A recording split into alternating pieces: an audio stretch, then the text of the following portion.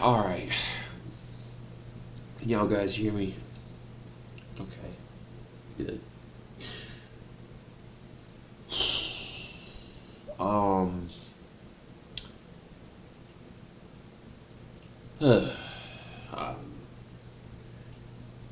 I don't know, man. I don't know about y'all, but 2026 doesn't seem to be like it's starting out very well for me, personally. Since I got out of the hospital, I'm better, but I'm still battling some really hard shit, bro. I've been thinking lately, and I'm like, there's so much shit I'm sick of. Like, I'm sick and tired of the world. I'm sick and tired of all the chaos and conflict and difficulty going on in the world. I'm sick and tired of having problems after problems. I'm sick and tired of waking up every day to internet issues and stuff. I'm sick and tired of being alone and depressed, and I'm sick and tired of just everything. My life has changed so much in the last 4 years. First my dad died, and then my grandfather passed, and it's just, that stuff really took a toll on me, and I don't even know if I would have gotten through New Year's had it been for,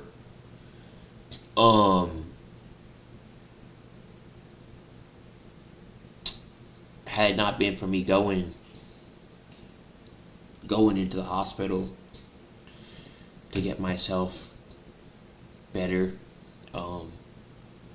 I guess would have found myself dead or in a worse place. I don't know, man. I'm just tired. Tired of waking up alone every night too. That's not been as much of a thing, but it's still. I've just been doing a lot of thinking. I'm just so sick of this world, and I'm ready to go, man. Nothing here.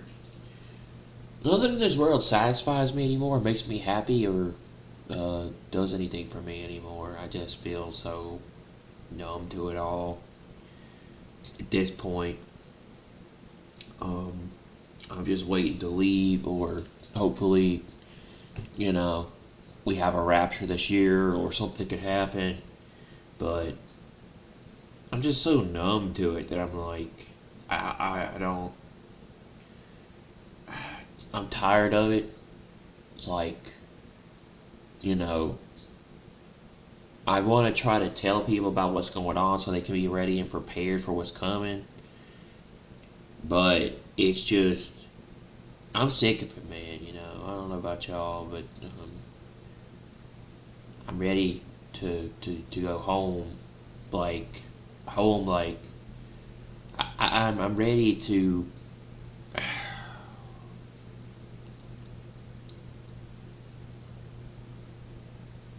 Ever since I went through the experience I had about a year ago, then I got saved. I felt different about the world and the way things were, and I don't feel like I fit in or belong in it. That I feel like I'm kind of like outcasted, in a sense that I don't know. Nothing in this world seems to satisfy me and make me happy. I don't care. Like, it's just nothing in this world seems to be enough for me. I don't care. Nothing. Okay, I said nothing you give me in this world probably wouldn't make me happy. Like, and everything.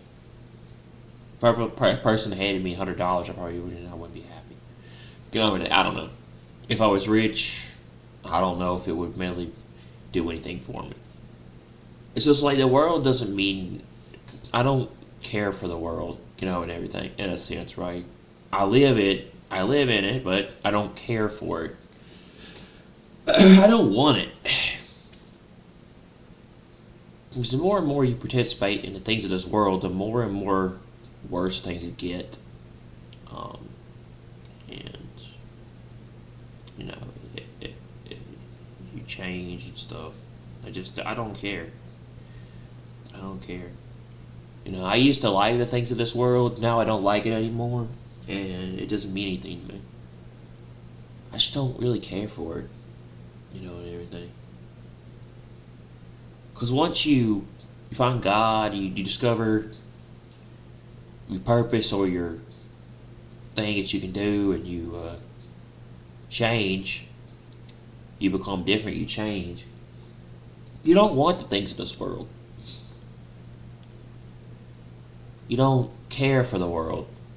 You want. You want.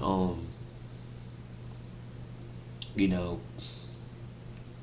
You just feel like you don't fit in. When you get saved, when you change, you belong to God. You don't belong to this world. So, pretty soon, whenever that is, you know, um, he's going to take, pretty soon when that is, he's going to take all the believers and all the ones that were saved and believed in his son. They're going to take them home. And I believe we're not too far from that. I believe we're not too far from seeing the return of Christ in our lifetime, man. And I'm just so sick of this world. This world just doesn't do it for me. I used to like the things. I used to be like everyone else, but now I'm not like that anymore. I just don't care. It doesn't satisfy me, doesn't make me happy. I'm looking for something deeper and more, man. I just don't want. I don't want shallow, but it's just sucks because it's just I don't care, you know. I'm ready for. I'm ready to see God return in our lifetime. I hope it will happen, And I'm ready for this world to stop.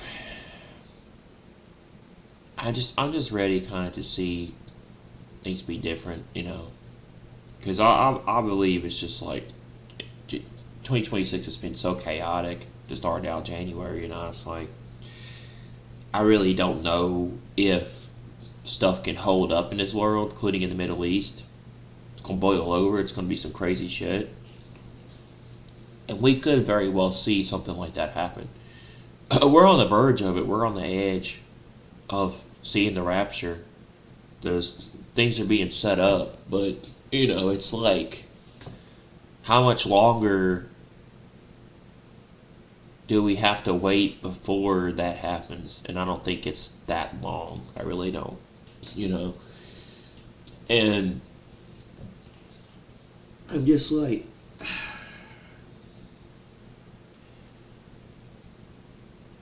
living on this earth. I've been thinking, living on this earth. This earth is temporary. We're only here for a certain amount of time, man. And then we're gone. This is not where we. This is not where we're. It's not where we belong or where we're gonna be. Eventually. Pretty soon. When that happens, is this is a temporary thing, and it says we're a vapor, bro. We're a vapor, and we're only here for a certain amount of time. I mean, it's us. That's what it is. This world's temporary, and are you going to at this point? What people don't realize is that you have two choices. Do you trade everything and who you are for temporary pleasure of this world, and risk when you die going to hell, or do you put all your trust and everything into God, and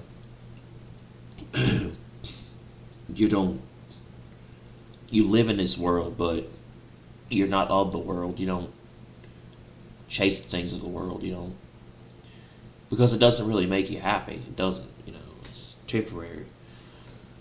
And I don't know, it's just come to the conclusion that you just don't care for it, and you want something more than just what this world has to offer, and everything, right?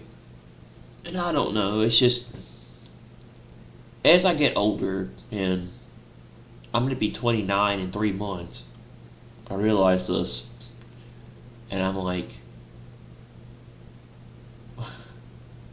I'll be 29 in 3 months, and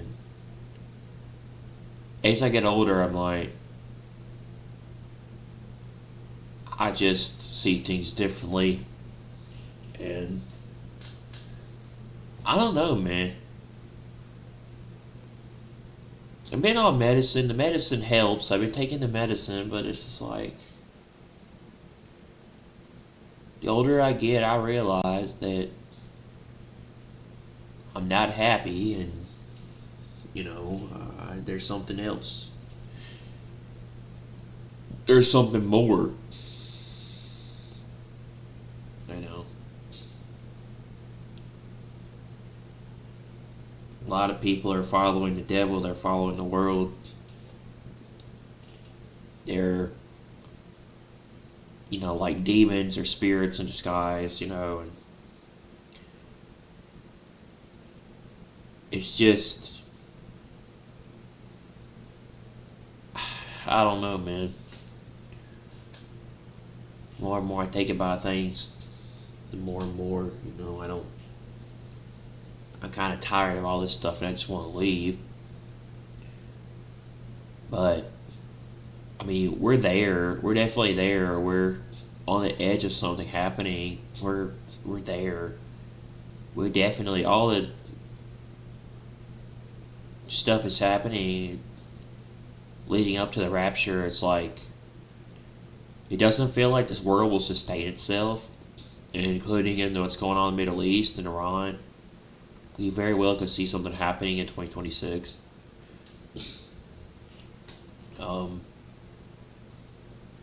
I just don't see it. I don't see it. I don't see a lot of us being here much longer. I really don't, because it's just not something I really think is gonna hold up. I mean, there's so much chaos going on in the world, and in certain places that it's like, kind of just get tired of it all, and you want to leave this. God, what is it? You want to leave this spinning ball that we call Earth, bro. Over the years, the last 3 years, I've definitely developed a complex where I not only see things differently, but people. I don't like people like I used to, and I'm not around them, and I'm not as social or as concept like that. I don't like. I don't know, man. I don't like people like I used to, and I don't trust people or certain things like I used to. And it's like, I developed an idea where, I don't know, things just feel not the same anymore, And I don't know if it's the, I don't know if it's the, I don't know if it's the administration that's running the country, or if it's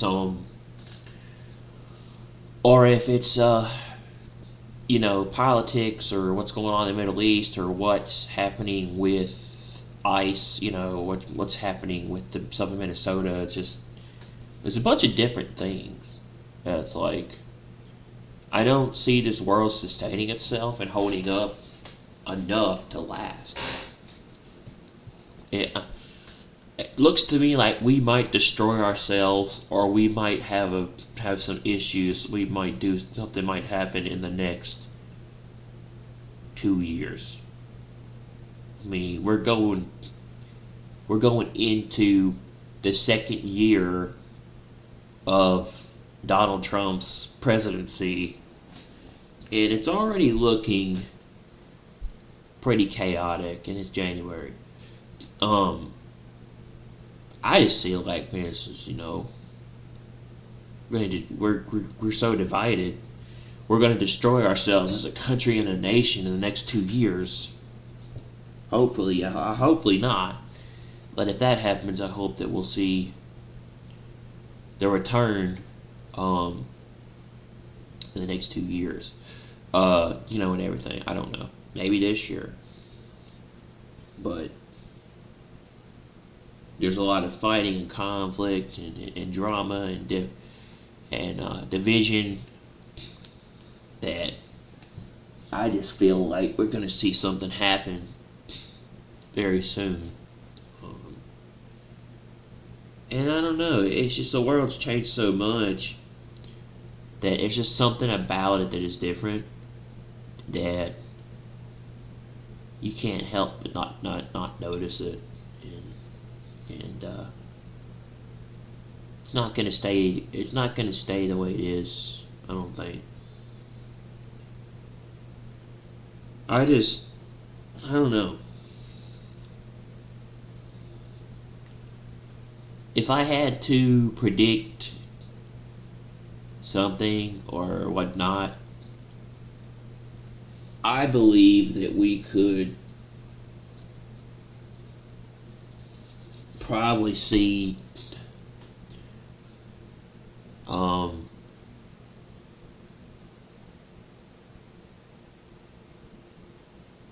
I believe that we probably could see the second coming in possibly by the end of this year, maybe even in the next 2 years, and everything, if the way things are going. And depending on what happens in 2028, definitely, I mean, and everything. We're never gonna. It seems like we're never gonna get the answers to the Epstein files, and everything. But it's like, I don't know, man. This world's falling apart, going straight to hell. It is collapsing.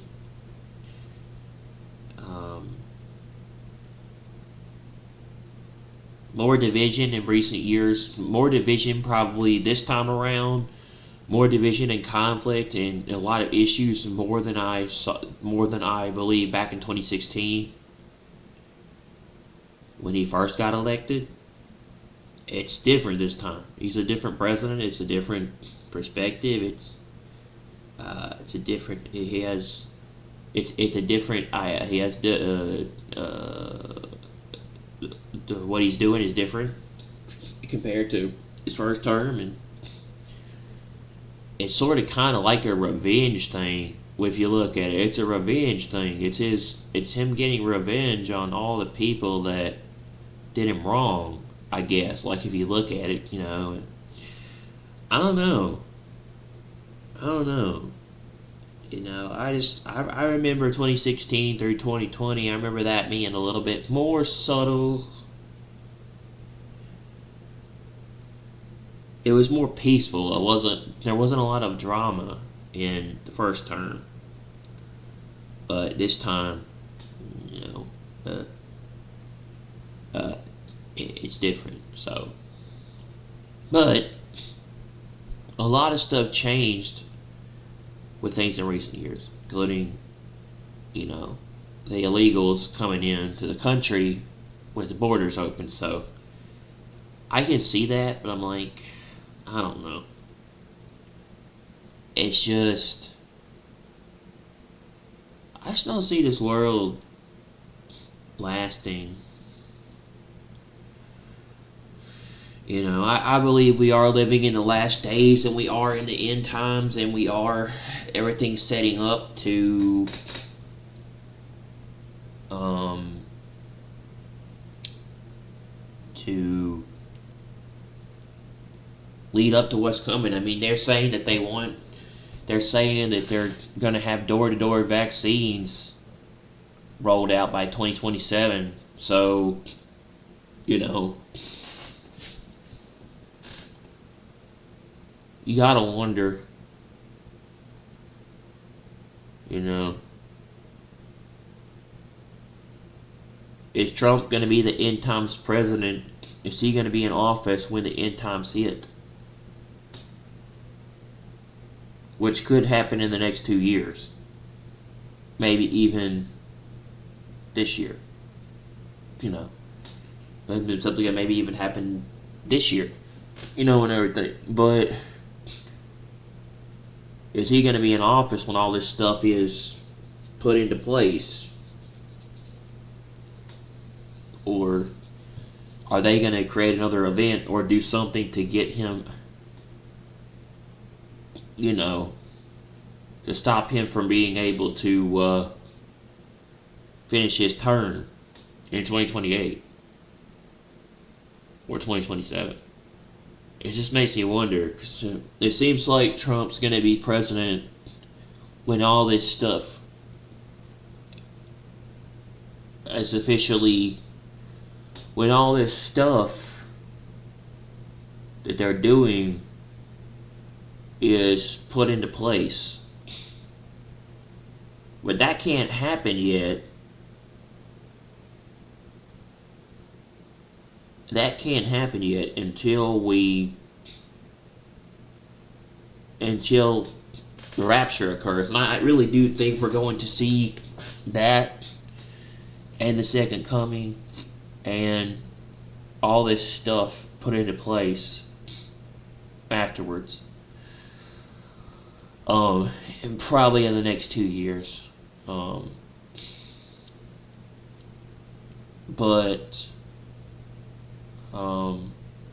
it's just interesting. It's very interesting. And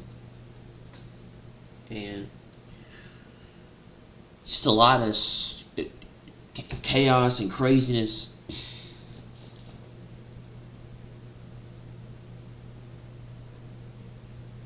I don't know, man. I don't know. It just makes me wonder.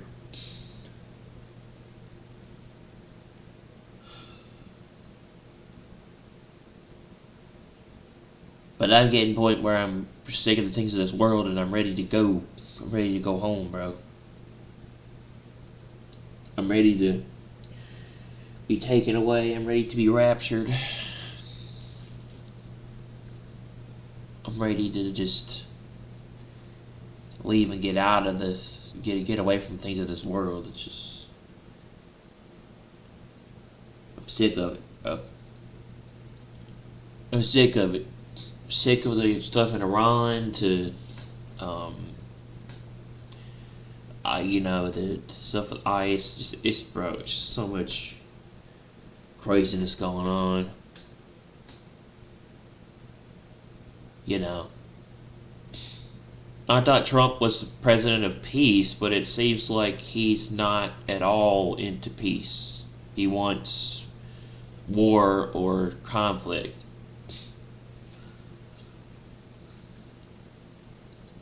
And there's something about that in the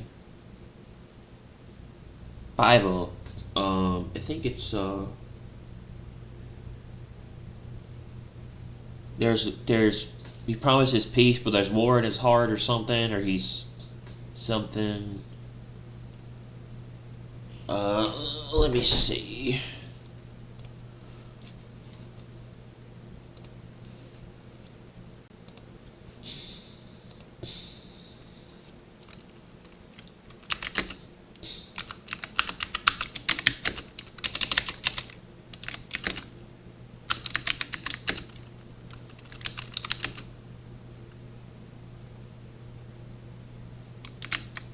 I think it's he destroys many with war.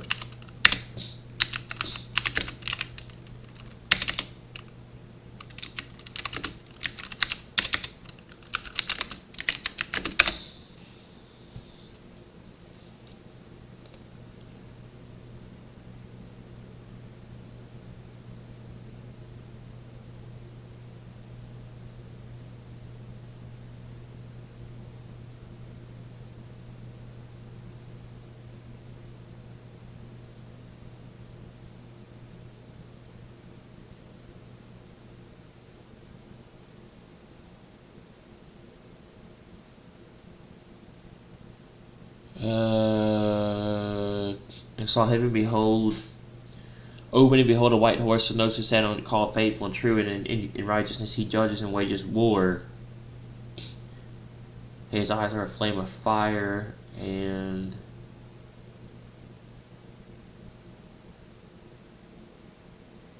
um,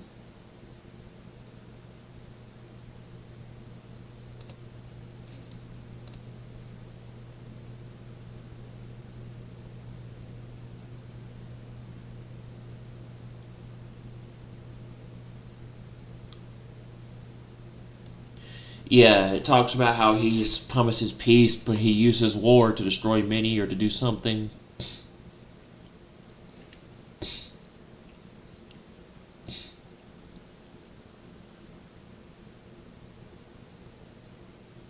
I don't know, man. But yeah, I believe we could see something happening in the next 2 years, maybe even this year. There was a thing that went viral on X.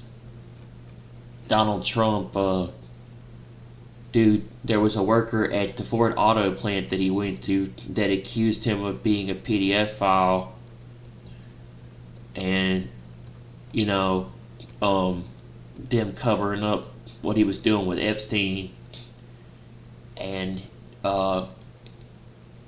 he said "fuck you" to the dude, and he flipped him. He flipped him off, and the guy got suspended from the plant. It was all over the place. The Simpsons predicted Donald Trump's death in 2025. And he promised that they suspended the dude.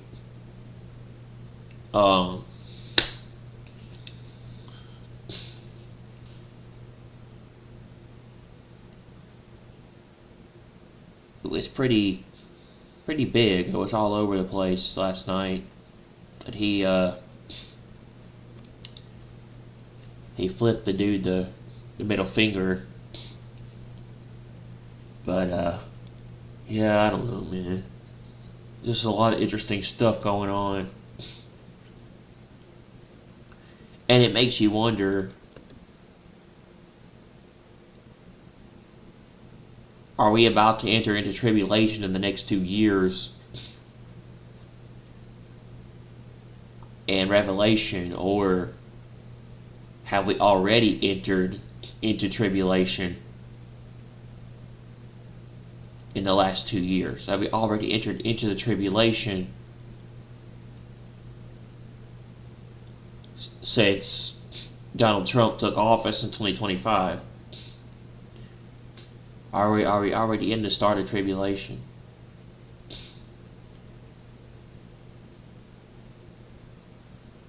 But the tribulation can't happen until the rapture comes. So I don't think we're in tribulation yet, but it's definitely the things are in place that are being set up for the coming tribulation and the end with Revelation. But I have thought about that. With the way everything is since 2025, I have thought about, are we living in the beginning of tribulation? So,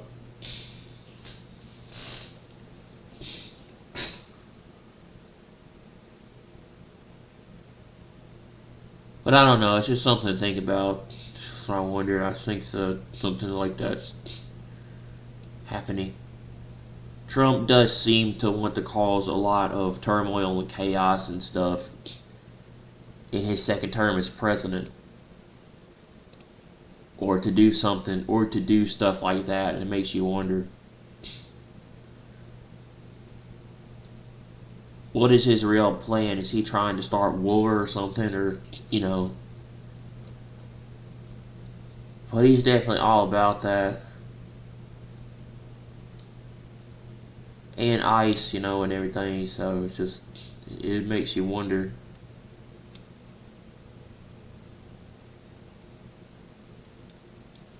But anyway,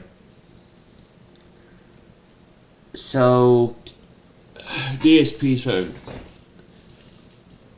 gonna play RimWorld, and we'll probably go over that.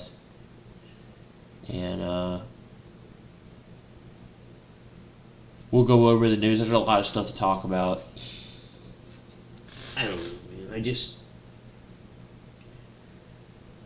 I'm just sick of everything, and I'm kind of ready to just go in this world. I'm tired of it all.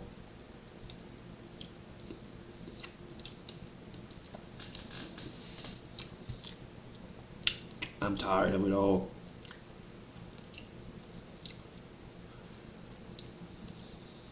I really don't think that there's much longer we have to wait till we see all this stuff happen.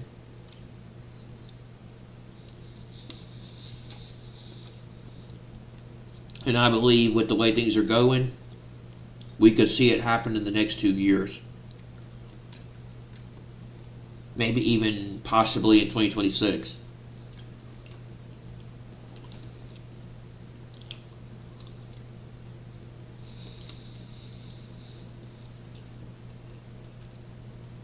Like, I thought 2025 was chaotic. 2026 is even more chaotic. And that's not necessarily Trump's fault, but he has done some stuff I don't agree with. But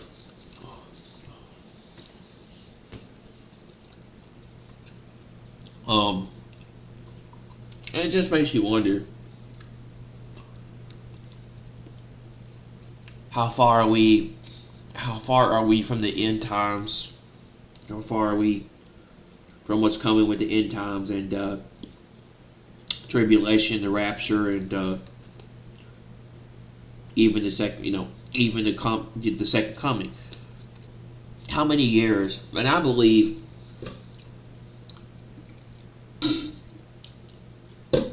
we're going to see it in our lifetime. And a lot of the people that said they wouldn't see it in their lifetime, I think they're going to see it. The ones that are still alive. They are, unfortunately. I think what's going to happen to the world is going to come down to the future generation. And unfortunately, I think that's probably going to be Gen Z. And that Generation Z worries me because I don't think they're very intelligent and smart. They lack the ability to understand stuff. But these are the people that are going to be voting in the next election if we have one. And it just makes you wonder. No, I worry about this world. I fear for this world. I am a little bit bothered by stuff. And I wonder what could happen in the next 2 years. Even possibly what could happen in 2026, you know. But I don't know. I fear for this world, I fear for this nation, and I fear for people who don't understand. And there are people out there that need God and to understand, so they're not misled or fooled or don't know. But I don't think there's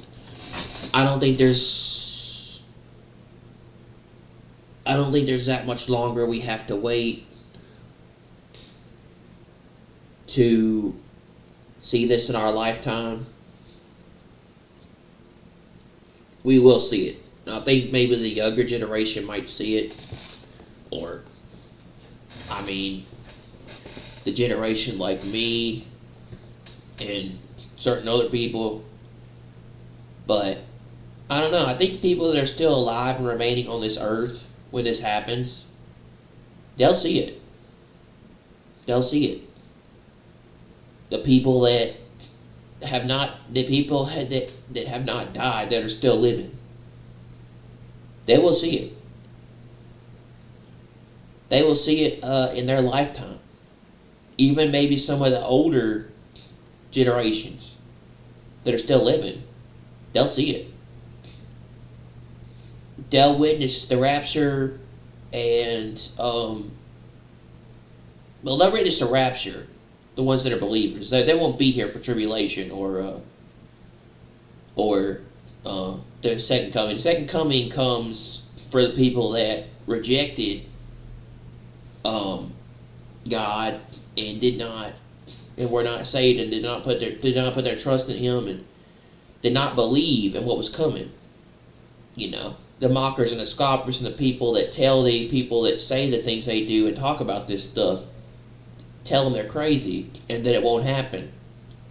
Those are the ones that will get left behind to face tribulation, and but they will see the second coming. They will see the second coming of God in human form. In human form, they'll see God in human form come back and rescue the world. And the unbelievers that did not believe, or did not understand, or did not trust in that, did not believe in Christ and what He did, and everything, John 3:16 and all that. The ones that did not believe in the truth, unfortunately, they will, if they accept Christ, they will go to heaven, but they have to die for their beliefs. They will be beheaded or killed, hunted down.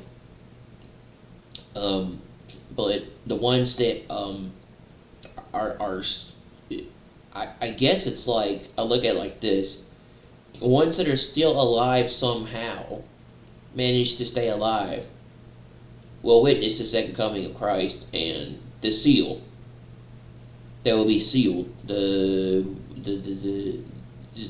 seal of the forehead, the seal on the forehead of the believers. They will not be harmed during that time. They will not be harmed during the Great Tribulation, which is the time of the person who rules over the earth. But the ones still alive, they'll witness the second coming. They did not get raptured, and they will see God return in human form, in human flesh. They will see His return fully to the world.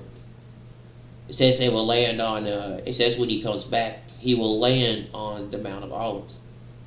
So, and everything. Wage war. Go to the Valley of Megiddo.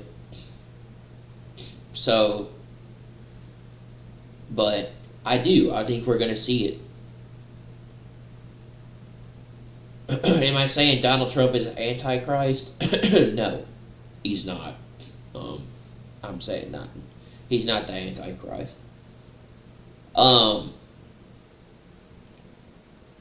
His son-in-law Jared Kushner could be the antichrist, or someone else could be, but he's not. He's hated too much by people to be the antichrist. It says Antichrist will be loved by all, and they will worship him. They will follow after the beast, and they will follow. They will line up to take his mark, because he will do stuff he will do things that will promise people this safe and peaceful utopia. Because when they say peace and safety, sudden destruction. Peace and safety. When they promise peace and safety to all people, peace and security, promise people peace and safety, that's when destruction comes. They will all line up to get this type of utopia. But it will destroy people. And then people will do it voluntarily at first, but then they'll realize later that it was to control them. So it says that the Antichrist will not come with control. He will come with peace. He will come with peace and certain things to establish himself. He will not be forceful or aggressive or a tyrant or a dictator or something like that first. He will do things that will get people to take the mark voluntarily, and then it will be mandatory. We'll force it. So,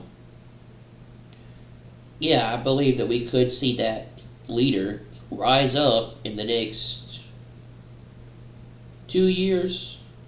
And I think it could come from the Democratic Party, because the Democrats are evil. So, I think the Antichrist could come from the Democratic Party. I think, and it will be a man, and his number will be 666. It will be a man, it will be a tyrant, it will be a dictator, it will be a person who comes in with peace at first, but then he will cause all sorts of issues. He will be a person that will do stuff to control the masses. It will use tactics to take away people's rights. I think it will come from the Democratic Party, the Democrats, and there will be a leader that will rise up. That will be that person. I think possibly he could come from the next election or maybe something like that, but yeah. But it says this person is not a president or a leader in politics. He comes from nothing and rises up to become this ultimate powerful figure. He overthrows three leaders. He overthrows 3 leaders. And people assume it's Trump because Trump beat 3 different people. He beat Hillary in 2016. Supposedly he beat Biden. I think he won the 2020 election. And that doesn't count because he didn't really beat Biden. According to the numbers, but we know it was rigged. And he beat Kamala. But that's not 3 people. Not really. But people wonder. But I do believe that we could very well see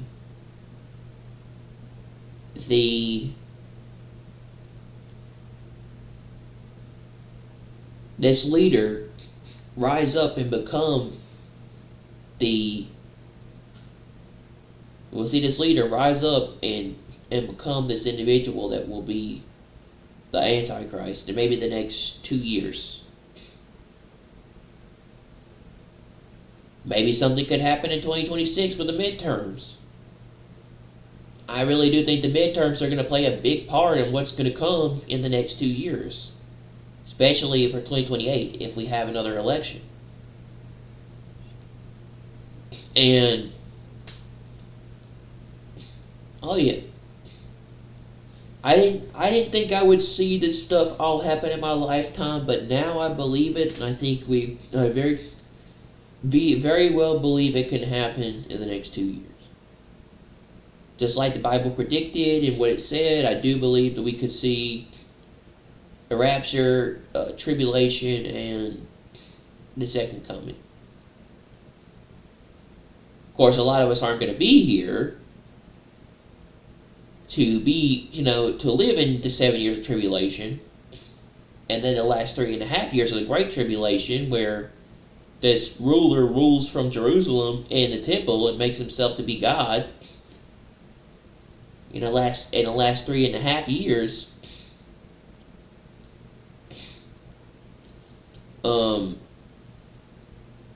in the last 3.5 years, he will establish the mark and make people worship him, and those who don't do it will be killed. In the image of that person, but I do think, yeah, that could be a possibility. There's been talks about them rebuilding the third temple for 2026. So, do we really need to? I don't think we really need to have a third temple to have a rapture. I mean, that's the thing, but maybe we do. I think that will come during tribulation, but there's been talks about them building the third temple next to the Al-Aqsa Mosque, which is the Islamic temple in Jerusalem. I mean, in the Middle East. But something's definitely about that. Like, there's no doubt about that. Like, something. But I don't know, man. That's just my theory and my opinion of what could happen, but I believe that it probably could happen in the next 2 years. Something like that. But I've thought about that, and I've wondered, how close are we to that time period? And I don't think we're that far away. I think we're living in the last days. We're living in the end times, but we're not quite at the end yet. But everything's being set up for it with what they're doing. So I believe we could see this happen by 2027, 2028. But it's just everything's setting up for it. We're in the last days, but we're not quite at the end yet. We're living in the end times, but we're not at the end yet. Everything's setting up for the end. Everything's being set up for what's to come. But we're living in that time period where everything's being set up for the end in Revelation. And the beast system, and all the things that are in place to come. The system that will control the masses through all sorts of stuff. Look, it's looking like what I've read. They're going to do it through forced vaccinations and door-to-door vaccines and all this stuff, and they're going to use FEMA, and they're going to do all these things. And they're going to mess with people to make them be vaccinated. They said non-vaxxers, people that are like Christians or people that don't believe in that, and Trump supporters and certain individuals. So, yeah, they're going to have this plan to carry out these drills and to do all these things, and they're going to set up checkpoints, and they're going to do all these crazy things. They said that they were planning on doing in October, and then, in June, and then they wanted to get it into place by October. This is what they're talking about for the next pandemic, if it happens, which it wouldn't surprise me, but they already got plans in place to control the masses. And they're talking about having door-to-door vaccines being rolled out by 2027. It's just in the United Kingdom. And it just makes you wonder, they're going to do something probably to force the masses to agree to what they want. Maybe use martial law or something. But, it's like, makes you wonder. Like, how far are we away from this stuff occurring? And I don't think we're that far away. I think we could very well see it in our lifetime, probably in the next 2 years. I don't even know if we're going to have another election. They might do something to delay the next election. They might do something to delay or stop the next election. There might be another pandemic like 2020 that kind of caused the election, to be different, right? So, it's a possibility we could see something by 2028. I don't know, but I do wonder.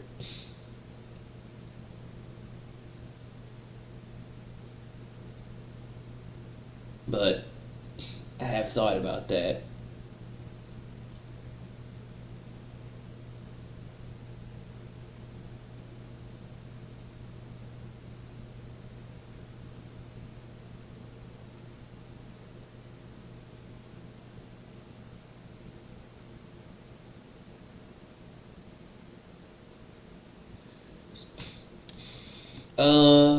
So we're gonna go over what's going on with the news, and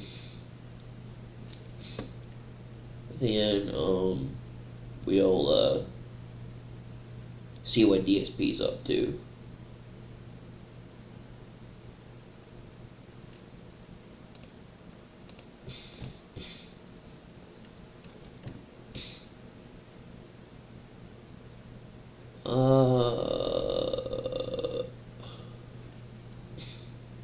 Alright.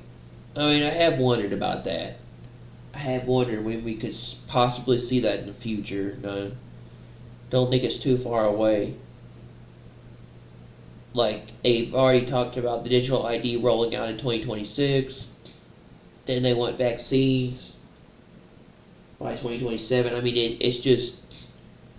I'm thinking that we might see this happen possibly 2027, 2028. But we're really not that far away from it. Let's see.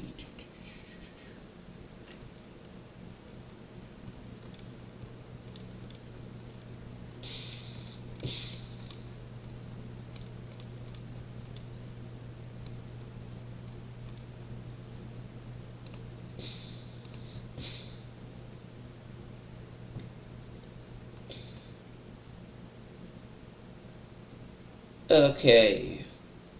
Austin Defender status on X. It says unusual U.S. Air Force activity raises questions. 8 KC-135 Stratotankers have landed in Hawaii, a transit hub previously used ahead of June's Middle East operations involving Iranian nuclear sites and following USA attack on Iran. Now, 2 C-135Rs have departed Hawaii and are heading west, drawing fresh attention to U.S. military movements. This echoes a pattern seen in June prior to previous B-2 operations that targeted Iran's nuclear sites. So it's looking like they're considering an attack or a strike on Iran again soon. Trump picks estimated diplomat to shepherd Gaza ceasefire. Doesn't this guy look like a left-behind version of what the Antichrist might look like? President Trump is expected to announce the members of his Board of Peace for Gaza this week, potentially as early as Wednesday afternoon, January 14th. According to multiple recent reports and statements from the U.S. officials, the Trump administration is expected to announce Wednesday a move to Phase 2 of the agreement to end the war in Gaza. As part of this announcement, the White House will announce the establishment of a peace board for Gaza and the formation of a Palestinian technocratic government to administer the Strip. The Trump administration would also officially announce the appointment of Nicolae man did not vote as the representative of the peace board in the Gaza Strip. And the official overseeing the work of the Palestinian Democratic government. That's interesting, because in Left Behind, there was a dude called Nikolai in the Left Behind movies. Nikolai Carpathian. There was a guy whose name was also Nikolai.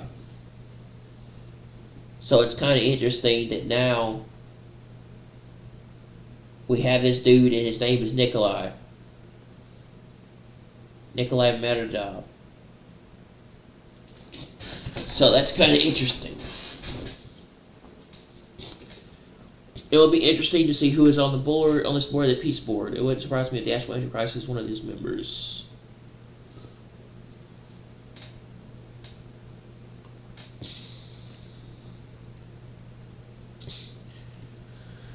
Iran protests, 2,571 dead, Trump promises roads help. Live coverage. Human rights activist news agency Irana, a U.S.-based human rights organization, said on Wednesday that it had verified the killing of 2,571 people in the protests in Iran. So far, Israeli intelligence indicates the number of deceased is over 5,000 and counting.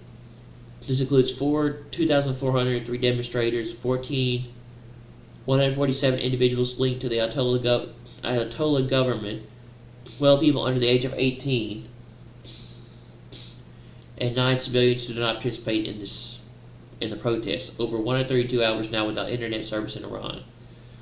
With the internet blackout now it's past is 132nd hour. Early reports indicate many thousands of casualties. The true extent of the number of killings is obscured by the absence of internet connectivity.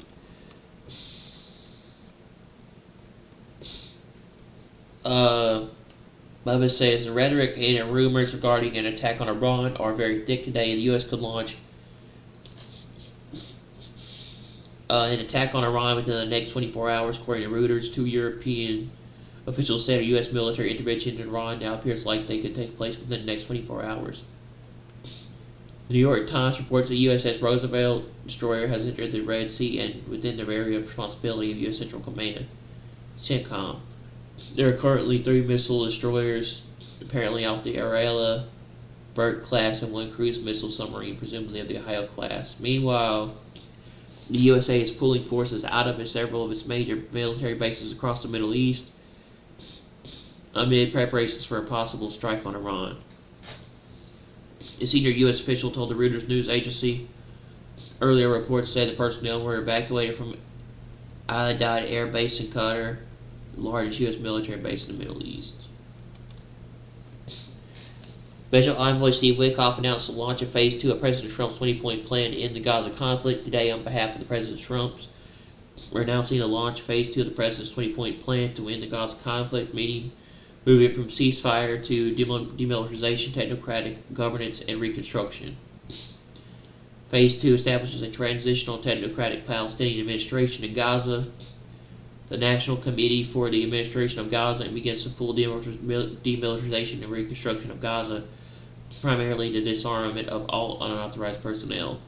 The U.S. expects Hamas to comply fully with its obligations, including the immediate return of the final deceased hostage. Failure to do so will bring serious consequences. Yeah, we're not that far away from what's coming. It's getting thicker. Channel 12 Israel reporter IDF prepares for multi-front threat. Channel 12 News reports that Israeli defense forces are preparing for the possibility that Houthi movement's forces in Yemen and Hezbollah in Lebanon could also take part in joint attacks against Israel. The assessment reflects growing concern over coordinated regional escalation. It's been reported that Israel has partially evacuated their Nevatim air base in southern Israel. In other words, Israeli aircraft are patrolling the skies. A senior Israeli security official told Channel 12 that if Iran attacks, there will be no additional round. We will act to bring it down and destroy the regime. While alerts are heightened, there is no change to civilian guidelines for now.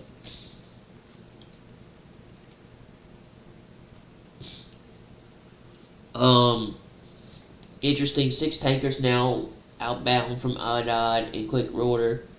Unclear if this is the U.S. now evacuating the base or something else. It's also being reported that Israeli jets are flying over Damascus, likely testing a possible attack route over Syria toward Iran. Channel 13,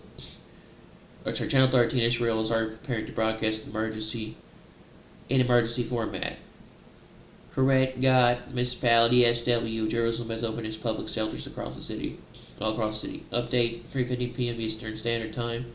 Ascalon, Ra'ana, and Akafam. Israel has now opened public bomb shelters as well. Expect cities all across Israel to begin doing the same, opening bomb shelters in preparation.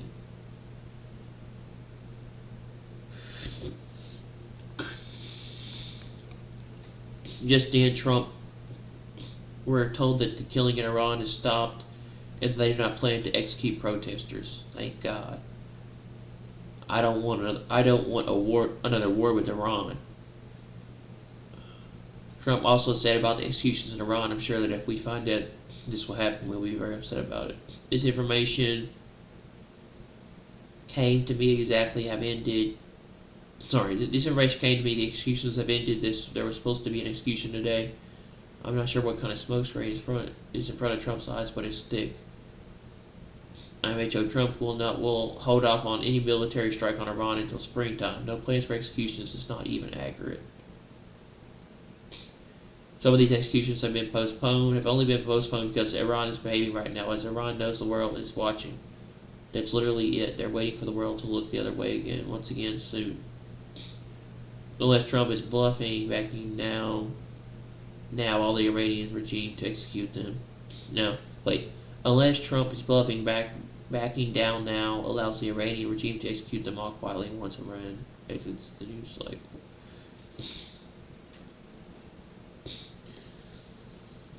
People online are furious that it appears that Trump is backing down from attacking Iran. They're saying it's a bluff. It has to be a bluff. Obama said a red line in Syria and then backed out. If Trump backs out, he'll be Obama 2.0. Surely he knows this. The Washington Post has reported that Israel and Iran recently told each other, we won't strike first via Russia. Israel and Iran secretly exchanged messages through Russia. Both sides reportedly said they will not launch a preemptive strike against the other, so I think Trump will wait to strike as well. Is this the third time Trump in history of his peaceman speeches? Hours before the Israeli strike in June on Iran, Trump tweeted, we believe in diplomacy. Just 2 days before the USA bombed Iran with the B-2 bombers, and right after Trump had already made a decision to attack Iran, Trump claimed in the coming 2 weeks I will decide what to do.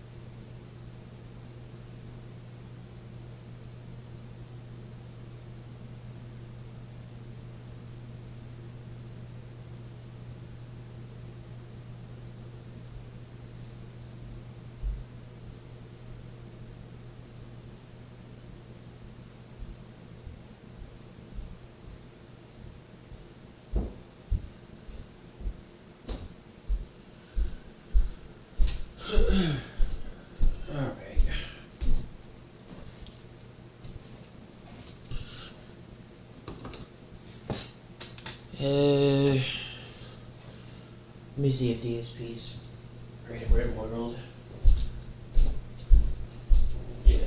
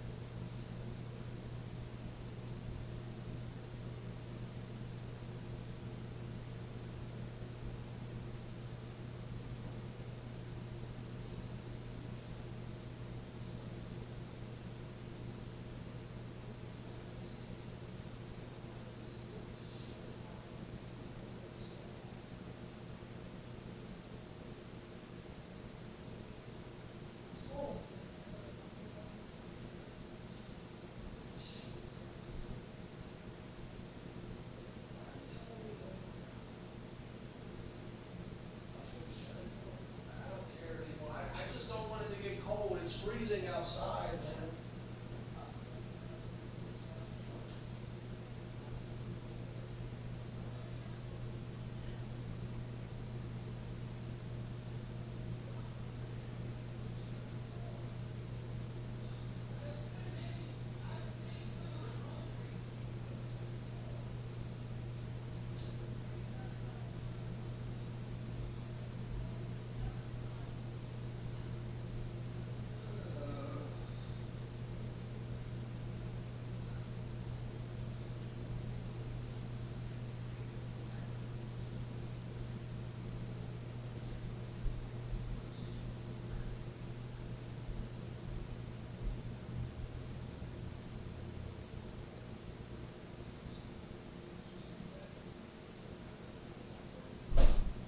Light! Light! I shut the door. Light! Turn off the fucking light too! Do both of those things! No, seriously? Just do them! There won't be a no guy situation if you just do them. Turn off the light, it's right there. It's really, this is how you do this, and you do this. Turn off the light. Now you do it! Like a big boy! Josh! Don't touch Josh! Stop! Stop, Josh! I'm so Josh! Walk away. Colton, turn out the light and shut the door, please, and come upstairs. Walk away, Josh. Is the light? Lights off.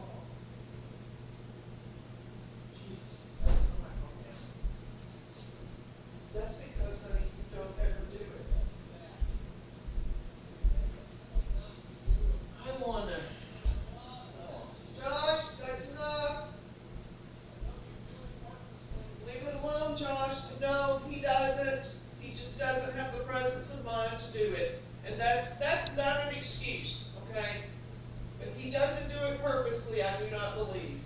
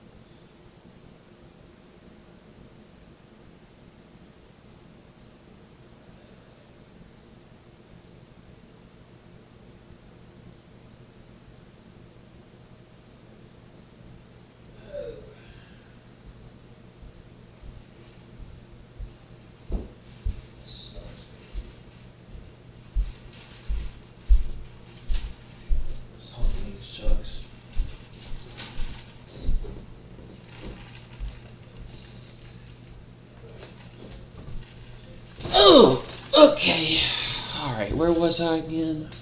That's right.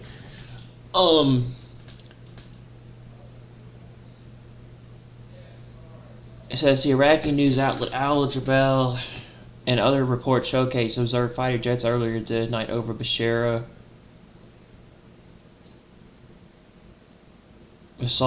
I think, in southern Iraq, only miles from the border with Iran. This was probably after the Nebatim base in southern Israel was emptied a few hours ago. Then we had a follow-up of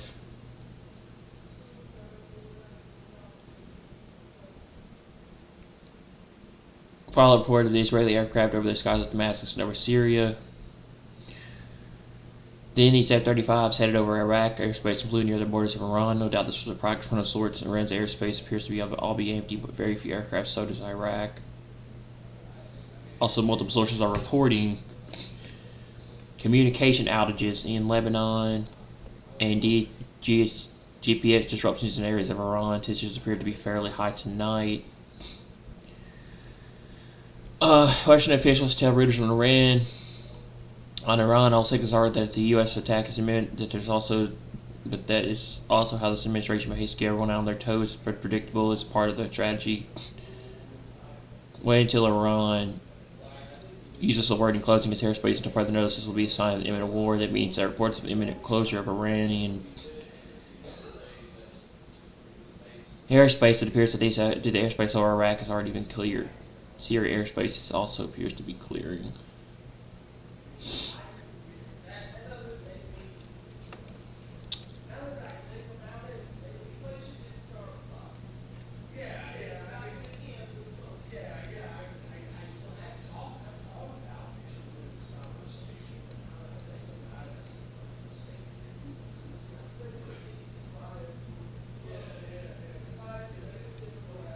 Trump is being briefed regarding Iran inside the Oval Office. According to reports outside the White House,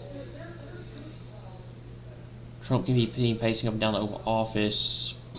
Trump flips off protester.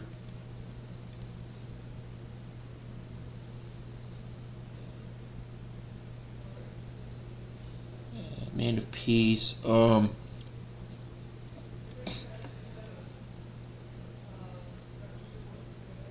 Previously on the deranged lieutenant takeover, Musk introduced the Secretary of War hex at Starbase, Texas, saying Gulf states for instance goes beyond our star system to other star systems, where we meet aliens, or we may meet aliens or discover long dead alien civilizations.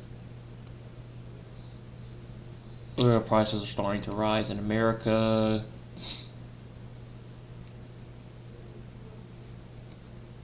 Woman yells, "I am autistic and I was afraid to hit Ice Age." They break her window and drag her out.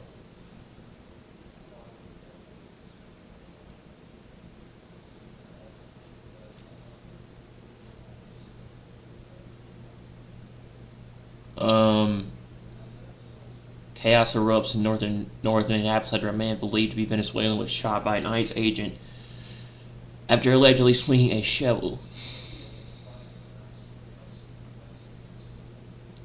A pair of fundraisers for the Michigan auto worker who drew expletives from President Trump by accusing him of covering for child sex abuse collected more than $450,000 overnight. Trump appeared to raise his middle finger, but he would say, "Fuck you" to worker T.J. Sabala at a Ford F-150 plant in Dearborn Tuesday when the union man called him a pedophile protector during a presidential visit to offer assurances about the nation's economy.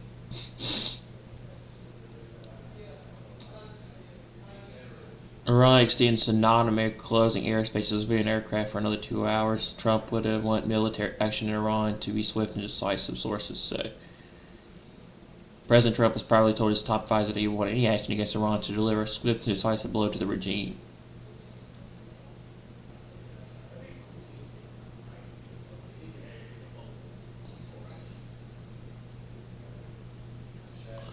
However, a U.S. official confirmed that Trump's advisors are unable to guarantee him that the regime will quickly collapse after an American military strike.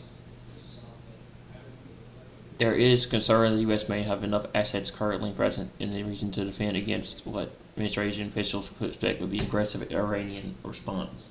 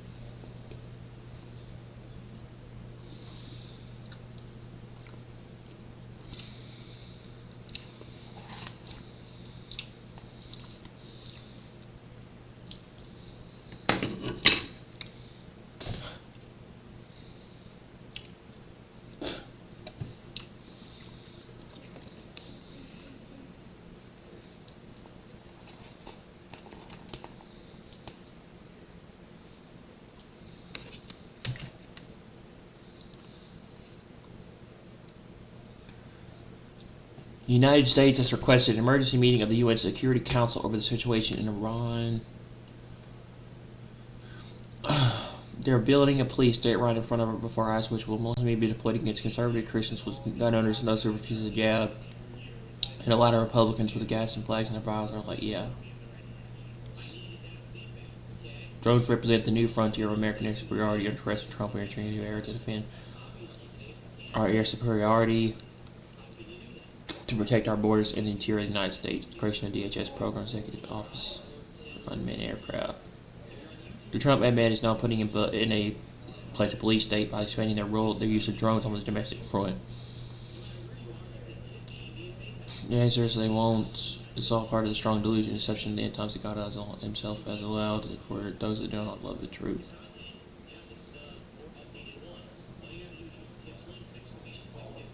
Heavy flights in China are moving towards Tehran.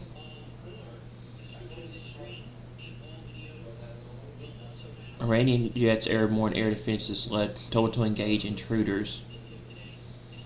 According to the outlet, orders have been issued to Iran's Air Defense Command to immediately engage any aircraft entering Iranian airspace without prior identification. Iranian fighter jets airborne, and Israeli jets have entered southern Syrian airspace. The U.S. is moving the carrier strike group from the South China Sea to the CENTCOM area of responsibility. Trump administration quietly restored tens of millions of dollars to Planned Parenthood and other clinics in December, causing the ACLU to drop previous lawsuits. Planned Parenthood has previously been accused of perverted abortion practices and legal trafficking of organs that have killed babies. Many pro-life groups are upset and do not feel Trump's speech to the cause now that he got their vote pure and utter betrayal. But what else is new? We warned he would backtrack on all the conservative issues. It's not a surprise to us. Remember, he ushered in more mRNA AI vaccines through Operation Stargate, and on day one in office, that was only a day after he didn't put his hand on the Bible during his presidential inauguration. Orders have been given to the Iranian Air Defense Command to immediately engage any aircraft that enters airspace without prior identification.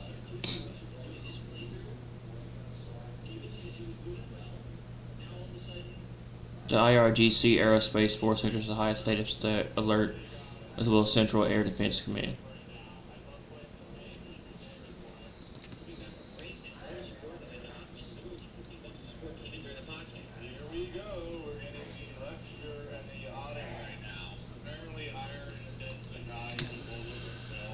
Iranian airspace is empty. Flight Trader 24 data shows.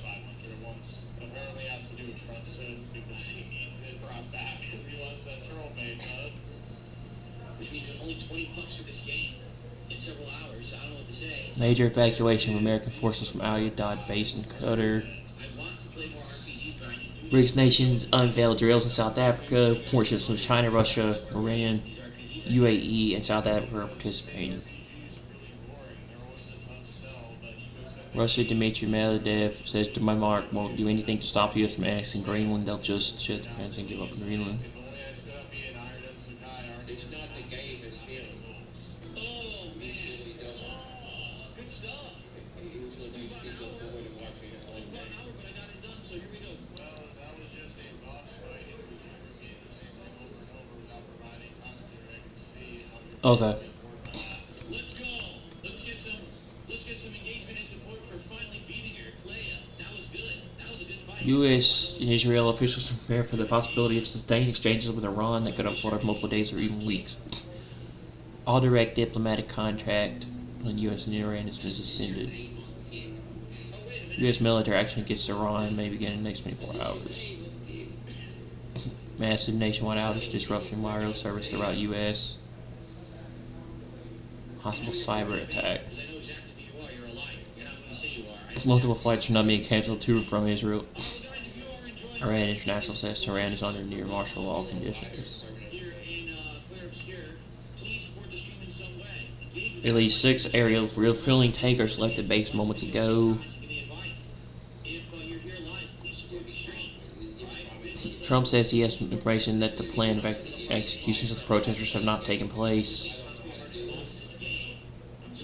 have heard that the killings in Iran have stopped and they have no plan to execute protesters.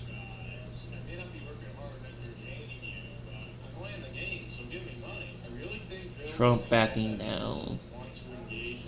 If executions happen, I'm going to be very angry. We're all going to be. The British Assembly in Tehran is permanently closed. Politico. Find orders domestic companies to stop using US and Israeli cybersecurity software. Major breaking strike just nukes guys just kicked off Sky Master. A massive readiness drill. Saudi Arabia to Washington, we will not permit United military aircraft to use Saudi airspace for any strikes against Iran.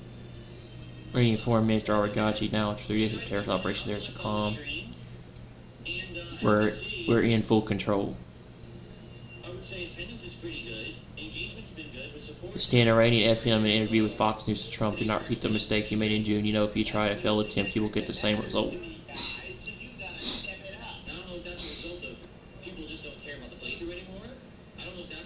Iraqi locals reporting balls of light in the sky. Reports of sonic booms were recorded by Iraqi locals. An operation may already be well underway. An operation may already be well underway. All the signals are that the U.S.'s attack is imminent, but that is how this administration behaves to keep everyone on their toes. Unpredictable is part of strategy. A Western military official told Reuters. Pizza restaurants near the Pentagon are reporting above average traffic. According to 2 sources, an operation against the Iranian regime is underway, just about to start. Almost a dozen charter flights have been ordered to be clear from Iranian and Iraqi airspace effective immediately. Reports of explosions, sonic booms over Iraq. U.S. official claims American attack is now imminent on Iran per Reuters. A United flight from Newark to Tel Aviv was ordered to turn around and land shortly after it took off. Syrian airspace. Iran's airspace is now almost completely clear. Israel will completely lose its airspace as soon as the U.S. attacks Iran. Okay. I think that's everything.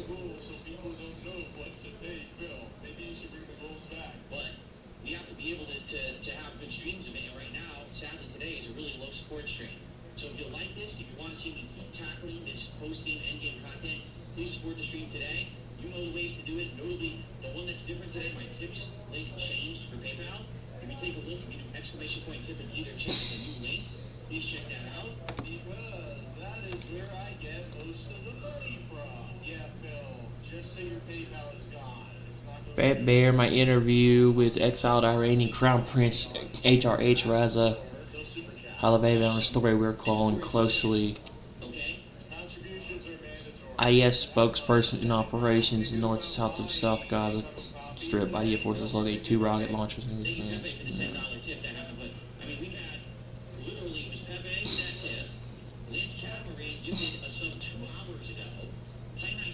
Security alert, U.S. Assembly, Jerusalem, January 15, 2026.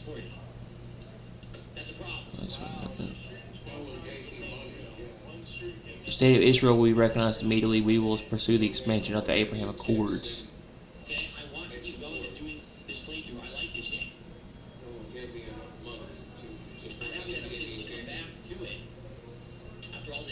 Ambassador, Britain has evacuated its ambassador and all senior staff from Iran. A UK official said Wednesday,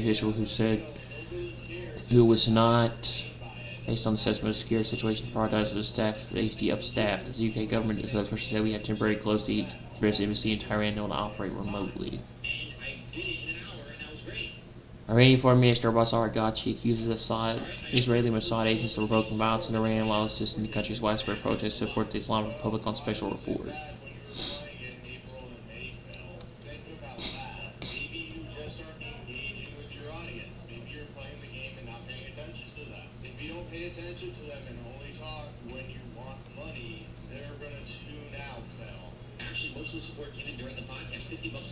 Trump participates in signing ceremony January 14, 2026. The White House. Please support Clear Obscure. Alright? If you like it, I like it. I want to keep going. Please support it. Alright. Yeah, you see, you have to pay a guy. What did he sign? Now would be a good time to remind everyone if you're having a good time, please engage with the content. If you're watching here on the stream, be sure to like the stream. Thanks for all the chat and interaction. The engagement's been great. If you're watching on demand on YouTube, please consider liking the video, leaving some comments for engagement. I really appreciate those who have. You guys have been awesome recently. God, I gotta get my keyboard thing fixed. I'm And now, hurting my wrist, end of the my arm. Dark Side Piggy has not hit the goal yet. Okay, I guess this is where we're gonna end. All right, well, everyone. Those who were here, who engaged, who helped out and supported, I appreciate you. Particularly those who were helping me with those fights. Obviously, Leia and the Dragon are no joke. And so helping me out, I really appreciate that. The thing is, I really like this game. And obviously, I played it once earlier in the year, or I should say last year. Finished it. And then when I had a newer audience in December, I got to play it again. See that beautiful milk? Oh, okay, this is it. Uniforms, discussing milk and whole milk and how good it is, how nourishing, and these people all come from beautiful farms, they have a wonderful life. Discussing milk and whole They're milk. happier today than they would have been if we didn't sign this, so we'll be talking about that in a second. Will, could you read the first two items and we're going to get going after that? We'll be talking about a couple of things. We have some news on Iran, which we're going to talk about. Shortly before you all came in, the President signed two executive actions. The first is the result of a Section 232 trade investigation into critical minerals supplies. What it does is it sets up a mechanism, a process by which the United States will seek to secure its international supply chain of critical minerals and critical mineral-derived products. The second is actually the result of another Section 232 trade investigation. This one is semiconductors. It sets up a two-phase process.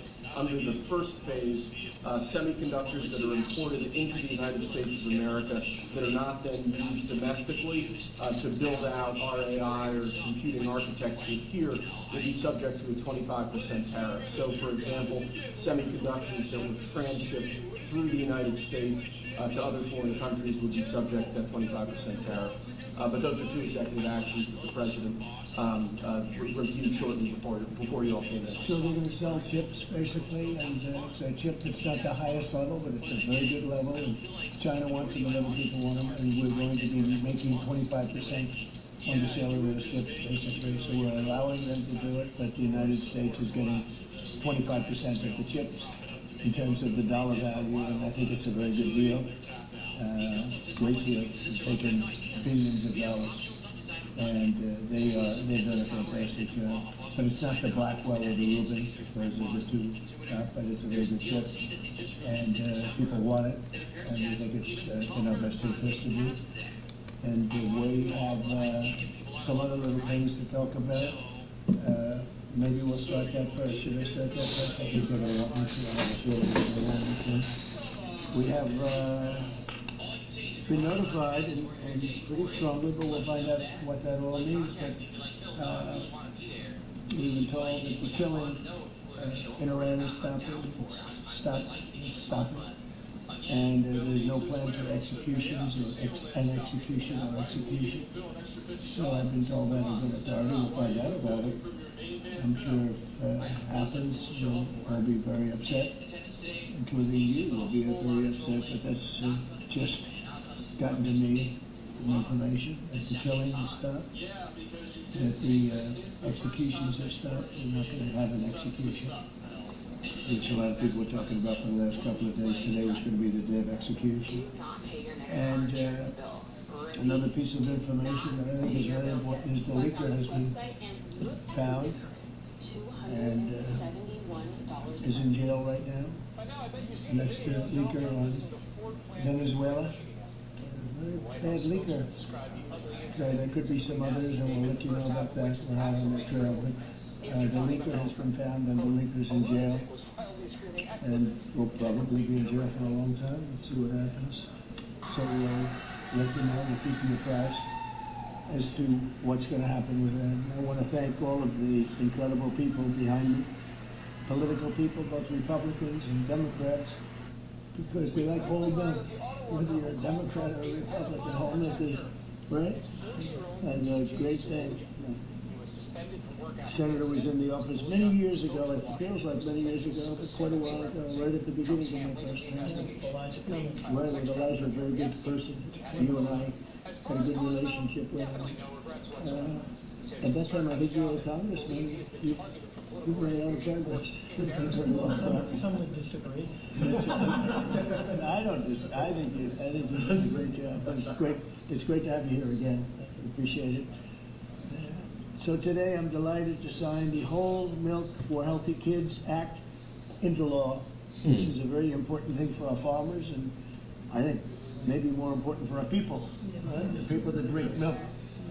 This is the first bill signing of the new year, and we'll ensure that millions of school-aged children have access to high-quality milk as we make America healthy again. I want to thank Secretary of Agriculture Brooke Rollins, who's behind me, Secretary of Health and Human Services Robert F. Kennedy Jr., Senators John Boozman and Mike Crapo, Roger Marshall, Peter Welch, as well as Representative G.T. Thompson and Tim Walberg, all great people. Also with us today is USDA National Nutrition Advisor Dr. Ben Carson, my friend for a long time. We went head to head, and it was not easy going head to head with him. He still looks good. That's because he drinks a lot of milk. And some of our nation's wonderful dairy farmers and their children. They've been farmers for a long time, we hope. As it currently stands, schools participating in the National School Lunch Program are only able to offer students low or non-fat milk options. That was changed during the Obama administration. A lot of people disagreed with it at the time.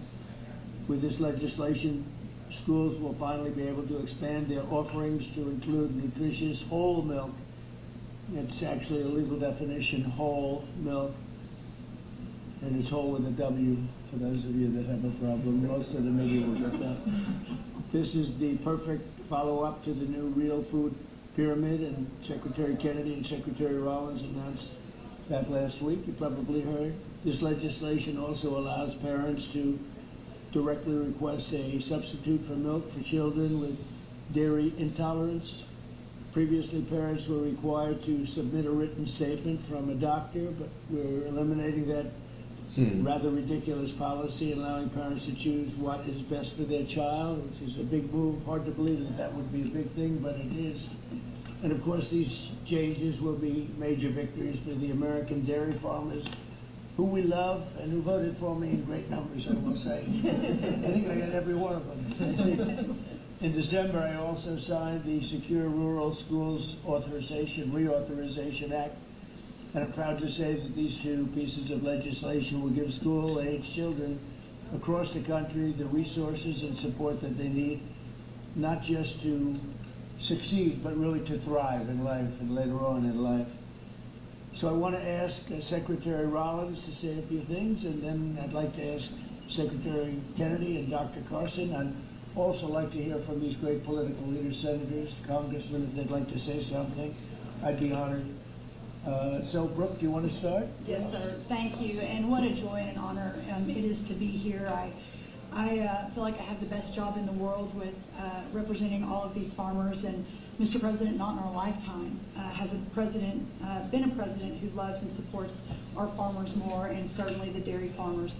I want to thank all of our farmers here today, sir. Most of them are 5th and 6th generation. They represent states from all across our country, and bringing the children to and seeing what the next generation of dairy farmers looks like. The amazing thing is some of these farmers back here from Butler, Pennsylvania, he milks. Where? Butler, Pennsylvania. I love Butler. Yeah, they love you. They love you. But he milks about 40 to 60 cows. And then we have Jamie from Wisconsin, who milks about 5,000 cows. So they represent all across the spectrum. Wow. And what this means, and I think it's important to note that in the last year, your support for these American farmers, for rural America, the One Big Beautiful bill was the largest investment in rural America in history. I think that's important to note. The trade, and I see my friend Jamison Greer over there and Howard Lutnick on this end, we've opened up more than 24 different markets Milk exports, dairy exports are up 23% just in the last year. And when you think about the ag deficit that happened under Joe Biden and the 4 years, we went from a surplus of agricultural products when we left the first time to a $50 billion deficit when we came back. Yeah. So these are massive, massive wins for America, and I think it's important to note that. I also want to note, and you said it as well, that over a decade ago, Michelle Obama, in this very room, made an announcement on a short-sighted campaign to ditch whole milk in schools, and that's what we're working to fix today. Last week, Bobby Kennedy and Ben Carson and Dr. Oz and the whole crew, sir, announced the Dietary Guidelines for Americans 2025 to 2030, which also reintroduced full-fat dairy into a healthy diet. And today, by signing this bill, Senator Marshall and Congressman Thompson and all the wonderful men to the right who worked so hard on this, Peter Welsh, it is a bipartisan issue, and understanding where we are in this country and how important the health of certainly our children are is so important. USDA is posting today the guidance. So we're signing the bill, and USDA, we're moving at Trump time, is posting today the new rulemaking that is necessary to get whole milk back into school lunches. So that's a really, really big deal. So how long will that take? It should just take a few weeks, and then the milk starts moving in. So it's a big announcement, sir, for our schools and our children. And I know Secretary Kennedy will talk a little bit about the health issues, so I won't do that. I'll skip over that. You mentioned, and the last thing I'll say, I know we're here to sign the bill on whole milk, but Senator Crapo's work and our wonderful friend Doug LaMalfa, who we lost way too soon, their work on securing rural schools reauthorization act, how important that too is for rural America. 700 eligible rural counties across the nation are now guaranteed funds for schools and roads and infrastructure. So, sir, you say it all the time. Those are your people. They voted for you and with us and saw your vision from the beginning. This is who we're here to support today, in addition to the whole milk for healthy schools, which will help all children. Just remember, eat real food and drink whole milk. What a joy again it is to be here, and I especially want to thank all of our incredible farmers for what you do. So, sir, with that, I'll turn it over to Secretary Kennedy. And just before you do that, how are we doing with food prices, bringing them down? Yes, sir. Well, I'm glad you asked, because I brought a chart, and that just happened to be right behind me. So, speaking of milk, milk is actually way down, and I know we're here to talk about that today. Obviously, 44%. That's right, sir. 44% down. Milk, 44% down. Eggs is way down, milk is way down. This is just since we took office, sir.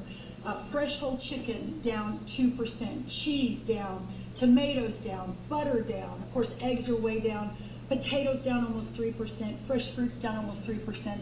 But this is just the beginning. And as we continue to bring the cost of farming down, bring the cost of inputs down, open up the markets, support our farmers, we'll see even more affordability moving forward. And eggs are down 31%, so that's really something.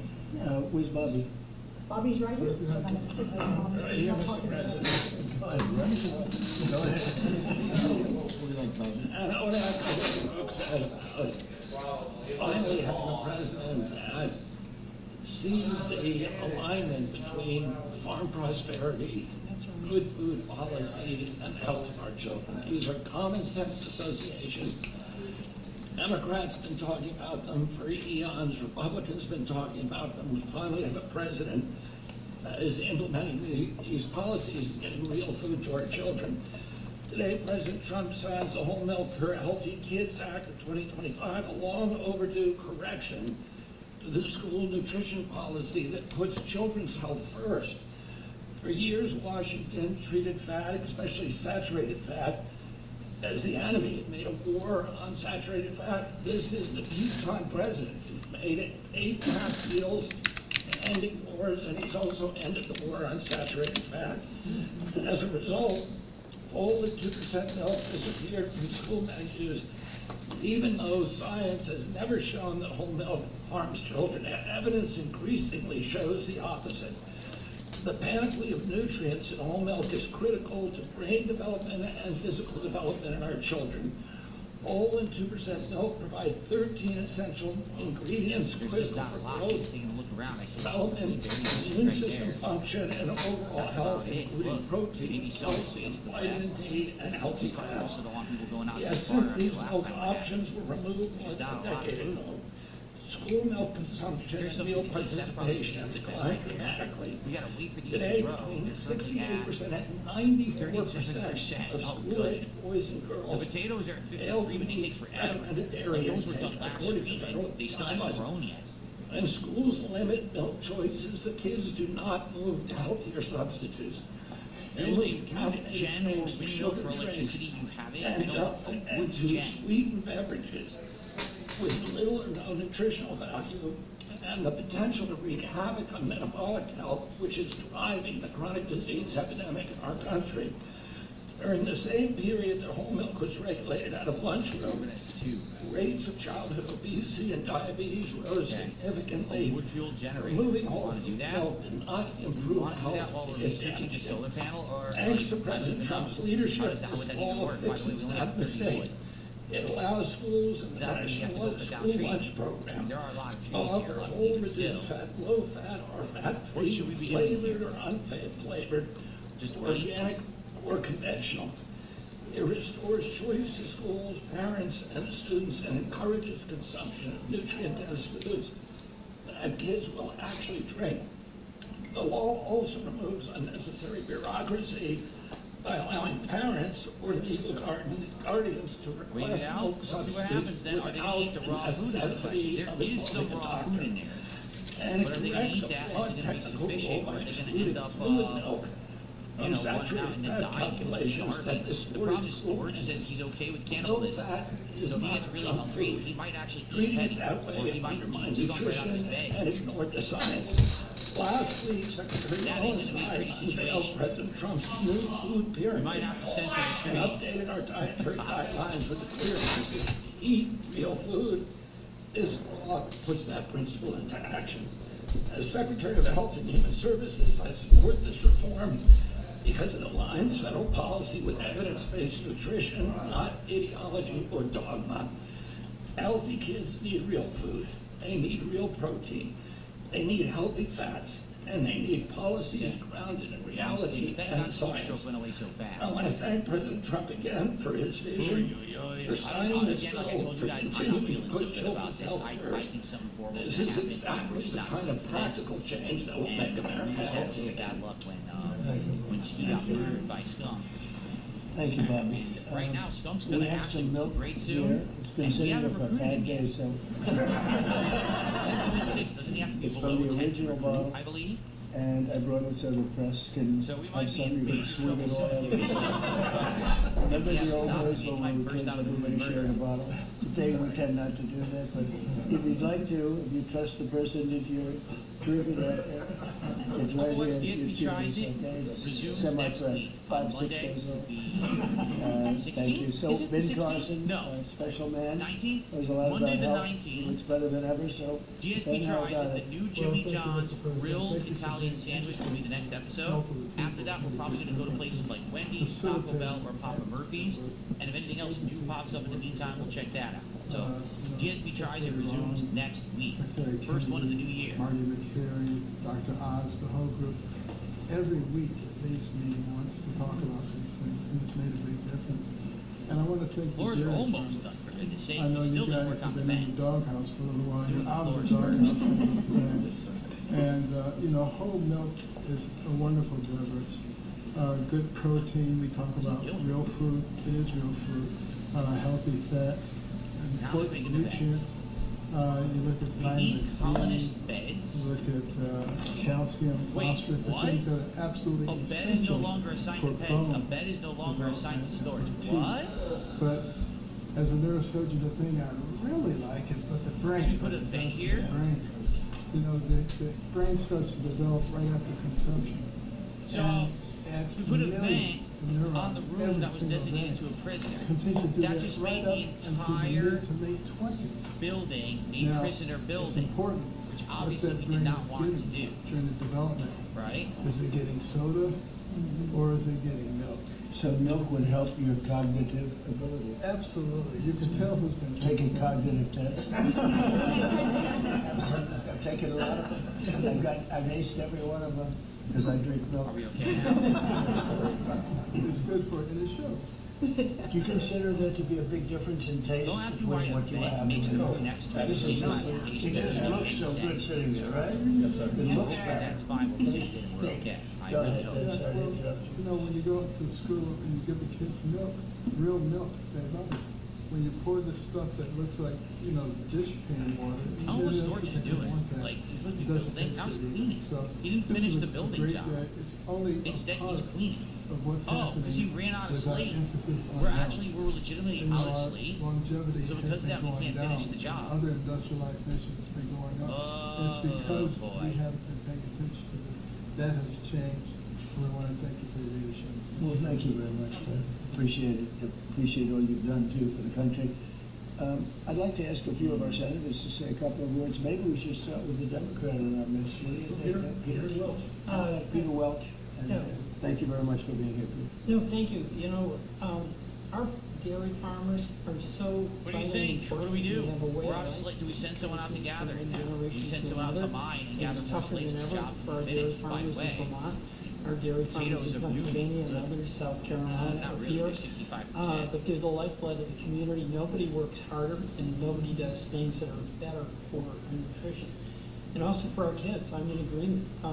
Kids having access to healthy milk Okay. is really good milk, whole milk is really good for them. All right. And one of the things that I get very As long as excited he'll about, do it getting naturally from for our himself, farmers okay. talk about, is they have their milk from their farm that then goes directly to many of our schools. And then kids come out to the farms and start seeing He's going to the how wake milk up, is he's not. made, We're what gonna farming be in is big about. trouble. That's good for America. It's not a party deal. This has been a bipartisan effort.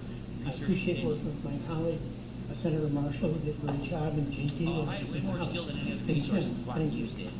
Thank you, Thank Mr. you, President. Peter. It's got to be like a 90-10 issue, another one of those 90-10. It's good to have you on our side.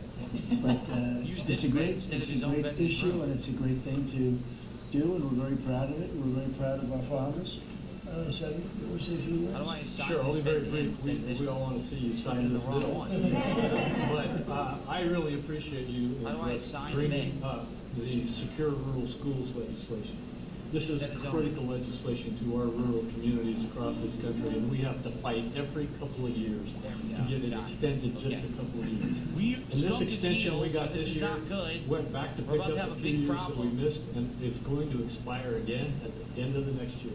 And Mr. President and Secretary, I'm going to encourage us to get back in here to sign Did we? help They us said the secure resistance went rural down, so schools are we bill almost that ready? is permanent. I want to set a goal, What's or the hope level you'll of set a resistance goal he has to to be get that approved in? done. I don't Thank you. remember. Thank you very much. Anybody? Mr. President? Yeah. I Yeah, don't Mr. President, thank you so much for Except having us here on Penny- behalf of Penny's not Kansas his Dairy friend. Farmers. Look at Penny Thank became you. his friend. Milk is the Storch most eats to wholesome, be- nutritious drink known to Yeah, humankind. okay. Not only is it full of Penny essential asked him to nutrients, join, but he it's hasn't full of said healthy fats as well as protein. As Dr. Carson pointed out, those healthy fats are what helps that brain develop and help you Interesting. absorb the fat, Let's see how this the goes. fat soluble vitamins. The protein Zero is why you resistance? drink Oh, milk I and you're thought not it was hungry up below a again in threshold 30 like minutes. Zero? And I have to point out that Forever to recruit under the this guy. He's previous gonna couple look bad. administrations ago, He's thanks to starting them, like we have a idiot. whole generation of young adults who have osteopenia and osteoporosis because they never drank milk for an entire No, I never generation. saw him. So getting Properly milk back able in to the eat, schools no. is going to give us healthy bones and healthy minds. It sticks to Another your visitor? ribs. Who's this other visitor?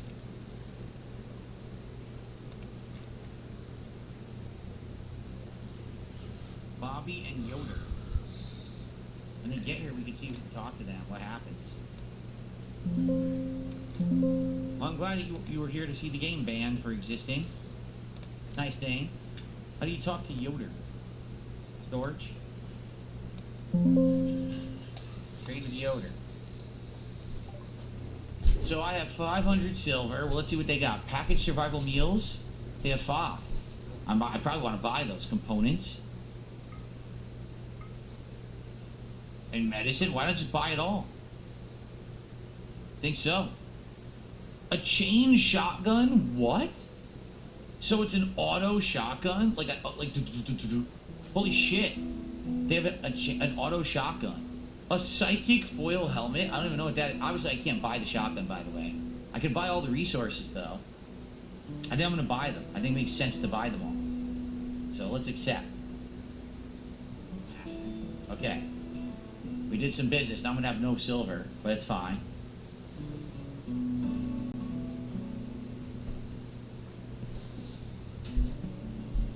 Yeah, keep in mind that we had like no food or anything. We had big problems there. So obviously that's going to help us out. The goal of this game, from what I'm not understanding, the goal is to survive, recruit, expand, thrive. I actually don't know if there's an end game. I don't know at all.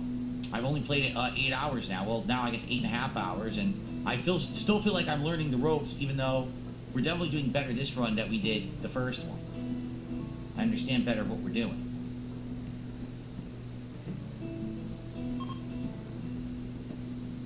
Roy Barnes, I am aware of the different strengths of colognes. Thank you. I did some research on that and I understand it.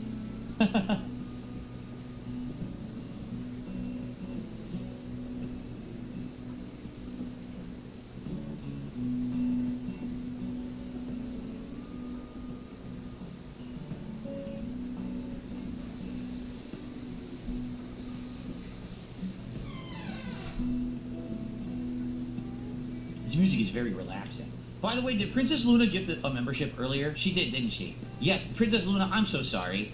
I missed your gifted membership earlier and never put it on the leaderboard. That's my fault. Let me do that now. I hope you don't feel like I slighted you or I was ignoring you. I wasn't. If I remember correctly, a bunch of stuff all happened at once. I'm very sorry about that. There we go. Thank you guys for the early support earlier tonight, getting me almost to $100 already. That's very much appreciated. It's like I said, with the RimWorld streams, I always get good attendance, good engagement, and good support, and I'm very appreciative of that, especially for a game that I didn't know anything about. You know, I'm slowly learning the ropes. Thank you for that. And, you know, let's keep it rolling. Let's keep that positivity going. What's up, Dreambird? Good evening. What percentage of the rice now at? We are now at 71%. We're getting there. The potatoes are currently at 73, but they take forever. So we're about to have a lot of food, and once we recruit Skunk, we'll have a cook.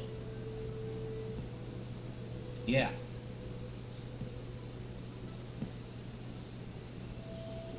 Yumra is actually saying eventually you can make your way to the ship and make it off-world. Starvation.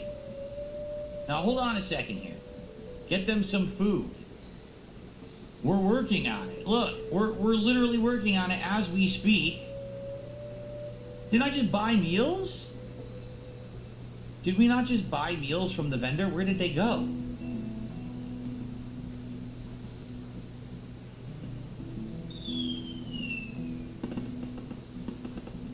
Well, we might have to go have someone go gather berries then, right? It might make more sense to do that rather than have them all starve. Trials, thanks for $2. He says, when you play Crimson Desert at launch, you know, we looked at it earlier in the week. It looks good, but it sounds like it may be too good to be true, if that makes sense. It sounds like they're promising the world with that game. So I want to be cautiously optimistic. It looks good, and I might consider it, and it's a maybe, but a probably, just to try it. And if it sucks, it sucks, but I think it might be interesting. And then thank you, Stalking Tiger, for $1. Thank you, guys. I appreciate you.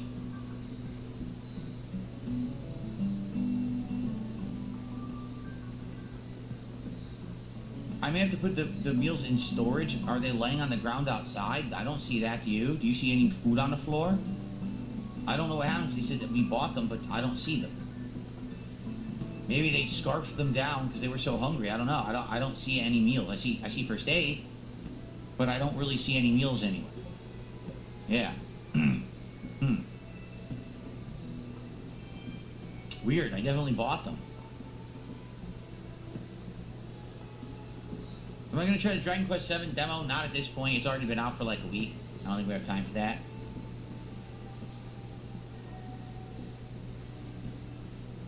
So berries, should we harvest berries, right? Should we take one of our it would be her. Should we have her go harvest these berries over here?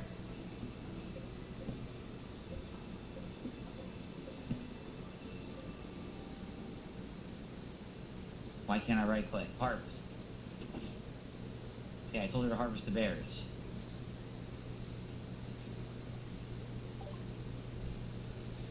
Solar panels are done. Alright, so what we're going to do, we now need to do the battery. And once the battery is done, okay, then we can build the solar panel and the battery, and we can charge the battery, and then we can actually put the air conditioning in. So let's get that battery done, and then let's get the solar panel going like we did last time.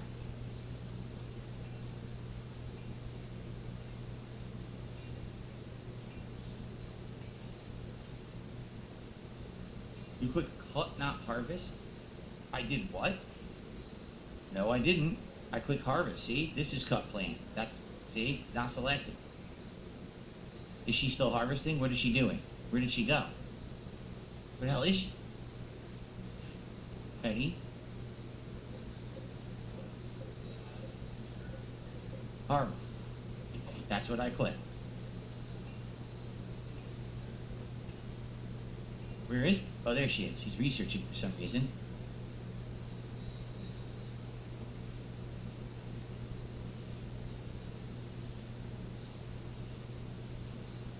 Alright, she got those berries too. So she harvested all the berries. Hopefully that's food now. Yeah, see, starvation went away. Storch is idle. Should we have him build... Oh. We can't have him finish the building, nor can we have him build the solar panels until we have slate. Should I have him mine the slate?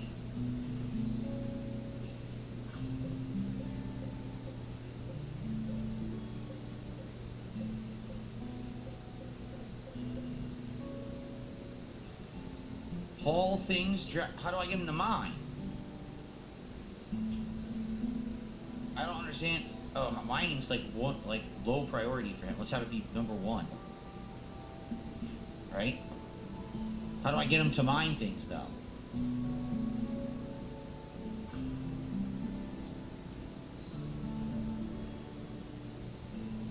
You mine from the rock face? Oh, you don't do it from these slate pieces? Oh, we would do it from over here then, like here. Okay, let me unclick all that then. What do I do to have him mine the slate? How does this work?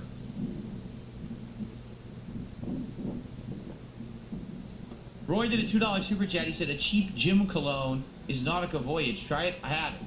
I have several different Nauticas. Nautica is cheap and pretty good. Not great. It doesn't last, but it's still pretty good. So I have several different several different Nautica scents that I like. They all smell pretty different too.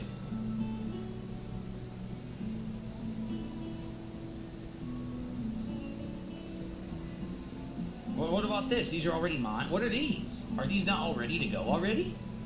Like, what is this stuff?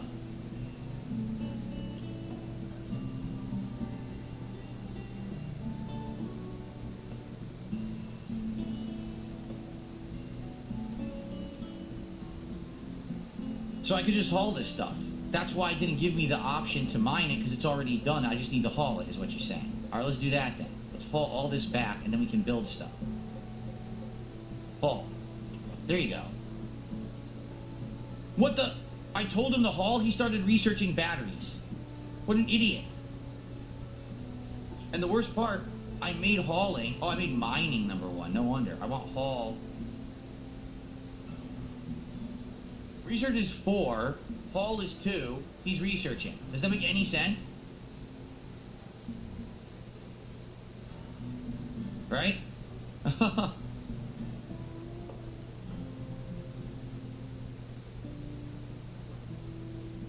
Roy did a $2 super chat. He says, yeah, that's the one I use when I go to the gym. It doesn't last. It doesn't. The Nauticas smell good, but don't last at all. They're very weak colognes. That's why they're very cheap.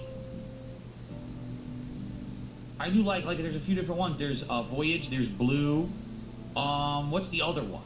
It's like N33 or something like that. I don't even know what it is. It's like some weird combination of letters and numbers. And they all smell really good, but they don't last all day at all. You have to reapply. That's why they're cheap.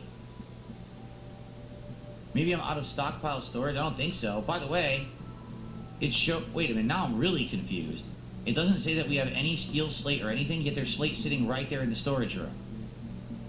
So what's going on here that we have no resources to build, yet the resources are sitting right there? How does that work?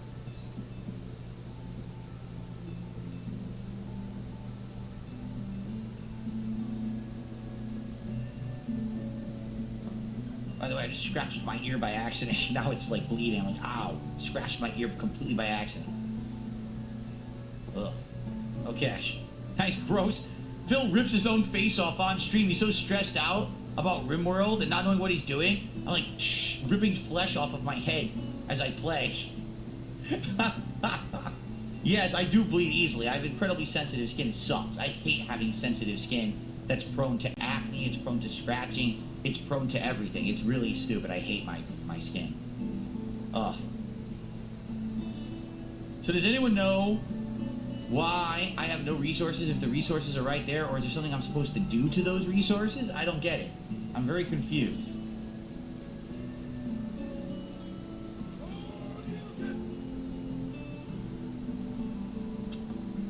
Dr. Jar Jar Doo-Doo did a $5 super chat and says, please do more Arc Raiders duos. I love you doing duos with Repsian. I've learned so much from both your streams in duo. I've only done 2 drops with it. So what you could have learned is some places of stuff in Stellamontis and how to kill a Bastion. So if you did learn, congrats. I'm glad that you did. I am playing Arc Raiders more tomorrow. I don't know if Repsian will be around and wants to do a few drops or not. I already said it earlier today. I do play with him tomorrow. I only want to do a drop or 2. I want it to be mostly me playing, but I would like to learn as well. So, Roy did a $2 super chat. He says, Mont Blanc Legend Spirit is fantastic for dates. I've already said on stream that I use that one. I've already said on stream that I use that one. So there you go. So far, I've tried at least 3 Mont Blanc scents. I like every single one that they have. I don't think I've had a single one from Mont Blanc that I don't like. I think they're all great. I don't know how this is becoming a cologne stream, but okay. You need to cut the blocks at a stonecutter's table. Oh, I don't have a stonecutter's table. That's a problem. How do we make a stonecutter's table if I don't have the resources to make the stonecutter's table?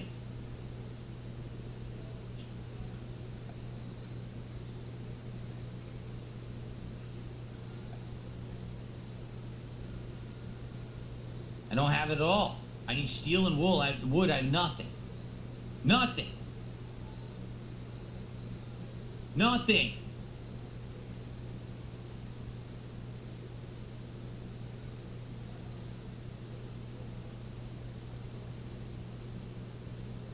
Stonecutter's table is wood and steel, as you can see right over there. 75 wood, 30 steel. I don't have either. So what do? How do I get wood and steel to make the stonecutter's table so I can make steel? Wood I could go chop. Steel, I don't know. Roy did another $2 super chat. This is one more. Last one for galas or fancy dinners, Creed Aventus. I have never smelled Creed Aventus at all. I've never actually even seen it.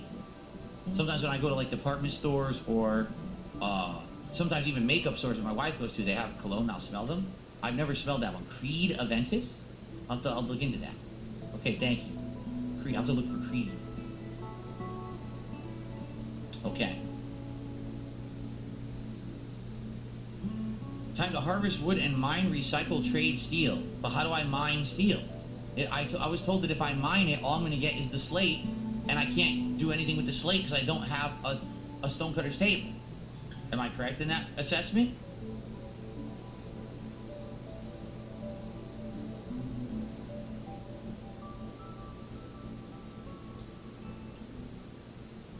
Steel to the east? No, I just see a lot more slate, marble, and slate. Do you see steel anywhere? I don't see any steel.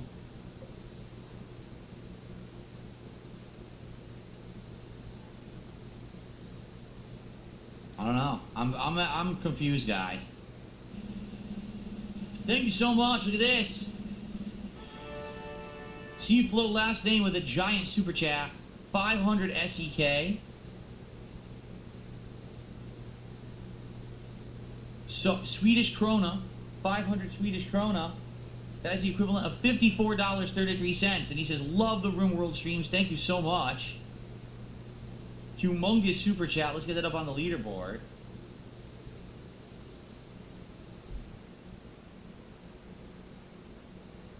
Thank you so very much there. Awesome. 167 and climbing. You guys always come out and support RimWorld, and I really appreciate that. Especially for a game that I suck at.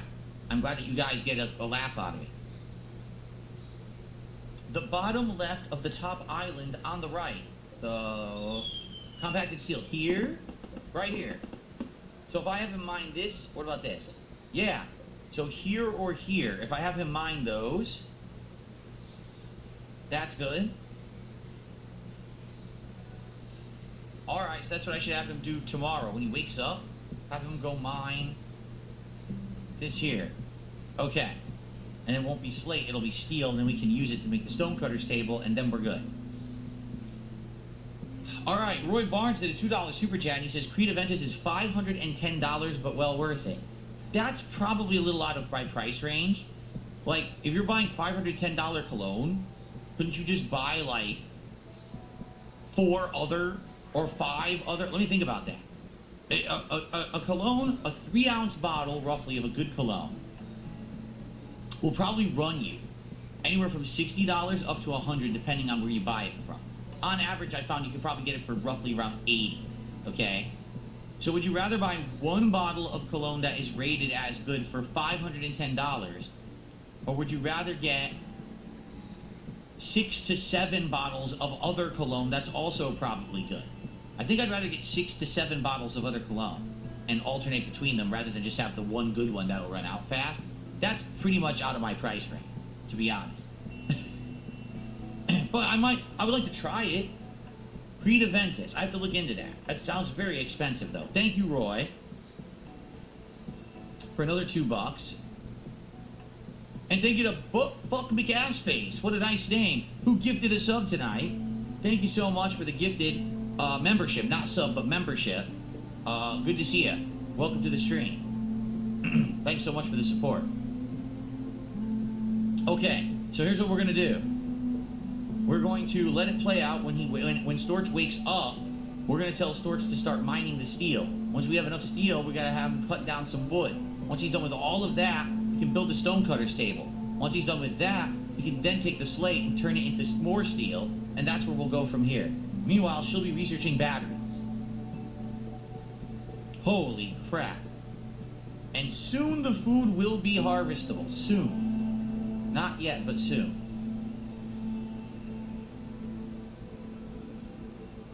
When did I start trying out colognes? Well, actually when I met Kat, she was into perfume and cologne. And she introduced me to a few of her favorites. And, you know, basically at that point, I mean, we're talking many years ago, we didn't have a lot of money. All right, at all. We were down on our luck. Things were just not going too well financially.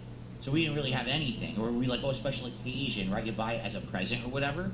But that was about it. Let's have him eat, and then when he's done, here we go. So...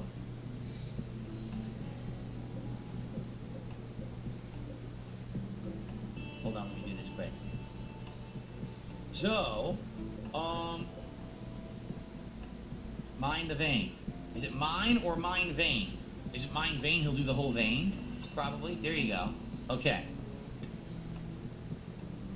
So, then after, you know, many years of improvements and life getting better, I would argue maybe like 3 years ago, my wife and I started looking into perfumes and colognes because we actually like get some nice things for ourselves for once. And, you know, we had this very small collection of cheap ones.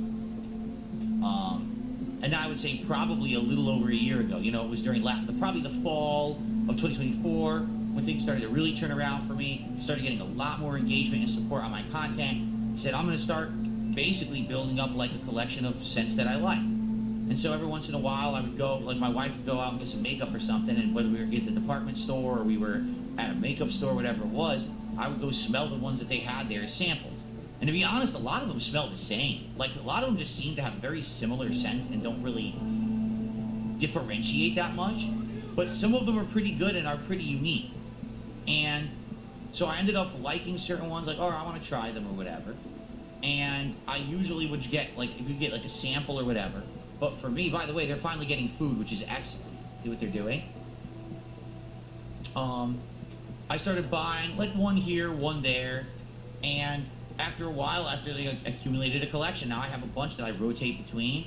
And the thing is, I have a lot of them, so I can basically either go by a scent I feel like a particular day, or I just have an order, a rotation that I do. Much like if you have a wardrobe of clothing, right? You don't want to wear the same clothing all the time, even if it's your favorite, because then you get worn out, or it might be, not as special if you're doing it all the time. So I have a rotation of colognes that I will wear. Some I particularly wear when I go out with my wife. Some I wear if we have like a day at home, because I know it smells better maybe indoors than outdoors. It depends. So, so I have a bunch of them now that I go between. So I'd say probably it was like a 3+ year process, but really it wasn't serious until like that fall of 2024, where I started getting a bunch and accumulating a collection. Now, actually, I haven't actually bought cologne. Let me think about this. I think it was like around maybe right before my birthday last year, I bought one. That was it. That's the last time I got one. Because I have enough now that I don't need them anymore. I just rotate between them, and they last a long time when you have a lot and you alternate. So. Dr. Jar Jar Doo-Doo did a $5 super chat saying, "Oh no, a raid? Oh shit.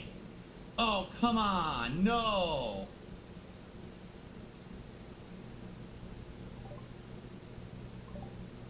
Where did it go? Shit. No, I didn't want it to go away. How do I get it to come back? I don't know where the hell they are. Shit. Is there a way to see where they are? Is that them? JD? This idiot? This asshat? Yes. JD.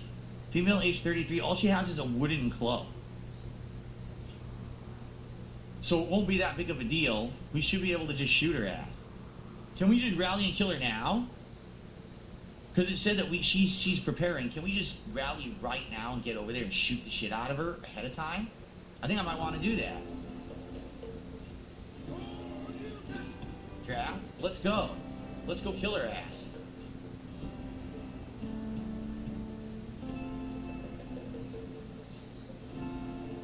There you go, look. I did it. Attack.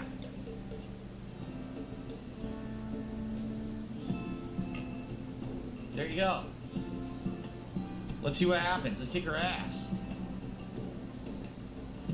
There we go.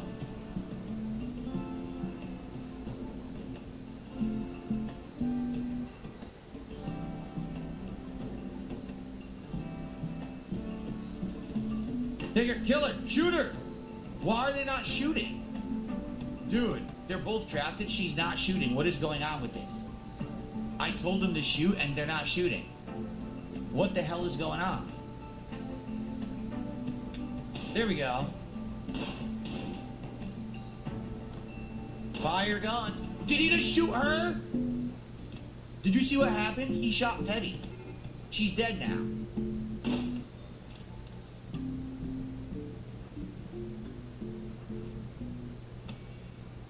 He's not firing. Yeah, it's fucked up. Fire! Dude, I can't do it. The game doesn't work. It won't fucking fire. Fire! That's it, we're done. They're dead because the combat does not work right in this game. I wanted to fire on them. It would not fire. Then by the time they started firing, it was too late to charge. And then Storch just stood there and didn't fire his gun.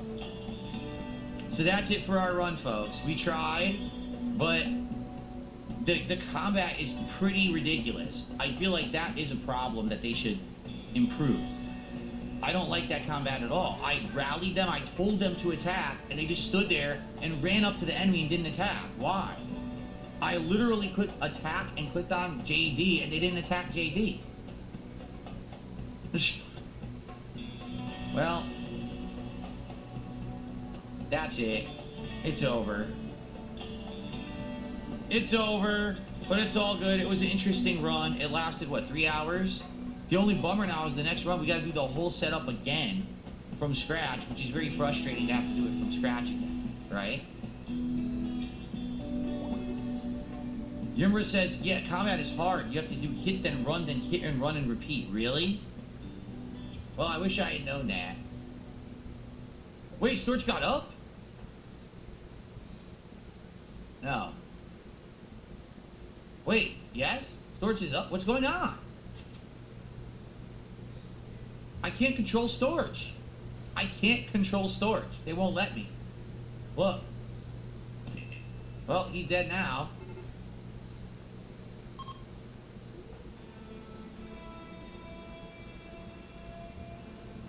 That's it. He kidnapped Storch. Storch is gone. Look.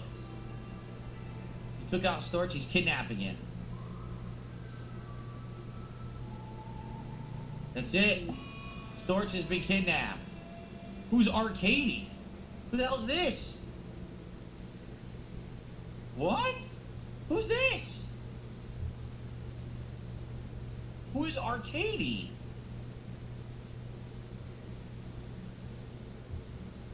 What the hell? Who is this? What's going on?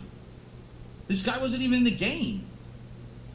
Oh, what? Look.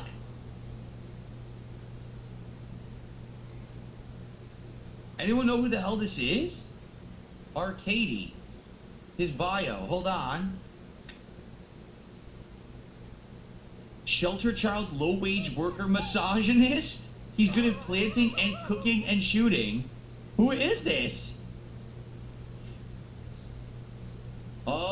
He wasn't with us. He appeared out of nowhere.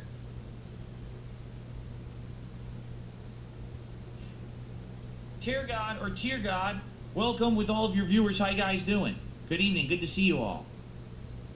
I am so confused. I have no idea who this is. Could he possibly save her and then they become the colony?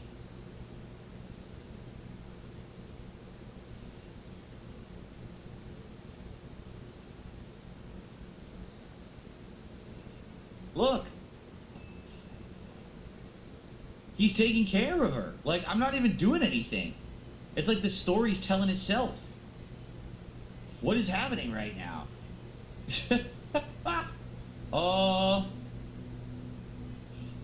Switch it to a medical bed now?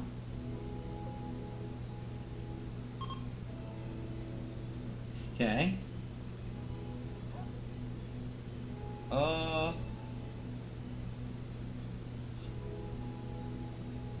Repsian, I think you'll notice that I don't have a lot of mods, and when I do, they do their best, but that's why these idiots come and spam, and there's nothing I can do about it. I do my best to mod too when I can, but I was playing the game. What just happened? Mad Raccoon? Storch was kidnapped. Yeah, look. A new quest is available. Stash of fortune. Man in Black. Sensing trouble, a mysterious man in black arrived. Will he be able to set things right in these parts? He's the mysterious man in black? Assign Arcadia bed? Alright, give him this bed.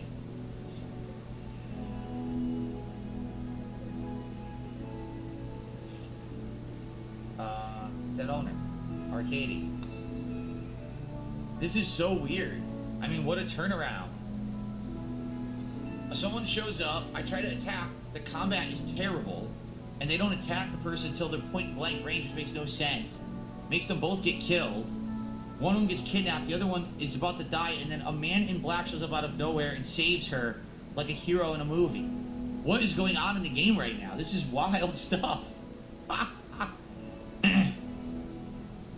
Whoa. Okay. Well, let's do a whole bunch of shout-outs. So first of all, Dr. Jar Jar Doo Doo did a $5 super chat saying he accidentally clicked on a channel pretending to be me. Impersonation is not okay, it is illegal. That is correct. Thank you for $5.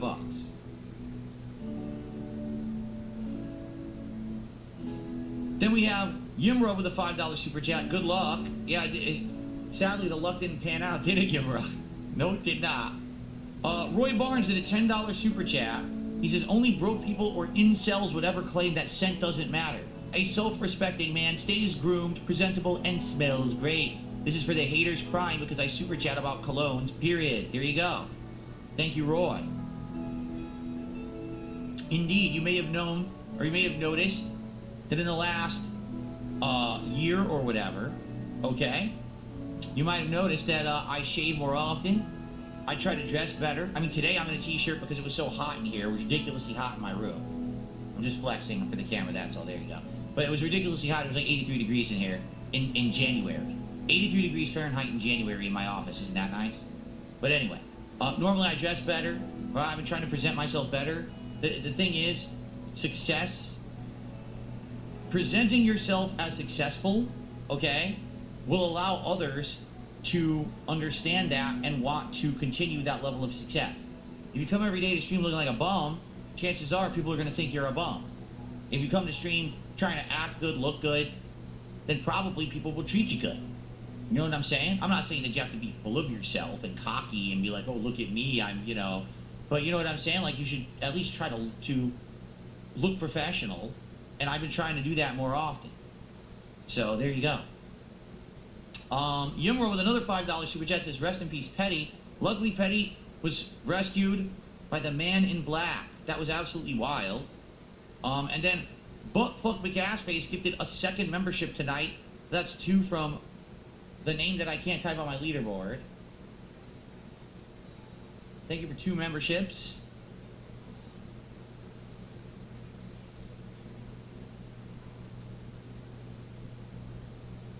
And Yimro did a $10 super chat saying, rest in peace, Storch, gone but not forgotten. Do you think we could rescue him? Right? Probably not, right? I would like to rescue him, but I don't know if we'll be able to. Like, if I click Storch Kidnap, it says he is not lost forever. An opportunity to rescue him may present itself in the coming days or years. So we have to wait and see what happens. Maybe an opportunity will present itself. How do we do that, I wonder? Yeah. Why can I say it but not type it? Because on YouTube, the rule is that you can use profane language. However, if it's actually in writing, in your title, in your description, or in your video, you will get demonetized. So I can say, fuck, ass, balls, shaft, nipple twisters. That's okay. But if I write, shit, dicks, balls, ass, nipple twisters on stream here, I'll get in trouble. I'm serious, that's how it works. Okay. So I got a $3 tip. Someone says, you gotta play the combat at normal speed. One person had a long gun, which takes a long time to shoot. The other had a pistol. We have to be very close. You gotta learn how to maneuver. No, I think it messed up because if you didn't notice, all right? I wish I could point. Well, I just use my mouse pointer, okay? So basically, JD, the enemy, was here, okay? Both my people were here, but I told them to attack with the attack command, okay? They weren't attacking at all. They were running right into them. Then when I right-clicked, all of a sudden they both stopped walking, aimed, and fired. So I think the manual attack command is different and messes it up. I think that if you right-click, they'll actually attack properly with the weapon, but if you manual attack command, they don't do it right, or they do a different kind of attack that I'm not aware of, because they just literally, they rooted their feet down and started attacking properly. By the way, Mad Raccoon, I don't know what I'm supposed to do about that. We're all in trouble, we're all in pain. Arcady doesn't even have a gun. We don't even have a weapon to defend ourselves anymore. Because what's her name, Ski, dropped her weapon out there, and we never got it back, and now all our weapons we have no weapon. How are we supposed to defend ourselves with no weapon? So if this Mad Raccoon comes by, we're all dead. This is becoming an interesting run, but I get the feeling more and more we're not going to be continuing it tonight. I think we're going to end up having a reset at some point here. I'm not feeling too good about it. They do have a gun? How can you tell? Oh, it says he has a good revolver? Oh, okay. Can he go kill this stupid raccoon then? Right now he's tending to her, though. Okay. I know what we're going to do. Excuse me. Let's see here.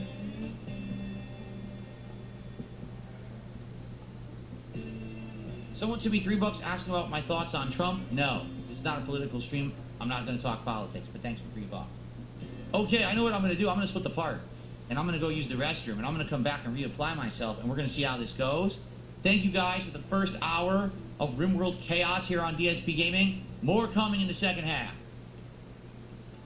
Okay, I'll be right back, everyone. I'm just going to go use the restroom. Thank you, Alex. I'll shout that out in a sec. I got to pee. I'll be right back.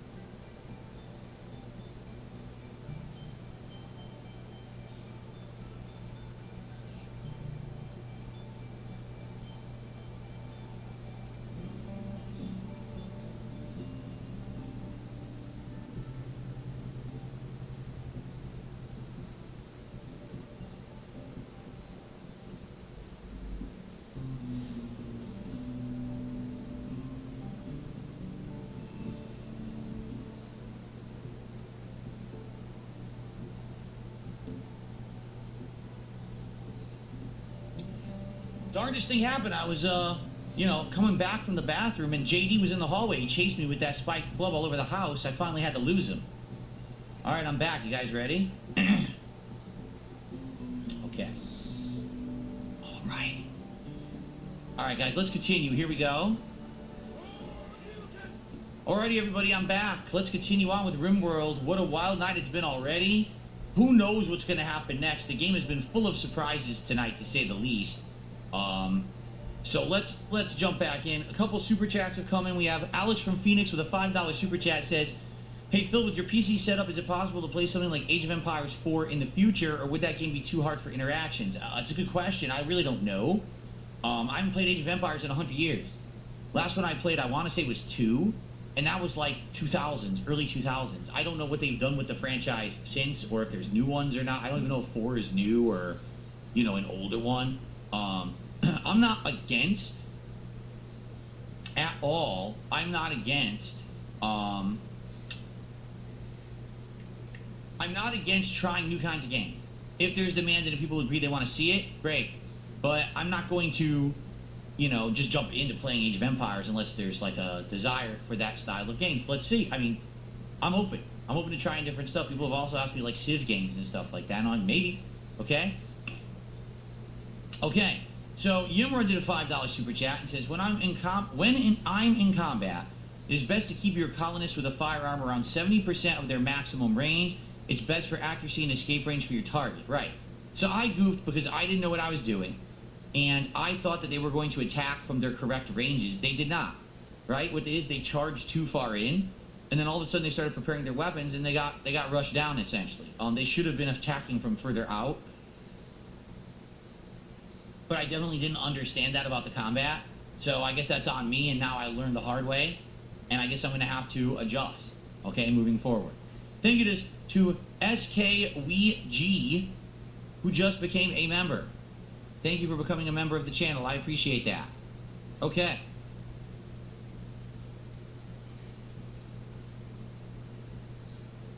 Very good. All right, so, I mean, what do we do now? At this point, Skunk can't even do anything. He's stuck in here, and we can't actually get his rating further down, right? Because Penny's hurt. So what is Arcady going to be working on now? I don't even know what he'll do. Quite honestly. Oh, he's gonna kill the... You've got to be kidding me. He ran outside directly into the rabid squirrel? Is he not going to kill the squirrel? Or the, raccoon? Are you kidding me? What is this? He's a complete wimp. Don't clean the bedroom, attack the raccoon. I can't control him, look.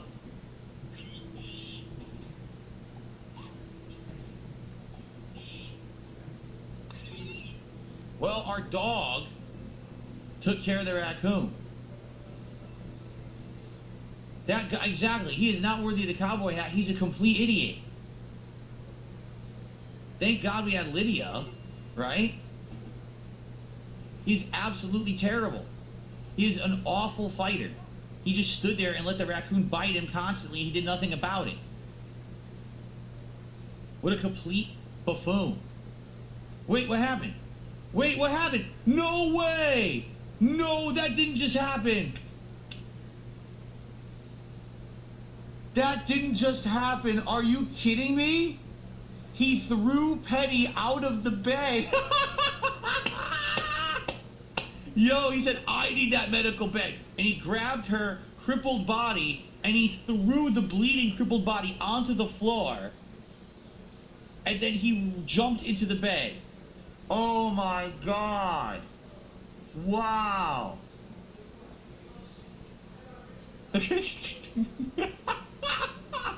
What is this story that we are watching unfold? This is like levels of like Neil Druckmann would have written this story, right?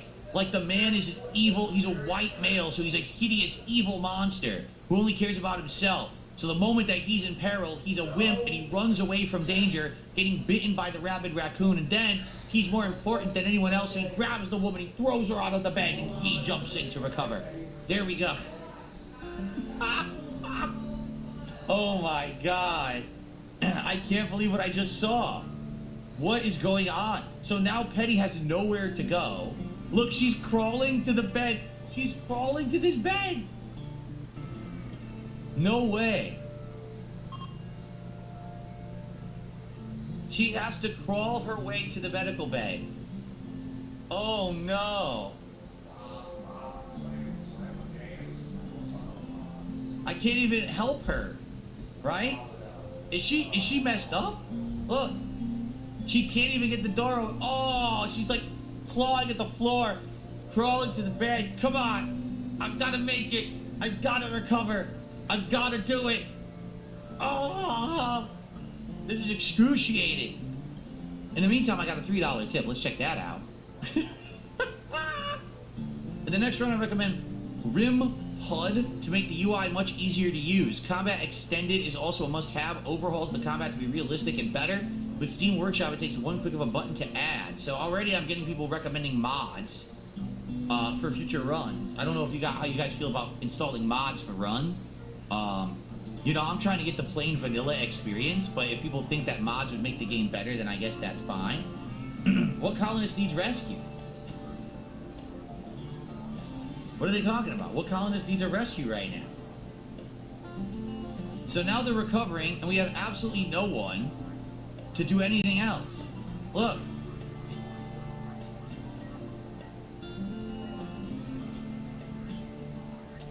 I'm pretty sure we're not doing this.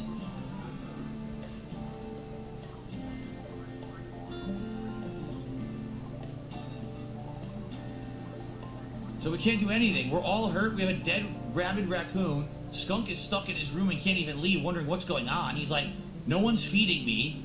No one's talking to me. What happened? I'm stuck in here.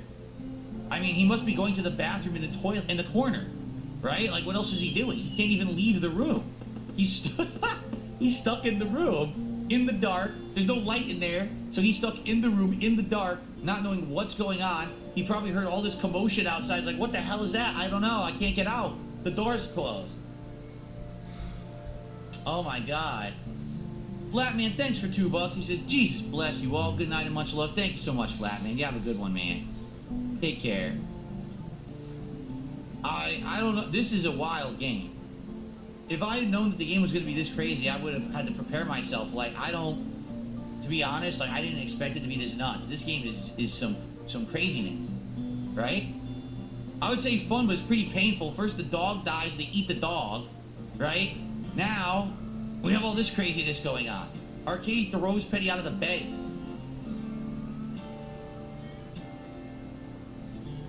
Holy crap, I can't believe that even happened, honestly.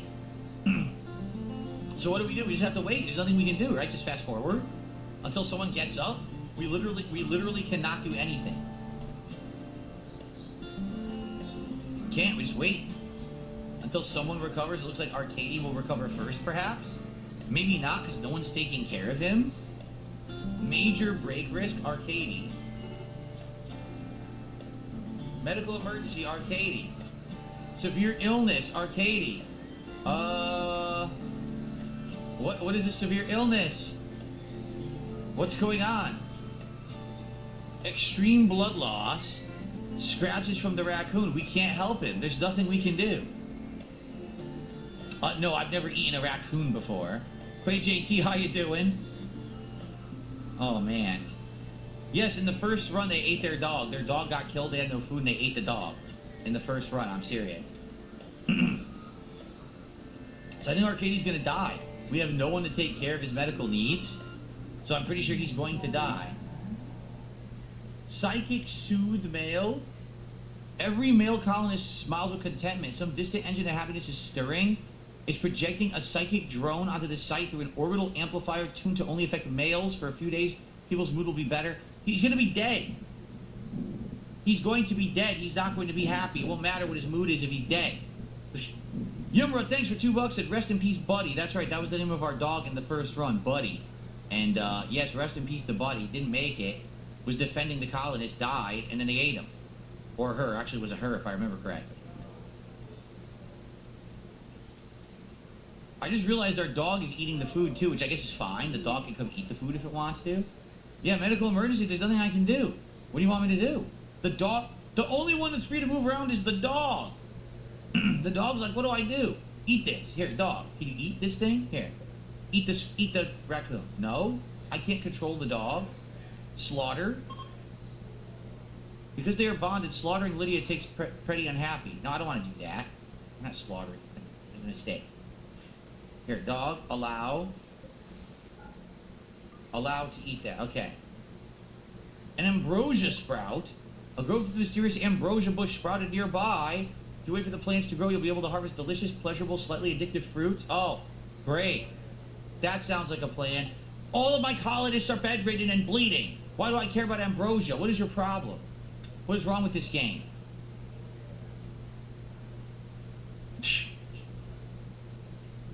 What is happening?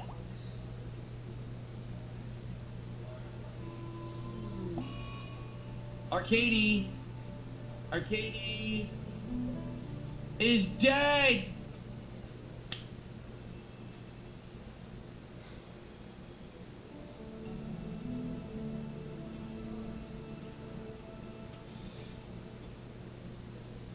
Arcady is dead. Arcady is dead. Arcady is dead.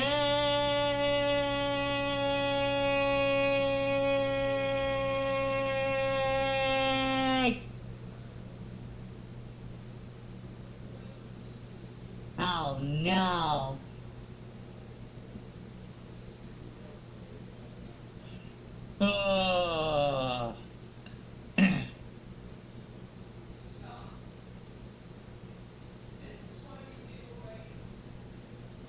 Well, so much for the man in black.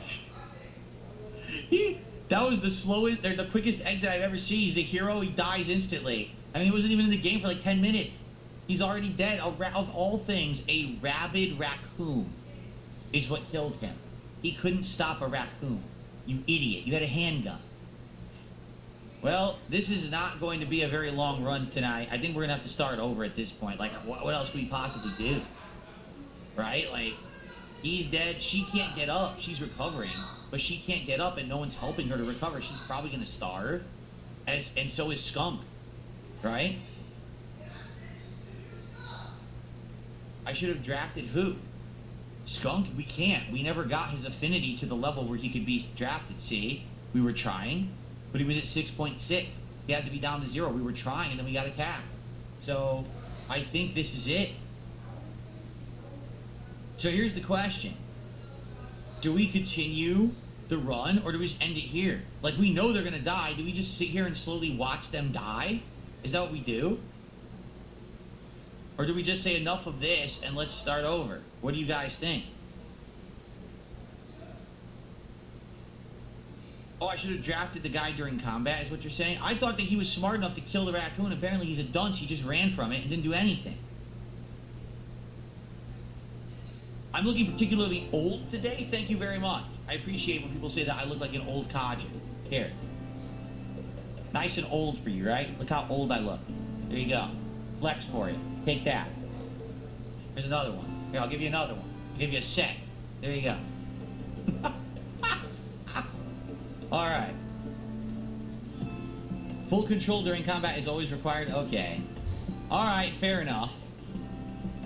Fair enough. That's right. Bigger guns than Arcady, that's for sure. If Arcady had guns like these, maybe he would have used them against the raccoon and he'd still be alive. Jeez.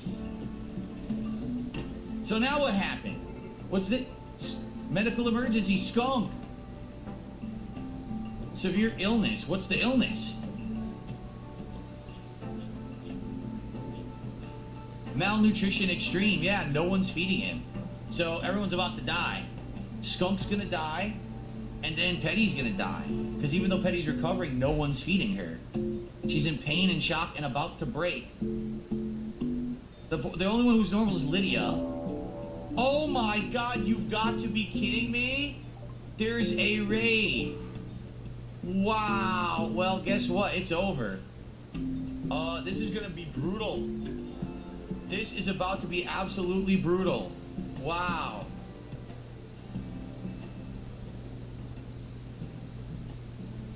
This is gonna be terrible. Here it comes. Poor Lydia. No, not Lydia. Don't do it to Lydia. Don't do that. Oh, Lydia. No, no. Good girl. Oh, no. Oh, no.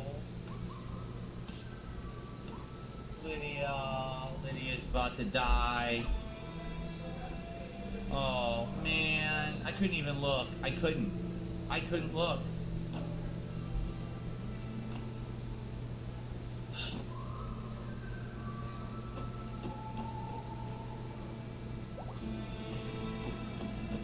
Lydia is no longer capable of walking. Then how did Lydia get in there? Fire! Now there's a fire. He set the building on fire. Skunk and Petty are trapped inside the building. The building is on fire. There's no one to put out the fire. Oh my God, the fire is spreading. The raccoon is burning. Petty's bed is about to light on fire, and she is incapacitated, and she cannot move, and there's no one to save her. And the frame rate of the game, oh my God.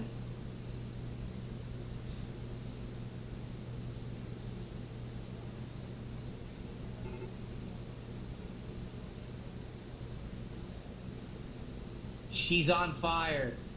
Oh my God, she's on fire. And I don't mean it in the rhetorical sense or the sense where like she's like on a streak or on a roll. No, she's literally on fire.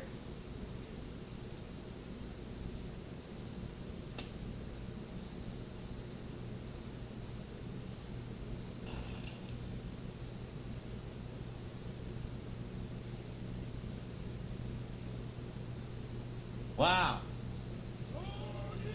This became a horrendous horror movie. Lydia is still alive somehow. Don't ask me how. Petty is still alive? She's literally on fire and she's alive. Yimra, thanks for $5. Rest in peace, Lydia. Her yelps were worse than Buddy's. Wow, but she's not dead. Lydia's the only one of us that's still alive. In fact, oh my. In fact,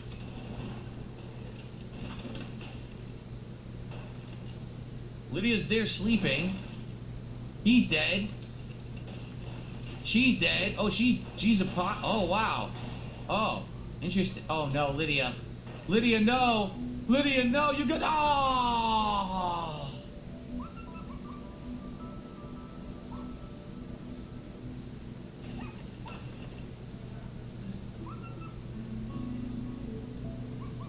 Do you really have to play the yelps? Do you really have to do that? Do you have to play the yelps? Couldn't we just skip to the end? You know, we have to hear the torture screams of the dog as it burns on fire and dies. Who made this game? What kind of a sick sadist makes a game where the dog has to suffer?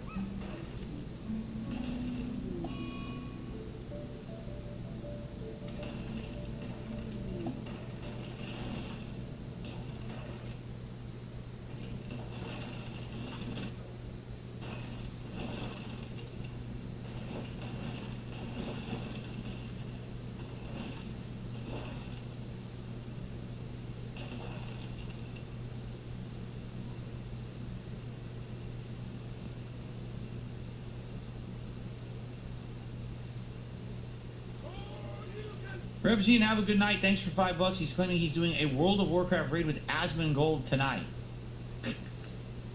Well, have a good night doing that. If you are indeed doing that. Okay.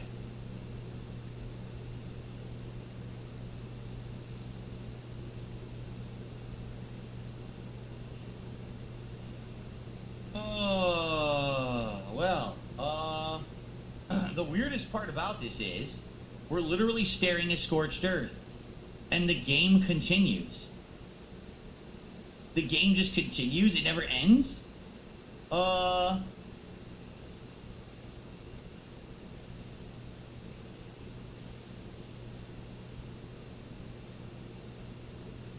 We just stare at this now? For how long? Forever? I guess that's it, we're stuck.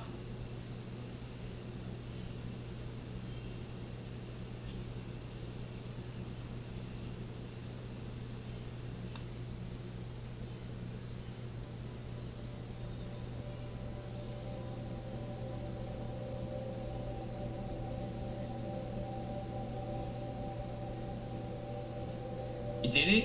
Pepe actually said it said game over on the right hand side of the screen for a little bit. I was crying, so I missed it.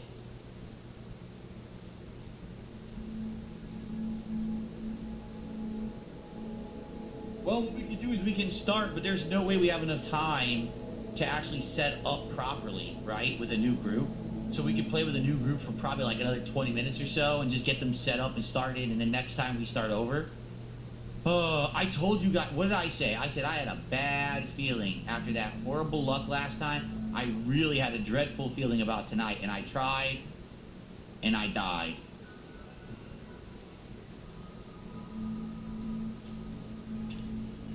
Okay, crash landed again until I get better, because I'm definitely not better. I'm sucking so horribly.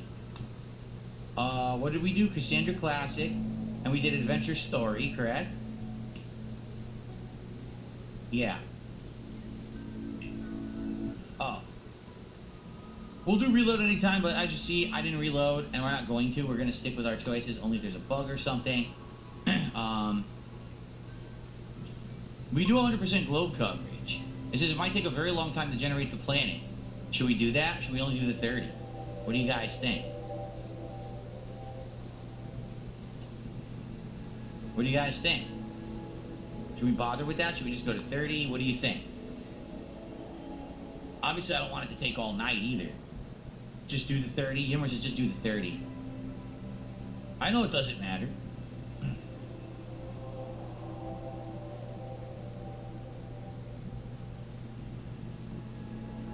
Okay. Alright, let's go. And then we'll pick our biome, generating world. So we've only been doing the forest. Let's do something different. Right? Want to do something different because we've done the forest twice? What kind of forest is this? Boreal forest. That's what people told me to try last time, but we couldn't find it. We were doing like the temperate. What's the difference? So this is lower elevation, less rainfall, less berries, less diseases. Doesn't seem that different. It's pretty close. This one, it's definitely cooler. Like here, 37 to 86 degrees Fahrenheit. Here it's -7 to 73 degrees Fahrenheit. You want to look at the growth season for where you're picking? Growth season. 25 out of 60 days. While here, 40, so, okay. So 2/3 of the year you can grow crops in the temperate forest. Only 25 out of 60, just about half of the year can you even grow in the boreal forest. Half the year, wait a minute. Half of the year you can grow in the desert? You can grow less in a forest than in a desert? How does that make sense? That doesn't make any sense at all. Tundra's the worst, it looks like. Okay, well, I guess ice sheet is the worst. You can't grow on the ice sheet. Arid shrubland, year-round growing. Look at this.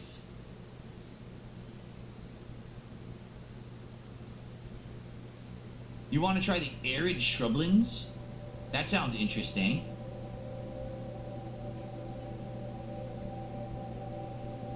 I want to try the scrub. Oh, it's not shrublands, it's scrublands.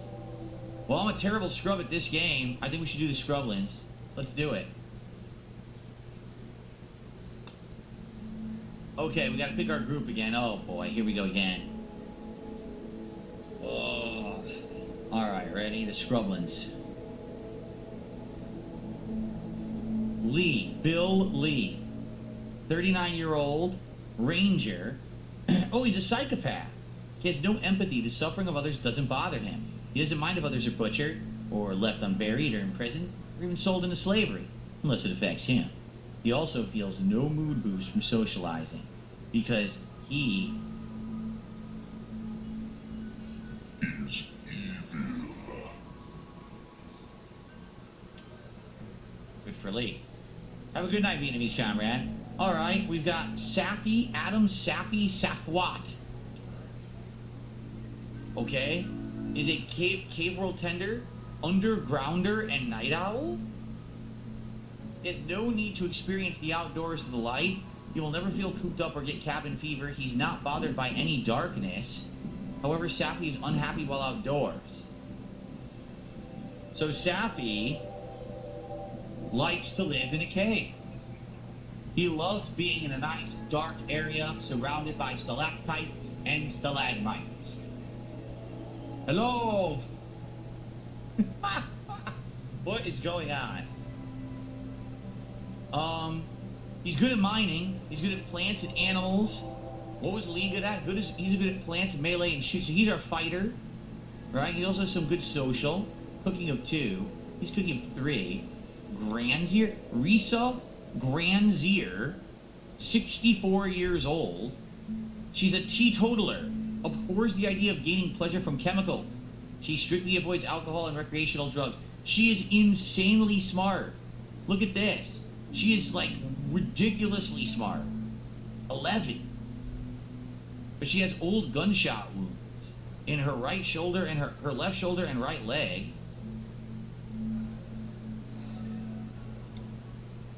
This guy's an ex-wife, apparently. I don't know why we care about that. You wanna go with this group? Alright, I think we'll go with this group. Why not? Let's go. Let's start with this group. Let's see how they do. Okay. The 3 of you awaken your crypto-sleep sarcophagi to the sound of sirens and ripping metal. You barely get to the escape pod before the ship's torn apart. Sometime later, you land on this unknown rim world. As pieces of the shredded starship fall around you, you start making plans to survive. Where are they? Oh. Okay, so immediately what do we do? Immediately we have to plan out what they're good at, what they're not good at, correct? Right. Then we have to do our base building and have them start working on that. And then sadly, we're probably going to run out of time. Like, we only have like 20 minutes left, not even. So we're just going to get the basics done and we're out of time. And then next time we'll actually really start with this new group. Dustin, thanks for $2. He says, I'm new to the chat, found you out about you from Asmongold. Well, welcome. You came to the right place. If you're here for chill vibes, fun times, a game. Alright? That's about what I'm capable of. Can't really go too much further. But thank you for $2. Appreciate that very much. Thank you all. What a very well supported stream here tonight. I hope that you're all having a great time. Seriously, what a mess, what a chaotic disaster this has all turned out to be. But hopefully it was an entertaining for you, right? Okay, so what we need to do is take a look at each of their strengths. So Lee is great with shooting and melee, so we should have him hunt. He's good with plants, so we should have him farm. Those are his 2 primary characteristics. Social of 4. What just happened? I mean to click off there. She's also social of 4. So, yeah, so he's going to be farming. Yeah, for sure he'll be farming. And hunting. And some social stuff. So let's do that first. Lee. So, number 1, firefighting, right? And bed rest. And then, well, perfect, 2 bed rest. And let's see here. Hunting should be 2. And he's good at farming, right? He's our farming guy. Oh, he's 9. Oh, yeah, he's definitely our top farmer, for sure. So, grow, and was it harvest? Plant cut. There you go. So firefighting, growing, plant cutting, hunting would be 2nd. Let's see if he's good at doctor or any of this stuff. I'm just curious if he could do any of that stuff. Medical, no doctor at all. Crafting, very basic, not very good. Yeah, pretty much we've got him nailed. Like maybe cooking would be his 3rd thing, because at least he can cook. Like that. A warden, okay. Basic. Patient, okay. All and clean. Alright, there you go. He's dumb. Alright, what about Safi? Well, let's do Granzier next. She's insanely smart. She's our doctor as well. So medical, research, construction, and social. And cooking. Wow, she does a ton. So let's see. So doctor, she's our top priority doctor. She's also our research person, right? Yes. She also constructs. She's a construction, right? So number 2, construction. Actually, she's our top construction as well. Okay. She's not our cook, is she? 6. Oh my God, she's our cook too. So basically, she does everything. She's also the cook. Good Lord. Right? She won't be growing. She won't be doing anything with plants at all. No. She's going to research, she's going to build, she's going to cook, and she's going to be our doctor. I think she's also going to be our warden, right? She has a high social rating. Okay. Right. Okay, so now, Sappy. So he's going to be our miner. He's also going to do plants, but also animals. Now that's interesting. What would be considered animals?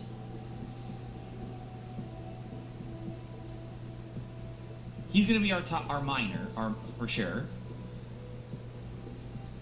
What would that be? What would actually be animal? Would it be hunt, or would it be something else? Handling? Oh, handling is animals? Oh, I didn't even know that. I thought handling was like carrying stuff. You know what I mean? Like, I'm handling it. You grab it, you handle it. Oh, so handling is animal. I didn't even understand that whatsoever. Plants. So he should also be the one, someone who's growing. Oh, where is the plant? Where?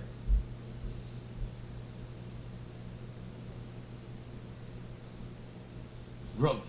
There we go. So Lee is 9 of plants. He's 7. So let's make him 2. Like this. Yep.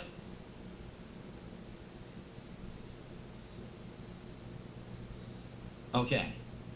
So do we have someone for everything? Everyone's firefighting. We have our doctor. Let's make him like low priority doctor, right? So at least we have someone else to do it. Patient, yep. Bed rest, let's have that all be 2s. Basic 3. 2 wardens, because he's not social, right? It's got to be a high social rating. He's 0. Lee is 4. She's 4. So, all right, we have that correct. Yes, we do. Warden. In fact, here, let's have that be a 2. Handling. He's the only one who really should be handling animals. We have our top priority cook and a big backup cook. Okay, that's good. Hunting, yeah, he should be the hunter. We have the top constructor. Yes, we do. We have the 2. Yes, we have that. We have the top miner. Smithing, tailoring, art, crafting. We don't really have any of that. Hauling, yeah, this is good. Lee, should Lee be our backup researcher and with 2 intellectual? Yeah, I guess. Or we'll leave it like his last priority. He has nothing else to do. Okay. Okay. So. Quiet. You're not funny says you're going to burn the place down again, aren't you? Stop that right now. Stop that immediately. What a horrible, horrible thing to say on my stream. He is. But we don't talk about that publicly. We ignore it like it didn't happen. You understand? Okay. So they're going to what? Gather all this stuff? And then we immediately need to start building a house, right? Oh, look at this guy. What's this? A mega sloth. Huge. We need to build a house. Unlike last time, we don't really have... Well, I guess they could build the house right there. What the hell is that? A granite large steely? A steely? Oh, boy.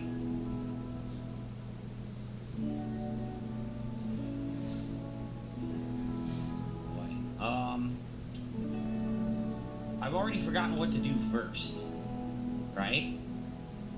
I'm trying to remember. Do we gather first? Do we let them do the gathering automatically?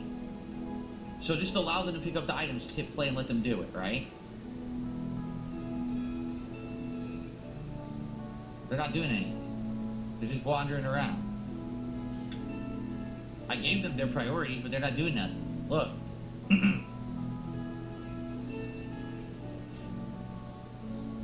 So what do I do? How am I having a brain fart? That's what it is. I need to place the zones. Thank you. That's what I forgot about. It's time to place zones. Thank you. So let's do our home zone.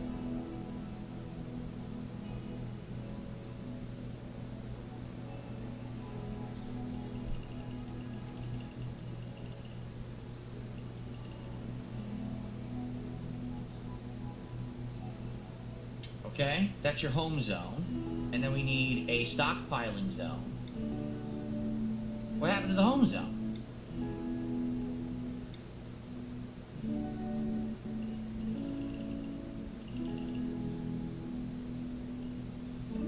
Okay. And then we need a growing zone. There's rocks in the way every direction. It's pretty annoying.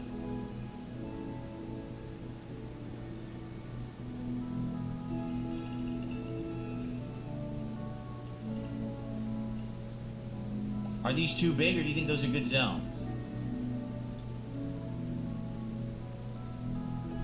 He immediately started planting, which is pretty crazy. Why is she ringing a bell? Or is she cleaning? She's cleaning.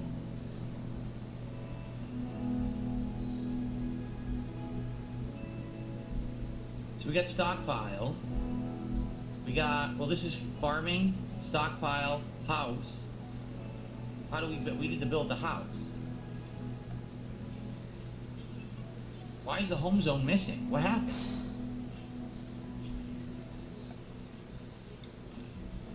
Oh, I see. Okay. So I can just do it like right here. I can go whoop and build the building right here. They're already planting food, but they're planting the wrong kind, aren't they? Yep, they're planting potatoes. I wanted them to plant rice, not potatoes. That's not good. They shouldn't be doing potatoes. They take too long.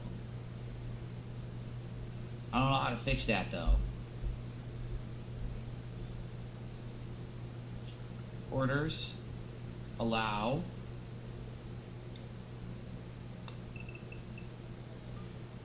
Okay.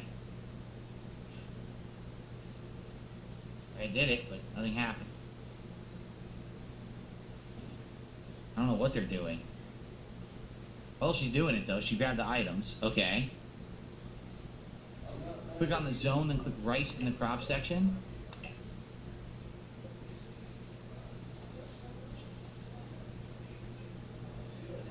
There we go. Okay. So now we will plant rice instead of the potatoes. Okay, we need to build the walls of the house.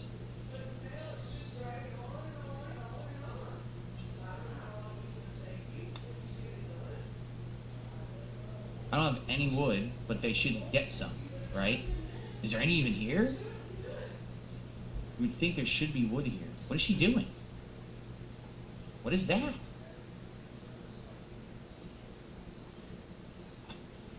Oh no.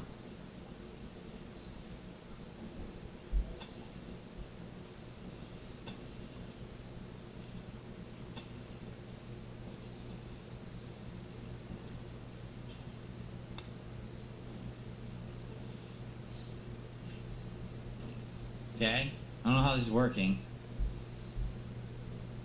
So they're planting, they're going crazy planting food because they're both farmers. She's hauling stuff, so it's going to be the stockpile area. We're going to need beds.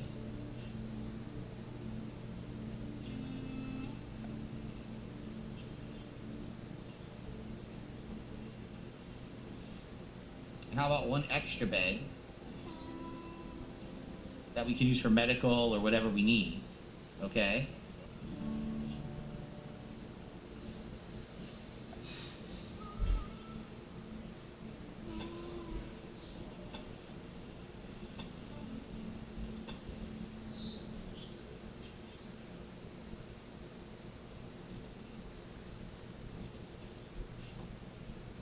Okay. All right, I guess she's gonna move this stuff over and then she'll start building. Throwing up? Already throwing up? Need colonist beds, need recreation variety. Oh, good, recreation. That's what I'm really worried about, huh?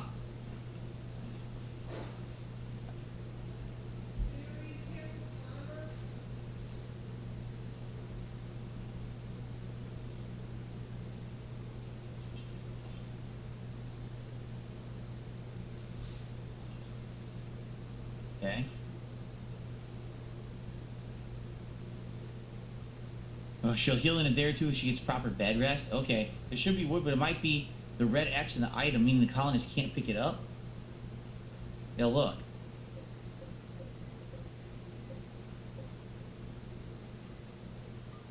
Allowed.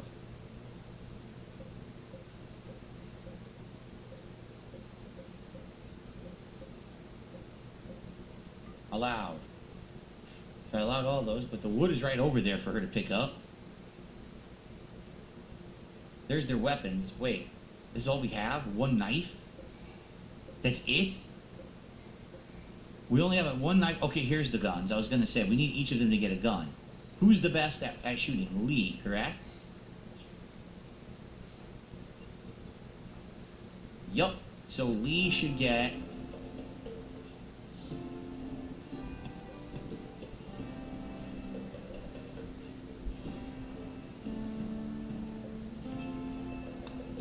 that.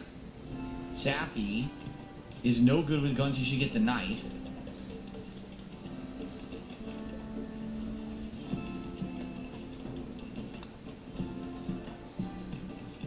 And she should get the handgun. There we go. Once they build these buildings, then you build the bunker so they can rally there to defend. I'm starting to remember now. Yup. There you go. She's going to get wood. Okay. Oh, we're off to a bumpy start. We're almost out of time. Probably like 5 more minutes. All right.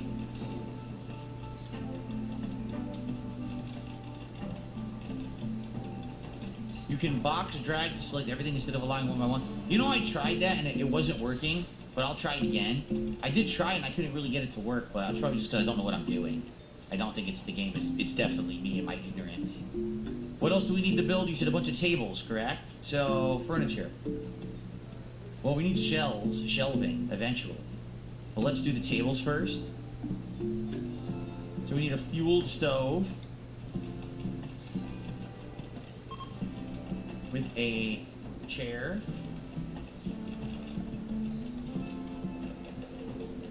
Is it a dining chair or why does it say steel? Why does it say steel? I don't want to do a steel chair. I want to do a wooden chair, but it says steel. That's weird. Because we have no wood, I guess. She's hauling the steel rather than wood, so they're assuming that we want to do everything out of steel. And to be fair, there's a ridiculous amount of this around.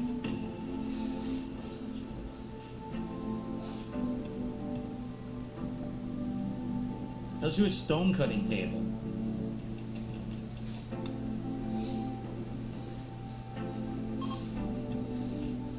Okay.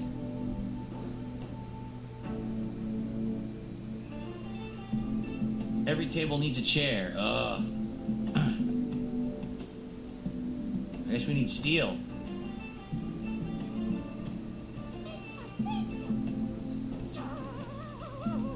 There you go. Because once she makes this, then we can actually start taking all this stuff and turning it into the resources we need. The problem is she's going to be out of wood. I told her to build everything out of wood. We're not going to have enough wood to do it. So I'm going to have to change all this to steel. Yeah, we're going to be out of wood, man. This sucks. Can I change this? Hey, I need you to take the garbage out. No, right? Do I have to cancel it? Pizza box. This is not good. And break this box down in here. Time to plant cut? Okay. Break Let's both do that. boxes down once you open up your keyboard holder, okay? Does it have to be trees or cacti too? There's a lot of cacti around here. You can figure that out. There's not many trees in this location, in this environment. I don't know if the cacti double as trees. Take your time up with that. Ain't a lot.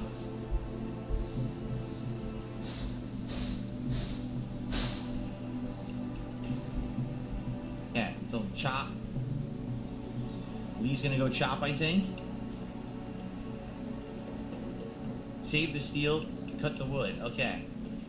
Damien, how are you? Thank you for $10. Damien says, I watched Hightailed videos at work. Awesome stuff, brother. Sending good vibes. Have a good, be cool game on. Thank you, Damien. Yeah, sadly, the Hightail didn't really work that well. It didn't get many views at all overnight.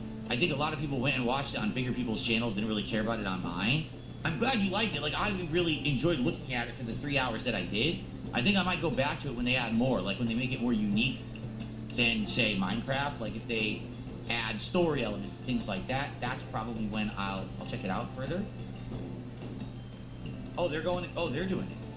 Oh, good. And then can we get them to haul this too once they cut it all down? Oh, they're already hauled. Good.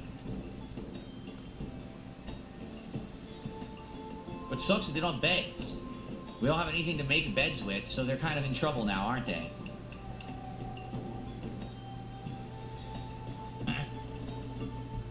Yeah, that's right. Also, Hytale doesn't have controller support yet, so it's good though. I liked the game. I thought it looked great.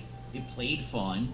It had a lot of differences and things that I felt were better than Minecraft, but it definitely didn't really appeal too much to the audience. But maybe in the long term it will. We'll have to see.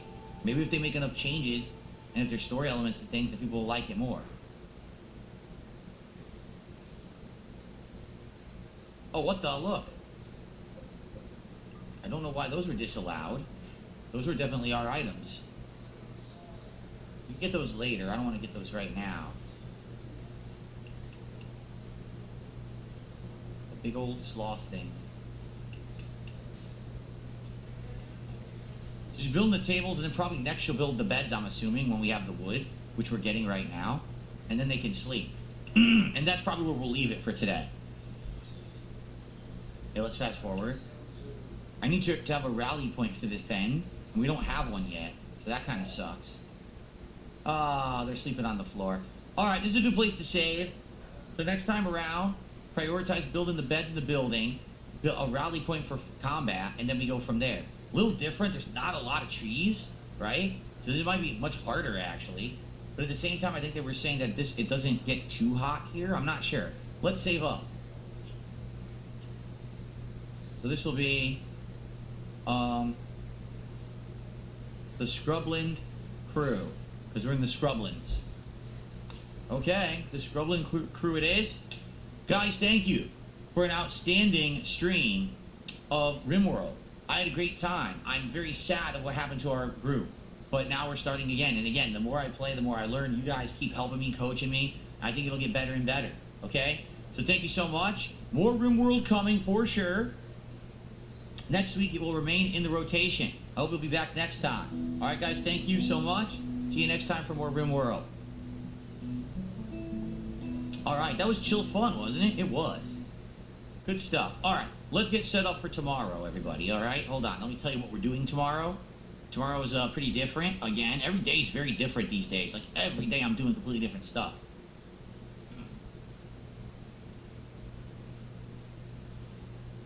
Okay.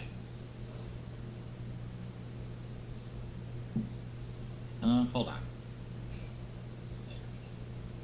I didn't swing the arm all the way around. I'm like, why is the monitor not moving? Because I'm stupid. Okay.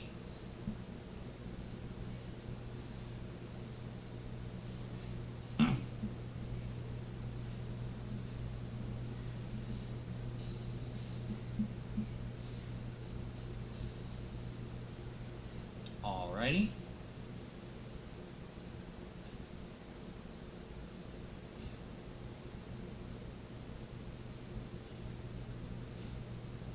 Get the lights on, and we'll talk about tomorrow. Okay, so tomorrow, very different day from today. First of all, no podcast tomorrow, because tomorrow we're just going to chill for a bit, and then it's a big Arc Raiders drops stream. Now, here's the truth. I'm nervous, because I played Arc Raiders the other day, and it didn't do good. Now, it was a nice stream, but yeah, it didn't do good at all, you know? So I'm wondering if the interest in Arc Raiders is waning, or if I just played it too much this week. This is the third stream of Arc Raiders this week that we're about to play. So let's give it a chance. Let's see how it goes. Hopefully it goes well, and we'll have a good attendance and engagement and support and everything, right? I hope, fingers crossed, that it goes well tomorrow. If not, then I guess what I have to do is I have to seriously consider doing it less. I don't know what else to do about that, okay? But let's see how Arc Raiders goes tomorrow. We'll have a chill build up on the stream around 11:30ish, and then we'll start a little afternoon. and we'll play for like 3 hours of RimWorld over the afternoon. Okay? Then tomorrow night, it's going to be up in the air, and here's why. Tomorrow afternoon at 2 p.m. Pacific Time, Capcom is doing a presentation of Resident Evil 9 Requiem. The rumor is they may shadow drop the demo for Resident Evil 9 immediately following the end of that event. If they do, I want to do that demo tomorrow night on my late stream, okay? Regardless of that, we're going to play Quarantine Zone The Last Check. This is the indie game that I played Monday night when it came out. You guys seem to like it. It actually did pretty good views-wise on the channel, got a lot of likes, and people are saying to play some more. From what I'm understanding here, basically, the game itself gets a lot more complicated. I actually saw some pictures of people who got much further than me, and they're using like black lights, and they're looking through people's clothes to look for bites under the clothes and stuff. I'm like, oh, that's very different from what we were doing originally. It gets way more complicated. So it should be fun. If there is a Resident Evil demo, then what we'll do is we'll start the second stream with the demo. Once it's done, then we'll swap over and do some Quarantine Zone, which will be in line because it's all zombie infection stuff, right? It all goes hand in hand. So that should be fun. I hope you'll join me tomorrow for Arc Raiders and for maybe the Resident Evil 9 demo in Quarantine Zone. Keep in mind, Friday there will be a podcast where I will be reacting to whatever Capcom presents in that presentation on that show. And then there's going to be more Clear Obscure Expedition 33 Endgame on that first stream. And then Friday Night Fight Street Fighter 6 on the late stream. If you're wondering, well, when's more RimWorld? I'm off on Saturday. RimWorld will be Sunday night. And absolutely we'll do at least 2 streams of RimWorld next week. You guys, again, you've been a great audience. I'm sorry that we got him killed tonight, but I'll reapply myself and hopefully we can do better when we play again on Sunday. All right? And thank you guys, really great support on tonight's stream. Tonight, this stream, because it's so well supported, it helps make up for the slower streams of the week. For that Arc Raider stream that went slow, for the fact that we did some indie games that didn't do amazing or anything. You know what I mean? So thank you. Thank you for that, for a great, great RimWorld stream. It was super fun. I had a great time. I hope you guys did too. I hope you'll be back tomorrow to chill with me and with Arc Raiders and with Quarantine Zone and maybe Resident Evil 9. Okay? All right, everyone. Thank you. Thank you so much. Have a good night. I hope that you guys had a great time. And I will see you all in the morning. Good night, everyone. Peace out. See you then. Bye-bye.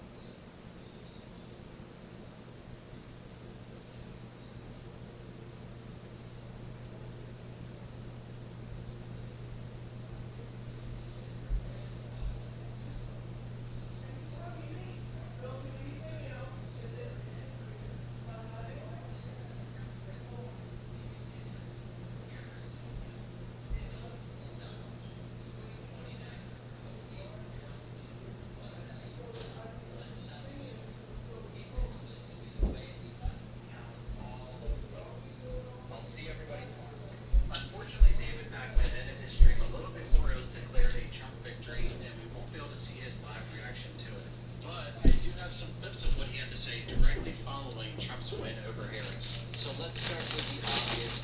No way to sugarcoat it. Very bad news. Failed former President Donald Trump is poised to become a failed president once again. Donald Trump has defeated Kamala Harris. It has shocked the world that there are tens of millions of Americans in this country willing to do it again. Well, just as expected, the left is still unable to grasp why the American people support and vote for Donald Trump. There is a preference overall right now among Americans. There is a preference for a convicted felon, billionaire, wannabe fascist over a black woman with a completely uncontroversial sort of center-left economic message and policy. Well, I see the left have fallen right back in line to their Trump is a fascist narrative. And what is he even talking about? He is overdosing on delusion if he thinks Kamala was uncontroversial.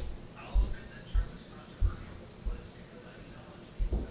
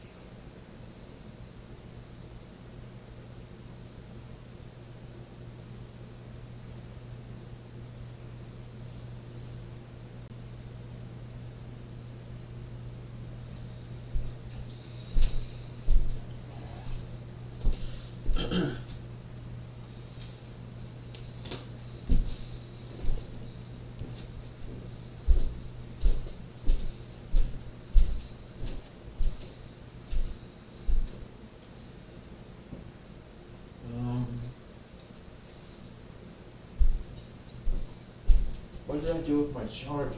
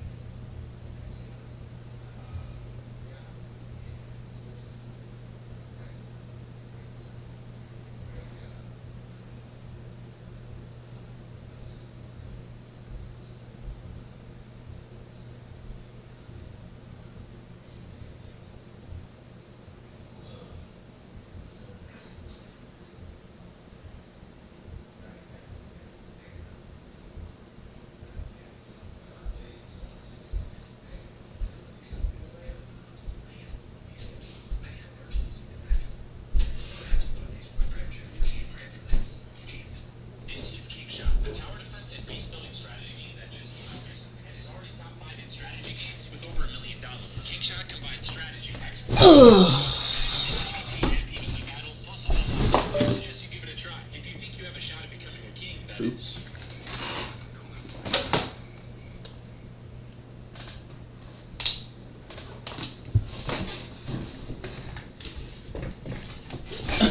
Jersey zip code and had 0 DUIs in the last 5 years? Listen carefully. I've been an insurance agent for 30 years, and what I'm about to tell you could save you up to 80% on your auto insurance. Here's what the industry doesn't want you to know. New Jersey drivers pay the most for car insurance out of any state in the country. As we all know from the recent...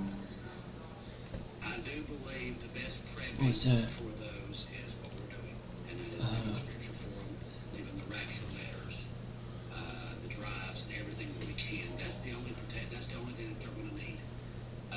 Food and stuff is going to be hard as it is to be able to get once we're gone. Please support the content. We're almost done with tonight's stream. I only have like 10-15 minutes left, guys. RimWorld has done well up to now. Every single stream we've got great engagement, attendance, and support. I'll be honest, the attendance has dwindled a lot the last 2 streams, but we still had good engagement and support. Hello, and welcome to James, the Let's Express Rating, where we get you now as fast as possible with there's no goals. But guys, he might have to quit the game if we don't hit all these goals. Anyways, this is the end of the stream. Okay. And so next time we got to see what happens. And, you know, I hope that we can keep everyone alive and everything going. You know what I mean? Marty says, no judgment to your playthrough. The game seems like a lot of work, not fun. This is a game for someone looking for a specific experience, not relaxing or chill. In my opinion, this is a game that is arms crossed, very defensive. going to be better the more you play it. Because the more runs you play, the more comfortable you feel in the game. You feel comfortable with the systems and comfortable with everything going on as you play it more. When if you don't play it a lot, you're like me, I was really racking my brain trying to remember what's the first stuff we do. Like, I feel like next time, all the basic... Next time you'll forget it all because he's an alcoholic. Big stuff is pretty much laid out. We've got the farming here. We've got the cooling already going, right? The next thing to do is research electricity so we can have refrigeration because all this meat is about to go bad. And obviously, cooking is a problem. We only have a person who has a level 1 cooking. He can cook better, so if we do recruit him, right, then that person will join us and maybe become our cook. So it's not at the end of the run or anything, but yeah, it's a game that the more runs you do, you're going to remember, that's right, this is the order of importance. Do this first, then this, and you'll get better. Usually the more stuff, it's challenging for me to usually the more times he plays games, the worse he gets. What ends up happening is a lot of people would complain and be like, you're playing too much, I want this instead. It's working because I'm playing it about twice a week for variety, and I do have another... He seems to get worse. And it gives him just enough time to forget what he's doing so he can just start chat. Chat, what do I do? Chat. Oh, you didn't give me 50 bucks attached to that tip, so I'm not going to read it. Already scheduled for later this week for the record. I do have it scheduled. I don't remember the exact day. It's probably like Thursday night or something like that. I think it is Thursday night, actually. So we are going to do it again. And I hope that I'll get better. I feel like the next stream will be less stressful because we have the basics laid out now. And now it'll be more about prioritizing what to do to recruit Skunk, to have him be our cook, to keep everything self-sufficient, right? And to adapt to the challenges that are coming. Like you guys said, summer and everything might be pretty challenging, all right? So let's see what happens. Thank you to everyone who was here tonight. Again, you know me, I'm a straight shooter. We have less attendance tonight than we've had ever before for this game. It seems like the more we play it, the less we get. And there's nothing I can really do about that. I think the initial interest was that, oh, Phil's playing something he's never played, it's out of his comfort zone and stuff that everyone else has played, you know, and now we're having less people. I'll say the engagement is great. I got a lot of people who were hanging out with me and trying to help me with the game. Support is pretty good. Like, $143. Only pretty good. Yep. That's $7 away from the goal.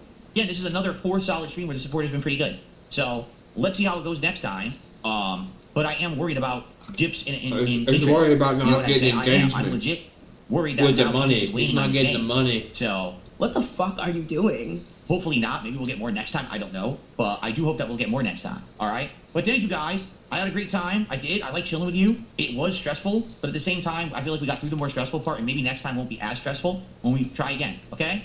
All right. Thank you for RimWorld. Again, if you're watching on demand, remember, please like these videos and leave comments. Engage. That's going to help me tremendously. All right? Leave comments that he deletes. If you can, I would appreciate that. And if you can make it to the next live stream, if you can be at this one, please attend the next one to keep the interest going. All right?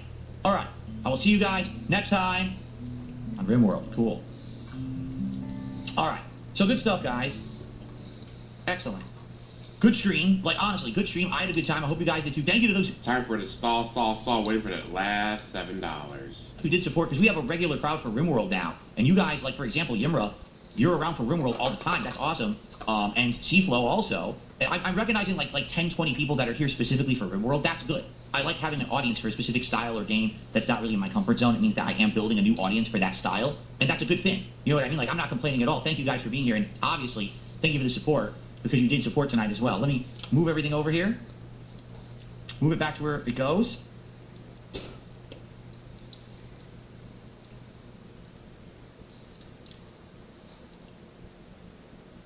As much as my detractors would love to say, oh, Phil's gonna... God damn, those LED lights are fucking annoying. Complain about, you know, he didn't hit $150 tonight. Guys, I just made $143 on a game that I never thought was ever going to work. We've done 4 streams. All of the people have engaged and had a great time. I'm now learning more about this franchise and more about this style of game that I never understood before. Like, why would I be upset? I'm actually very happy that it's worked out this way. I didn't think it would, quite honestly. And with ad revenue and the kick hour rate, yeah, he's probably at $150. So I'm having a good time with the game. The thing is, I want to get to a rhythm now where when I play this game, I feel more safe, I feel more comfortable, and I don't feel that way yet. So you notice I get kind of nervous playing it. Oh, the stall's working. Here comes $2 more. And like, oh shit, what do I do? I want to feel more comfortable in it. I think then it'll be better, chiller streams. Okay? There you go. Yummer did another $2 as I will always financially support the RimWorld streams. And then most tasteless actually get to the sub too, so hold on a second. Let me get my monitor back where it goes. Stalling is working. Okay.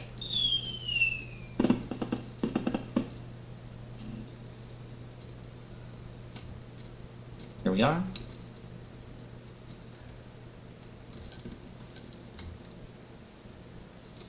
There we go. That's a little better. Okay, now you get the mic where it belongs. Just like that. Okay, so thank you, Most Tasteless, for the gifted. I appreciate that. And then I got $2 from Yummer, so now look at that. I mean, I don't know if that was planned or whatever, but I mean, we hit 150 at the end here. Again, there's no goal. I want you guys to understand, there is no goal. There's no goal, but if you don't get 150, the game gets dropped. Multiple times it's done that. We didn't have to hit 150. I was going to play another stream of this anyway later in the week. And you know, I do appreciate that you guys are coming out and hanging out with me and supporting every time we play this. Stop fucking with your hair. So thank you guys for that. But I want to feel more comfortable with it. And I think that's where I'm struggling right now. Next time, now that we got through that initial stuff, fingers crossed I'll feel more comfortable. It's going to be challenging with only 2 colonists, all right? We'll have to see. Okay. All right. Let's get some music. No.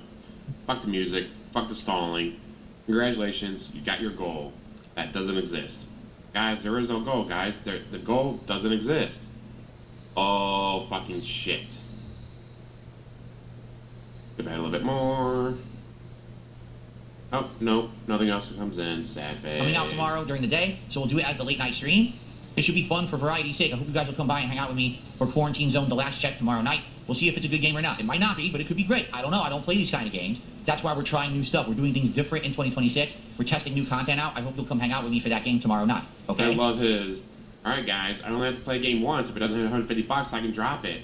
No more of me having to sit there and play a game to the end anymore, guys. Like you ever been dropping games. You dropped more games last year than there were weeks in a year. You literally quit over 52 games. Now, there's another game that technically I think is coming out tomorrow, but it's listed as the 13th as its release date. It's called Hightail, and that game is a hybrid of like Minecraft with RPG elements, and it's early access. I am going to be checking that out, and we're going to do that as the daytime stream on Tuesday, so we give it more time because it is an interesting game to like you have to sink your teeth into more. It's not as quick to jump into as like this quarantine game. So in the next 2 days, we've got 2 new games I'm testing. Okay, we'll see how that goes. Hopefully, it works out well. And then, just to confirm, for those of you who are here specifically for RimWorld, let me check the schedule and tell you when it is, because I know I have it in there. I've already updated the schedule. I just didn't post it anywhere yet. I love watching his mouth just twitch. You know he's dying for more booze. Okay, oh, RimWorld will be Wednesday night. Okay, so the schedule is thus. Tomorrow, Claire Obscure and Quarantine Zone. Tuesday, Hightail and Arc Raiders Late Night Chill. Wednesday, the conclusion of Pokemon and more RimWorld. Thursday, Arc Raiders again, and then possibly more Quarantine Zone, unless people like Hightail more, in which case we'll do that instead. And then Friday, Claire Obscure Endgame, and Friday Night Fight Street Fighter 6. So RimWorld continues Wednesday night. I'm glad I gotta make sure that those dents that are funding the game show up. But guys, I don't want just 1 or 2 people funding a game. I don't want it to be like American Truck Simulator where only 2 people donated. But it doesn't have that issue with RimWorld. I wonder why. That guys, I'll let you go. Thank you so much for watching. As always, like, subscribe. Welcome to PBS's PBS. special live coverage of They the never want to call it. 2024 election. They've been sharing some of the statistics that they think shows that Harris could very well be on the pathway to 270. There's all this ongoing question as to whether or not Donald Trump, if, let's say, this does not go for him tonight or in the days coming, whether or not he will concede the election. If you look at after the Puerto Rican island of garbage, whatever joke at the Madison Square Garden that we heard, it mobilized. And from what we're hearing initially, I think we'll find that Allentown, Reading, which significant Puerto Rican populations, found that there was higher turnout than expected among those populations. Virginia 7th District. Yeah, So I want to take a look and see turn out big. where that stands right now. Blah, blah, no results yet, but right here, a lot of Civil War battlegrounds in there. Got a lot of it. To the atmosphere of violence, we need to recognize that this atmosphere of violence that we are contending with is because one of the two candidates for president, throughout his entire campaign, has invoked violent rhetoric. President Trump has won the state of West Virginia. Too early. I think Republicans were burned, felt burned, some of them. You think? More than burned by what happened in 2020. And we know there's been a huge division in the Republican Party, with most elected Republicans sticking with the former president. But I don't think that means that they are comfortable with, certainly with what happened on January the 6th. That is definitely a decrease from what Biden. Nobody cares about January 6th. The expected vote in that Ohio Senate race, but what's your reaction? But I mean, you know,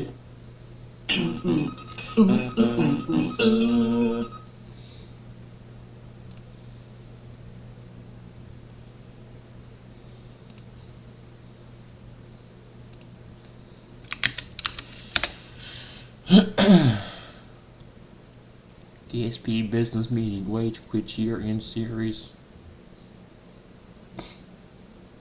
Ripsy on the suspect has no clout.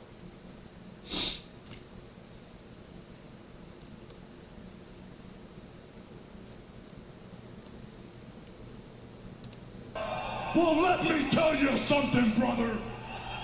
Snort, snort, snort. Tell the truth. Snort, snort. I got the truth. Now, the funny part about it is, Xbox probably won't have as much to talk about on that show as they thought, because this morning, there was a leak. Okay? And you might say, why would okay, there was a leak. Why would Xbox have not a lot to show for hackers keep dynamiting these companies, and I really for their hate stuff. that. Sometimes these release dates, you know, they leak when someone, like a company from over in Europe, decides to say, oh, pre-order the game now, and it comes out on a certain date, and you're like, oh, they spoiled it, right? Except that's not what happened. Ladies and gentlemen, this morning, Xbox spoiled their own Xbox announcement. You ready for this? If you own Forza Horizon 5, and you go into the game right now, there's an in-screen pop-up. You can get a free upgrade for Forza Horizon 6.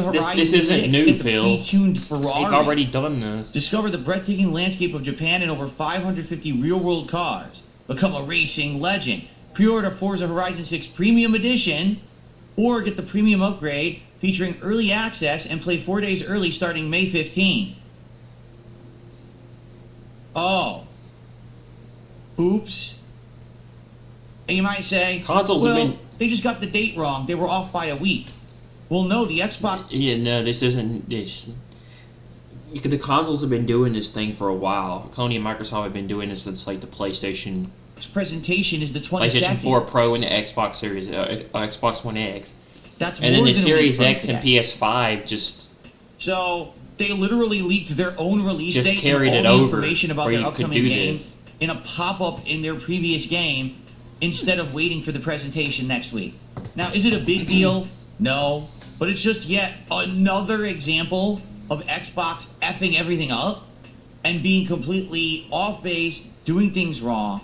This is not the right way to hype up their new game. People are very excited for Forza Horizon 6. We haven't had one in many years. And people are looking for a bunch of information, and they spoil it all before the presentation. That's not At this new. point, And with social media, Xbox is a like lot of common things get errors. leaked Like before. everything they've done in the last 2 years has been a huge fatal flaw.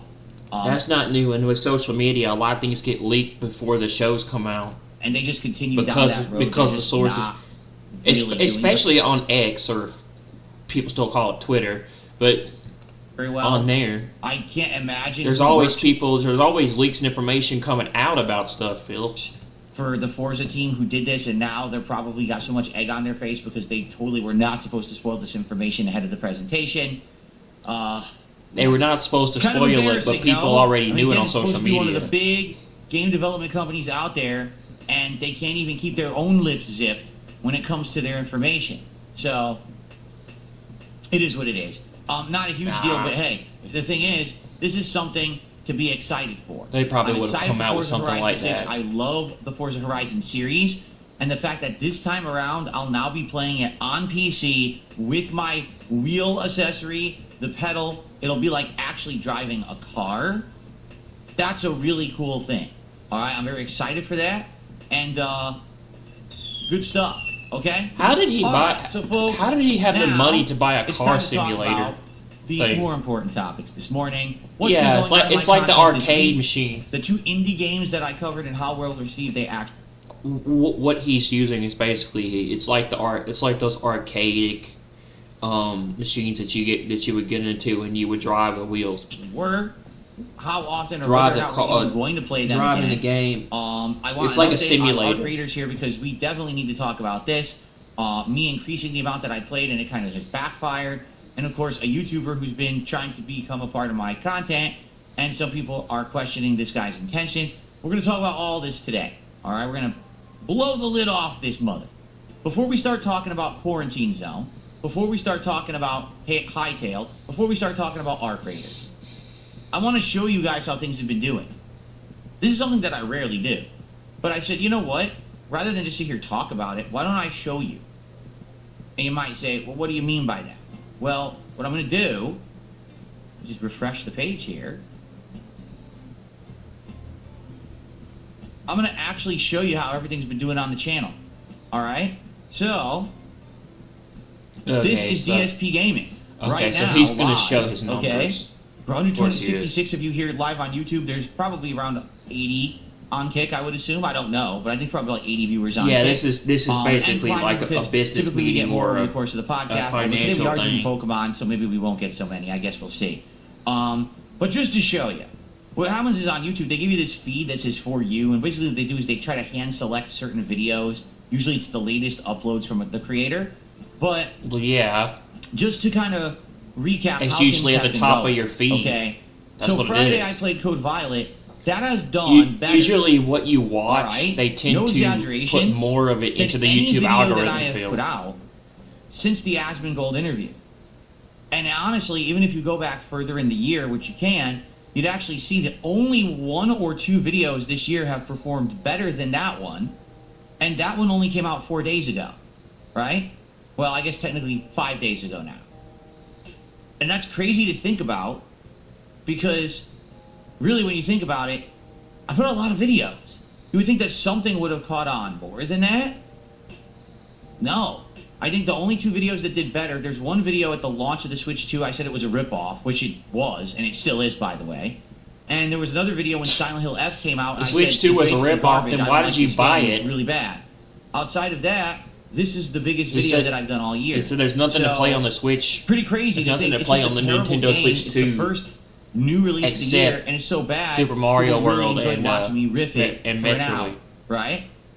Now, also, And there's Fed also Roger just made a Pokemon good point in A to Z, chat. He yeah. goes, well, it just goes to show that negativity always brings more eyes and attention on YouTube. I mean, you're right. On YouTube particularly, that's always a pattern. Not That negativity always. will always breed It depends more on being attention for whatever entertaining. reason.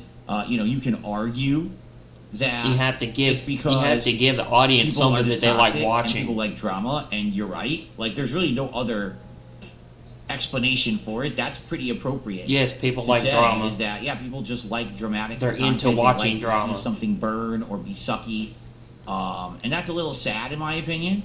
I do feel like I wish people would like positive content more than negative content, but that's just, I guess, par for the course on YouTube. It's not about positive or negative. It's It about is being what it is, entertaining and interesting. Okay, so It's about making stuff that people like watching. Which did incredibly well. How is all and the your other stuff content doesn't that we've been doing? your stuff Because a lot doesn't of times people say, attract people. Phil, Sometimes your you make gameplays are knee-jerk boring, reactions. You don't judge things right. You should give things more of a chance. Let's take an actual and they're not look, interested in all right? watching. So taking a look at all the content that I have put out this week, in fact, what we should probably do is just scoot back just a little bit. All right. What did Admittedly, what did Pokemon attractors last week make did are not do well. actually better The than Pokemon your stream stuff? kind of tanked. I paired Pokemon with my most disappointing. What some of his detractors make are actually better than his content. Games Countdown, and it didn't do well.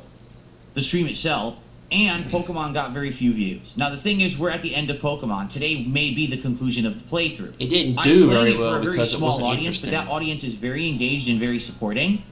So today we will play it, see if we beat it, and if not, if it needs one more stream, great. But man, it's been a wild ride. We've been playing it since October. It's been a great run. I hope that you guys are here for the conclusion. If you're someone who's been along for the ride with me, I certainly hope that you guys will be here today after the podcast to see how it ends and to give it a send-off, okay? Now, I also that day did the most disappointing games countdown, and I did remove it from here, but what we can actually do is just click the videos tab and see how it actually did. So remember, the disappointing games countdown, okay?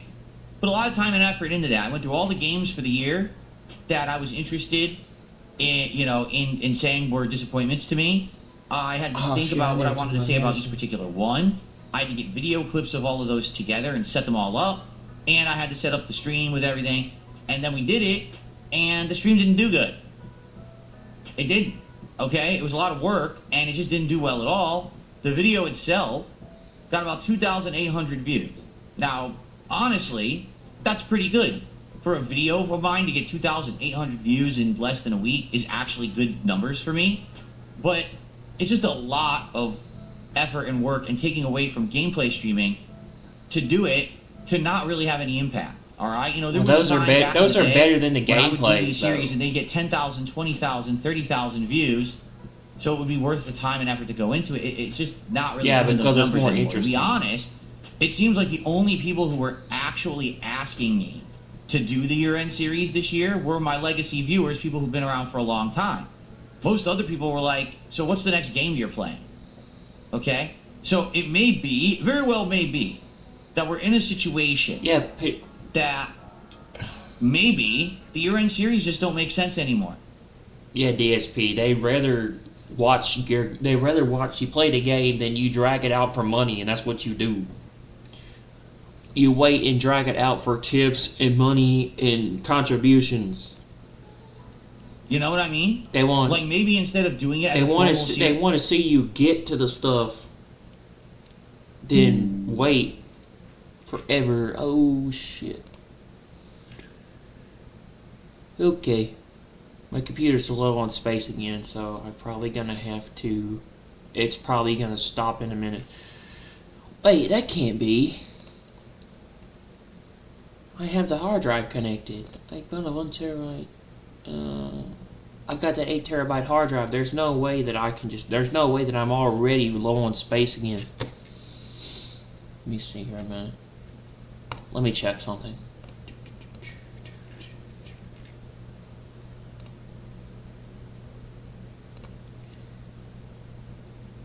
Yeah, it's only 6.64 terabytes free of 7.27 terabytes. And that's like, and 6 terabytes is like enough space to last. So, I don't know what that's about. But yeah, like, his content, he drags out everything for money and donations instead of getting to the content. He will he will literally drag out something to make it make it less entertaining and boring than do something else. Series where I sit here for hours streaming my top 10 games and my worst games of the year, whatever. Maybe we just talk about it on a podcast. Maybe this is the year-end recap podcast. And on that show, I tell you my favorite games of the year. I tell you my most disappointing games of the year. It's just a podcast episode, I definitely think that might be one of the things that I do now. Because Yeah. I agree. What is the difference? What is the difference between that? Is putting all this time and effort What is into the it, it's difference not between paying doing off. that for a video and doing that for a podcast? Because it's the same thing. Anymore, it doesn't seem like that many people care. All right. Notably, I told you guys that I still want to do my Game of the Year awards, and I also want to do kind of the best episodes of DSP Tries It from last year because we did it so often. And I was thinking, okay, well, we'll do it, but I don't want to do it this week. I just want to focus on games. And now I'm like, I don't even know if I want to do it. You know, because again, that's a lot of effort putting all the videos together. It's like he's talking to his audience like they're his employees and he's the boss, and it's just and it's just like they're like in a meeting discussing the analytics and statistics and numbers and things that nobody cares about, man. Seriously, when it comes to it, nobody cares about behind the scenes. You know, when it comes to it, they're here for entertainment, Phil. They're not here for you to drag out and talk about your YouTube statistics and all your numbers. And getting it all into a setup where I can stream it or whatever. I'm like, is anyone going to care? Or is it just going to be a dead stream? You know? So maybe we just do it as like maybe later this month on a podcast, maybe next week or the week after. It'll be DSP's Game of the Year Awards on the Level 1 podcast, and all I do is I run through the 10 games that I thought were the best, and I tell you each one and why I don't know how long I'm going to be from there. Okay? I don't know how long I'm going to be able to continue to record because it says my computer is low on space. I'm out of free space, so we'll see how long this can go. I'm now up to like 5 something, so we'll see how much longer I can record. And then I don't have to put together all the videos. I don't have to do all that. I just go through a top 10, and that's it. Because the days of me being an on-demand content creator, making these kind of videos, are long gone. I'm a live streamer now. Like, this is where I'm prominent. This is where I get attention and engagement. It's not the on-demand video. Like, even if you look at this video, it's got like maybe 100 likes. You know what I mean? Like, it's not, there's no traction there for the channel. Okay, just being honest. So maybe I don't work on it like that anymore. We'll see. I'm going to think about it in the next week or two. Okay? But anyway, so we've got that, and I just wanted to highlight that because sadly, with all the work I put into it, I was hoping it was going to do well, and sadly, it just really hasn't. Yeah, he calls himself a variety streamer, but in perspective, that's not really how you do that. So looking that. at all the stuff that I've done this week, Clear Obscure doesn't get views. It never has. I mean, even the back in June, it wasn't getting views. But we're near the end. Probably 2 more streams. We're going to beat Clear Obscure. Okay. I had a channel for 3 years, and I did variety streaming for a long time until something happened to it, and then, you know, and now I just kind of mainly do videos, but that's not how you do it, you know, and everything. And I had probably more subs than he did at the time, probably, like, for my channel. RimWorld started off very strong and has petered out. And what I mean by that is just take a look at the views declining on the series. There's also been less people to the streams, although I will admit this, there has been great support.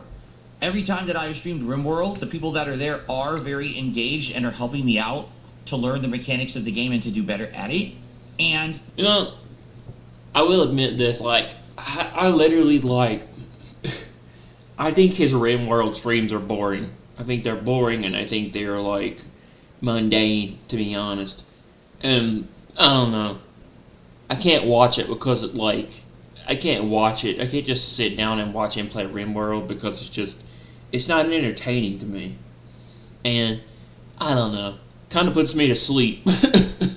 kind of get sleepy watching his RimWorld streams because they're just not, that game just doesn't interest me. And I literally came to watch his, I literally went to his channel, or I literally went to watch his stream of RimWorld. I was watching Raw Field. I like watching Raw Field and just DSP just DSP's raw footage of his channel and everything, because I find it more entertaining. And I can't watch RimWorld. It bores me. And then I leave and I go do something else and I come back.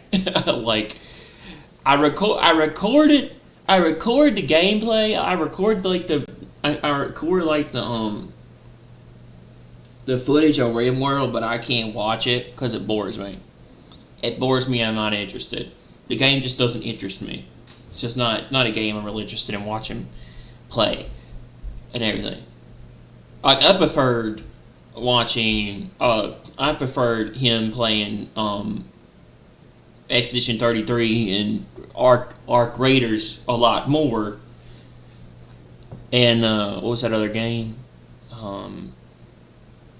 Megabonk. The Megabonk game than watching RimWorld. RimWorld bores me. It just doesn't interest me. It's one of those like RPG. It's like one of those strategy game type things. I'm not into those. I don't know.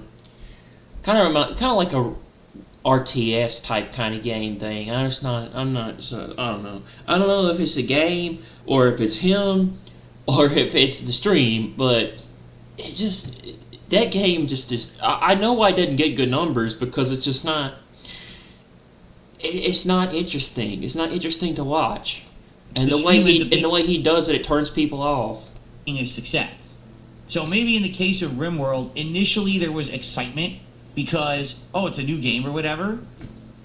But then after that, it didn't really matter anymore. So, At DSP game, I don't get paid till Sunday. Sorry, I'm broke. Whatever. But maybe I continue it as a series as long as people keep showing up in this. I like that comment. Okay.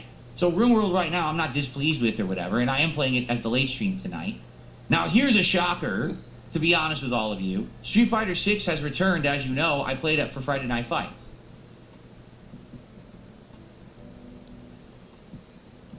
Shockingly enough, Street Fighter 6 is currently the most viewed playthrough that I'm doing. Street Fighter 6 is the most viewed gameplay of his because people like watching him getting his butt kicked and raging. They like watching him rage and get mad and blame the game for all the problems and the controls and everything. And they like watching him just getting mad.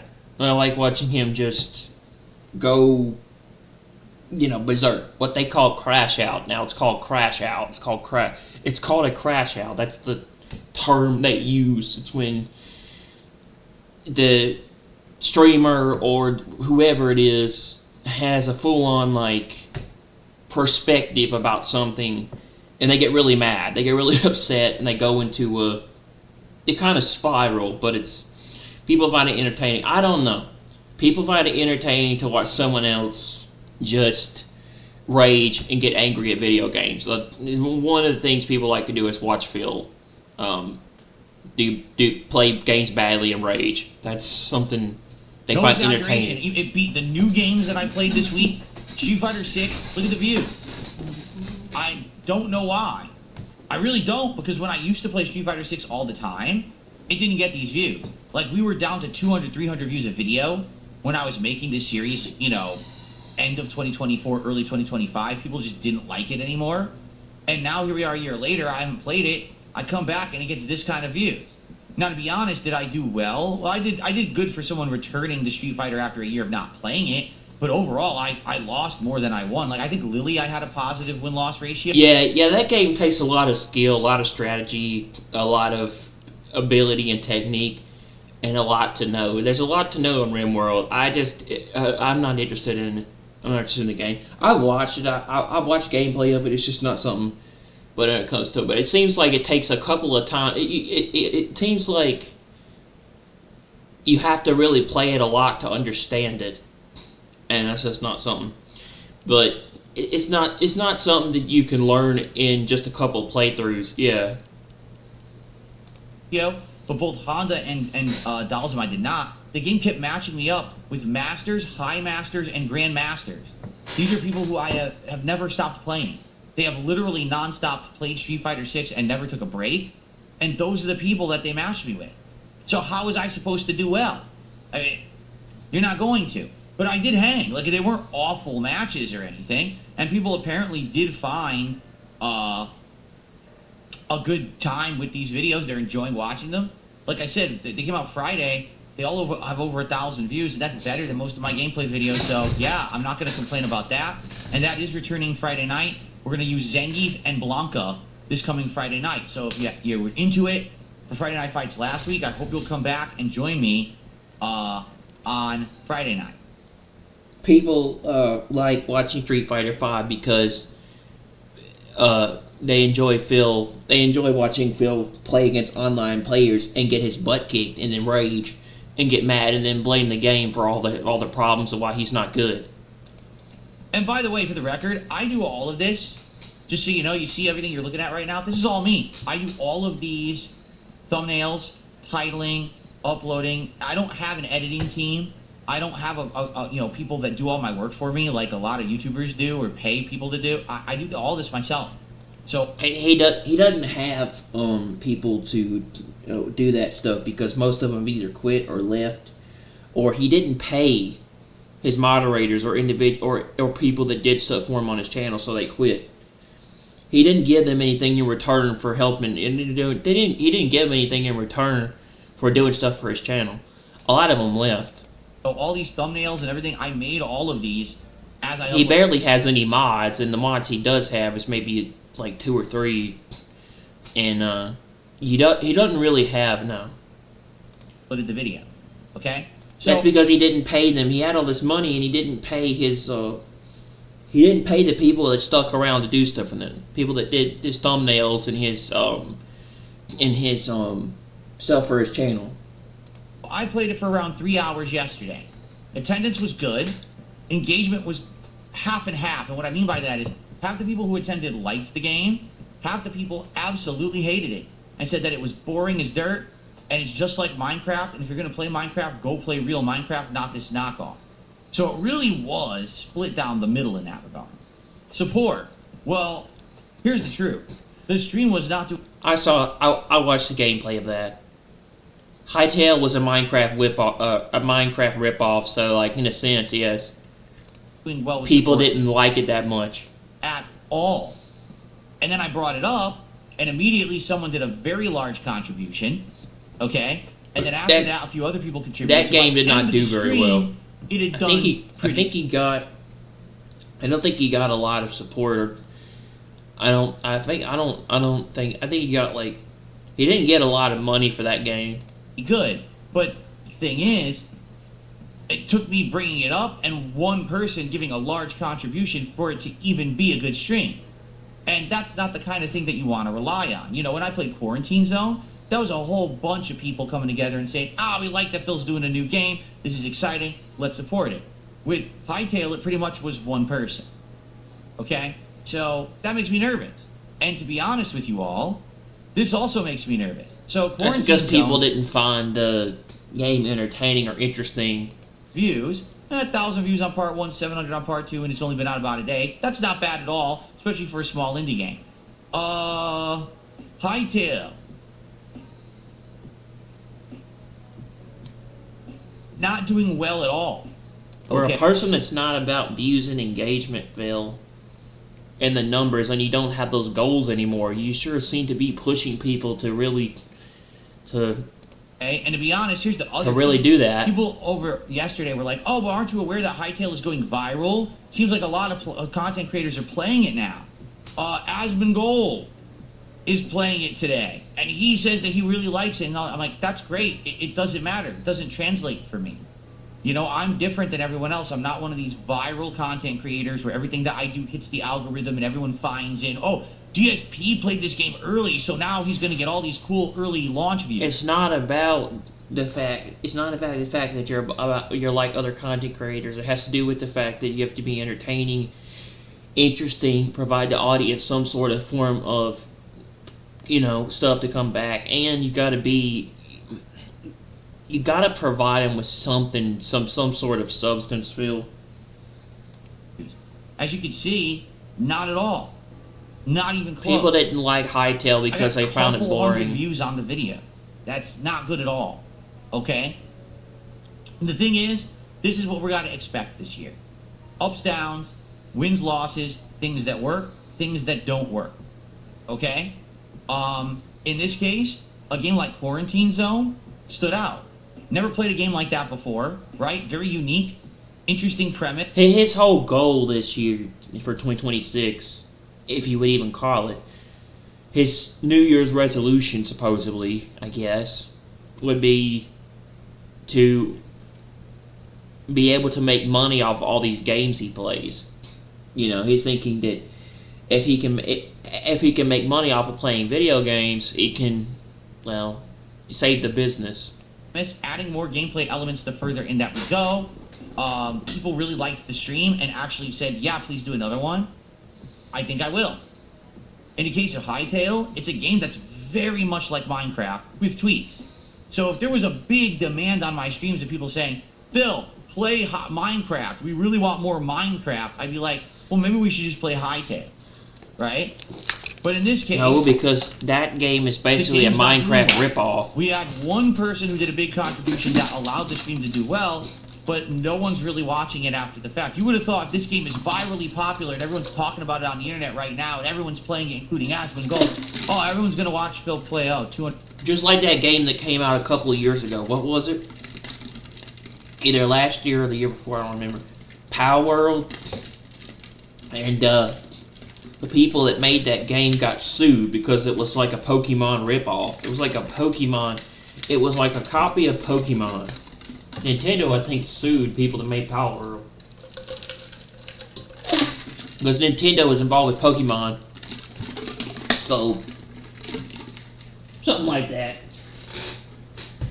Power World was basically like a Pokemon ripoff.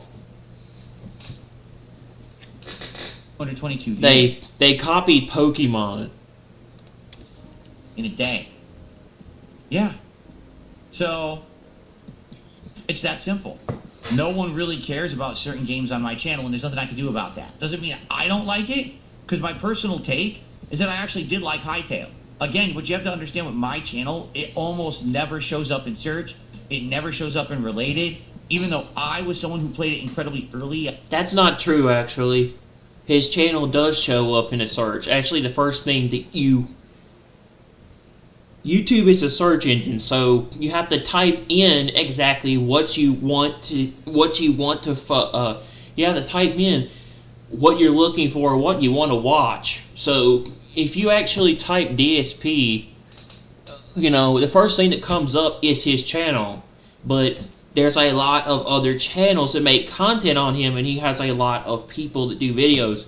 So a lot of the detractors or a lot of the people that make content on him come up. That stuff comes up more likely than his channel. But yes, you will find DSP's channel if you search. Yesterday morning, no one saw it on YouTube. No, it didn't get sent to the algorithm. This is literally views from my core fan base, and that's it. Nope. It did. A lot of other channels did videos on it, but it did. The thing about Hytale is out there, Phil. Nobody else cared. Other channels made videos on it. Because no one found it. I think Mighty D and some other people, Mighty D, Raw Phil, what was that dude's name?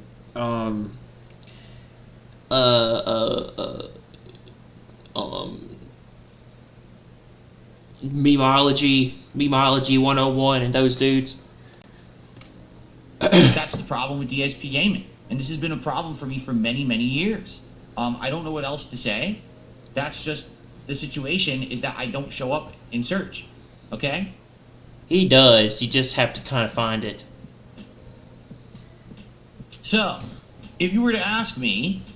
It seems like it's kind of the typical perspective of old dude doesn't know how to use technology or the internet properly. Because if you type in the right thing into YouTube, you'll find it. I mean, it's a search engine. Google owns YouTube, and just like Google, YouTube is a search engine by Google. So Google's a search engine, and YouTube is a search engine. So you just go to search, and you type in what you're looking for, what particular channel or creator you're looking for, and usually 9 times out of 10 you'll find it. Not always, because some channels are smaller than other channels, but you usually will find it. If you type it in, if you know the channel and you type it in, you're more likely to find it. There are some channels that don't actually show up in the algorithm because they are not that big compared to other channels, but yes. 2 indie games that I just played, which is more interesting and which would I want to play again? My answer is Quarantine Zone. And I think we're going to do that again. In fact, looking at the schedule, I'm pretty sure that I set that up for tomorrow. Yep, we're going to play it as tomorrow night's late night stream. We're going to give it a second look. We're going to see if it adds more interesting elements. It's always about the schedule. And we're going to see if schedule. the game is fun and people will come by and hang out and support it again. I hope so, because I like it and I want to do it again. So that's going to be for Thursday night's late night stream. It's going to be Quarantine Zone again. All right? Now you might say, well, what about Hightail? Okay? Well, I'll answer that question with a question. What about it?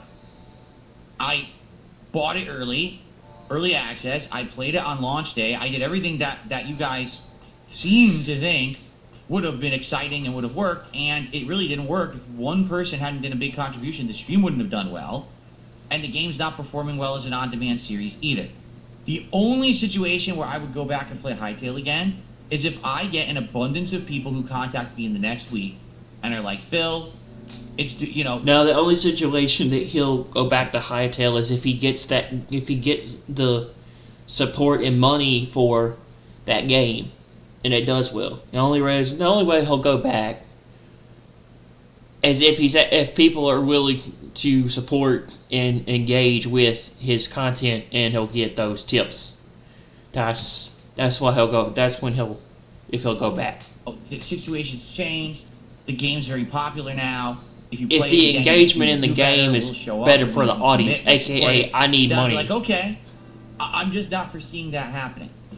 I'm foreseeing that if someone's going to get views on a game like that, it's going to be Asmongo. It's going to be a big streamer who has the audience and has that opportunity to show a game that's lesser known to that audience. And now that audience will actually catch... It's not about the game. It's about him and how he's entertaining and interesting and people like watching him. It's not about the game. It's not the game, Phil, that's the problem.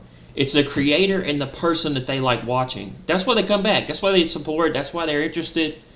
That's why they continue to show up and watch. That's why they like supporting the creator. Because of who they are and the stuff that they do. People like it. People sub or the viewers or people, or the viewers come back. They like watching. Catch on and maybe check it out. Because the person's entertaining, or they provide the audience, or they provide the people that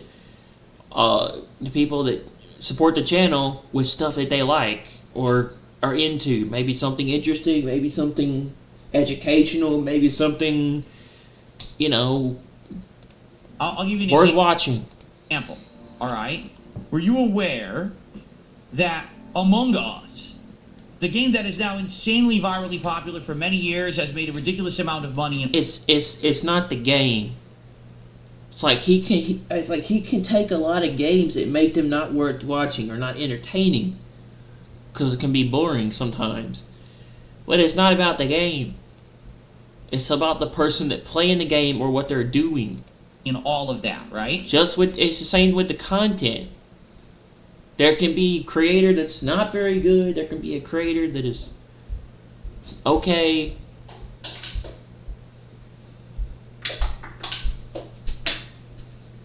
And then there's a creator that is worth watching. It just depends. Will you please go take the garbage out, that garbage bag, in the cardboard, in the pizza box, please?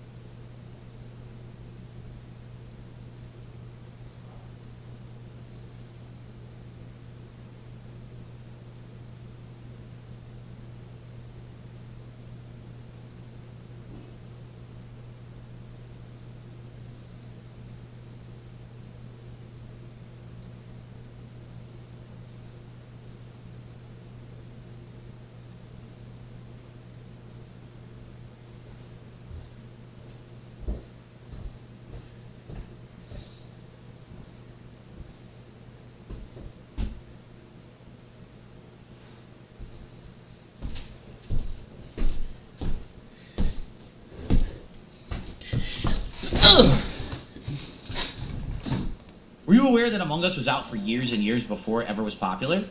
No one played it, no one knew about it. It was. And then all of a sudden one day, a People popular did streamer play streamed Among it, Us. and That their game was audience very saw it, popular.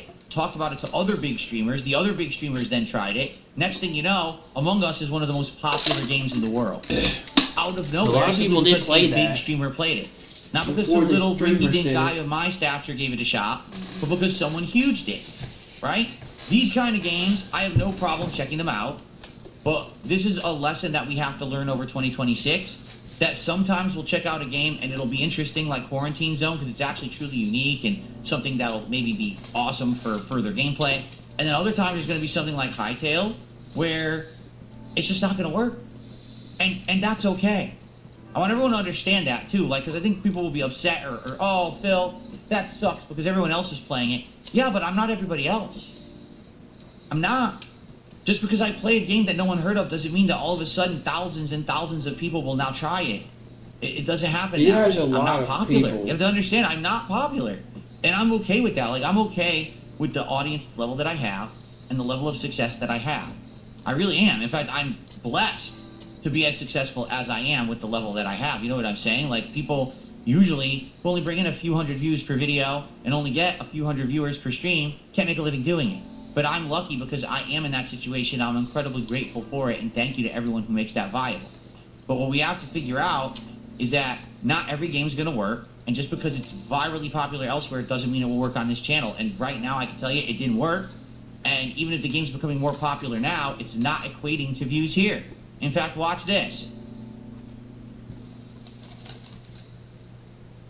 While we've been staring at this page for the last 10-15 minutes, these videos didn't even get a single view. Not one view. While we were talking about it live, no one thought to go click on a video. I'm serious. If Asmongold farts on something, 1,000 people flock to it.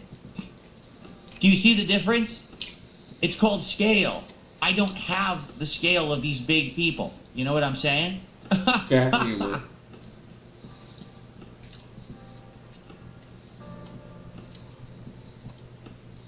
Okay, so, and by the way, called someone said that's scale. jealousy. What's jealousy? I'm stating a fact. Again, I'm happy with who I am. I'm happy with the level of success that I have. But things that work for the big boys don't work for me. And vice versa. There may be things that work for me that don't work for them. Right? So, FYI, I think we're going to play Quarantine Zone tomorrow night. I don't think we're playing Hytale again. Maybe that will change, but I don't foresee that changing in the near future. I don't know what possibly would turn around interest for Hytale on DSP Gaming. I don't know. I don't know how to make the game look better. I played it for 3 hours and I gave it an honest shot and I really analyzed it compared to Minecraft. This is like a and I told you what I shareholders liked meeting, about yeah. it. What else can I do? Okay. Definitely not French who did 500 kicks and says, I like Hytale. You can't let trolls dictate your content with negativity. It's nothing to do with that. It has to do with the amount of people who showed up, engaged, supported, and then watched after the fact. And as you can see, attendance on the stream was good. Engagement was 50-50. Half the people said they liked it. Half the people said they didn't. Support was basically dictated by a singular person who did one giant contribution. Most other people did not. I mean, I streamed the game for an entire hour and I made $7. Okay? And after the fact, the views are awful. Right? So, obviously it says to me, we don't want this game. Alright? Cause and effect. I analyze the reaction I get from content, and I decide if I'm going to continue with it or not, and it looks to me like no one cares about that game. I'm sorry. It's factual. I'm not making it up. You just saw it in black and white. I'm literally sitting here talking about the game for 15 minutes, and the views didn't even go up by 1. That means no one cares. Okay? Cool. Now, thank you for the 500 kicks. Ooh, Wings of Redemption Depression stream. I gotta check that out later. That sounds like fun. Okay. Anyways, in regards to Arc Raiders, alright? Here's the deal. You guys said you felt that I wasn't getting enough progress in Arc Raiders because I was only playing it twice a week. I was doing it as like one daytime stream and then maybe like one night stream. Alright? So only playing it for around 4 or 5 hours a week. People were starting to actually say, we like it, but you're This is kind of Well, boring. let me tell you something, brother. See what this is. DSP crashes out over detractors illegally making money, scared of false strikes. Bro. So far, I don't want to jinx it because we did have some jinxing earlier in the week, but so far RimWorld has consistently brought in a group of viewers who are dedicated and like the game. Engagement when it comes to helping me with the game every single time, lots of interaction and advice on what to do, and support. Like, we've actually done very good for support every RimWorld stream. The reason I say I don't want to jinx it is because that was also the case for Arc Raiders until yesterday, and then yesterday Arc Raiders was better than RimWorld. the bubble burst on Arc Raiders, and we had a pretty rough stream, to be honest. So I'm hoping that's not the case tonight. RimWorld so far, 4 streams of it I put in, I liked it a lot, and I'm looking forward to more improvements and more fun, right? Brelovo says you seem really positive. I don't know why you get a bad rep. Because the people who give me a bad rep are not actually representing me in any kind of realm of reality. They are trying to negatively spin anything that I say or do so that it makes me look bad so they have content. Because the truth is, most people who do it are content creators who have no talent, and if it weren't for me existing, they would be absolutely nothing on this planet but meaningless. So they latch onto me like a parasite, and then they say, what can I do today to say that Phil did something bad or did something heinous so I can make a video or make a post or a viral tweet or something, and then I can make a lot of, money and get clicks and, stuff for myself. People who have been coming to my streams genuinely and just watching the content have been absolutely enjoying it.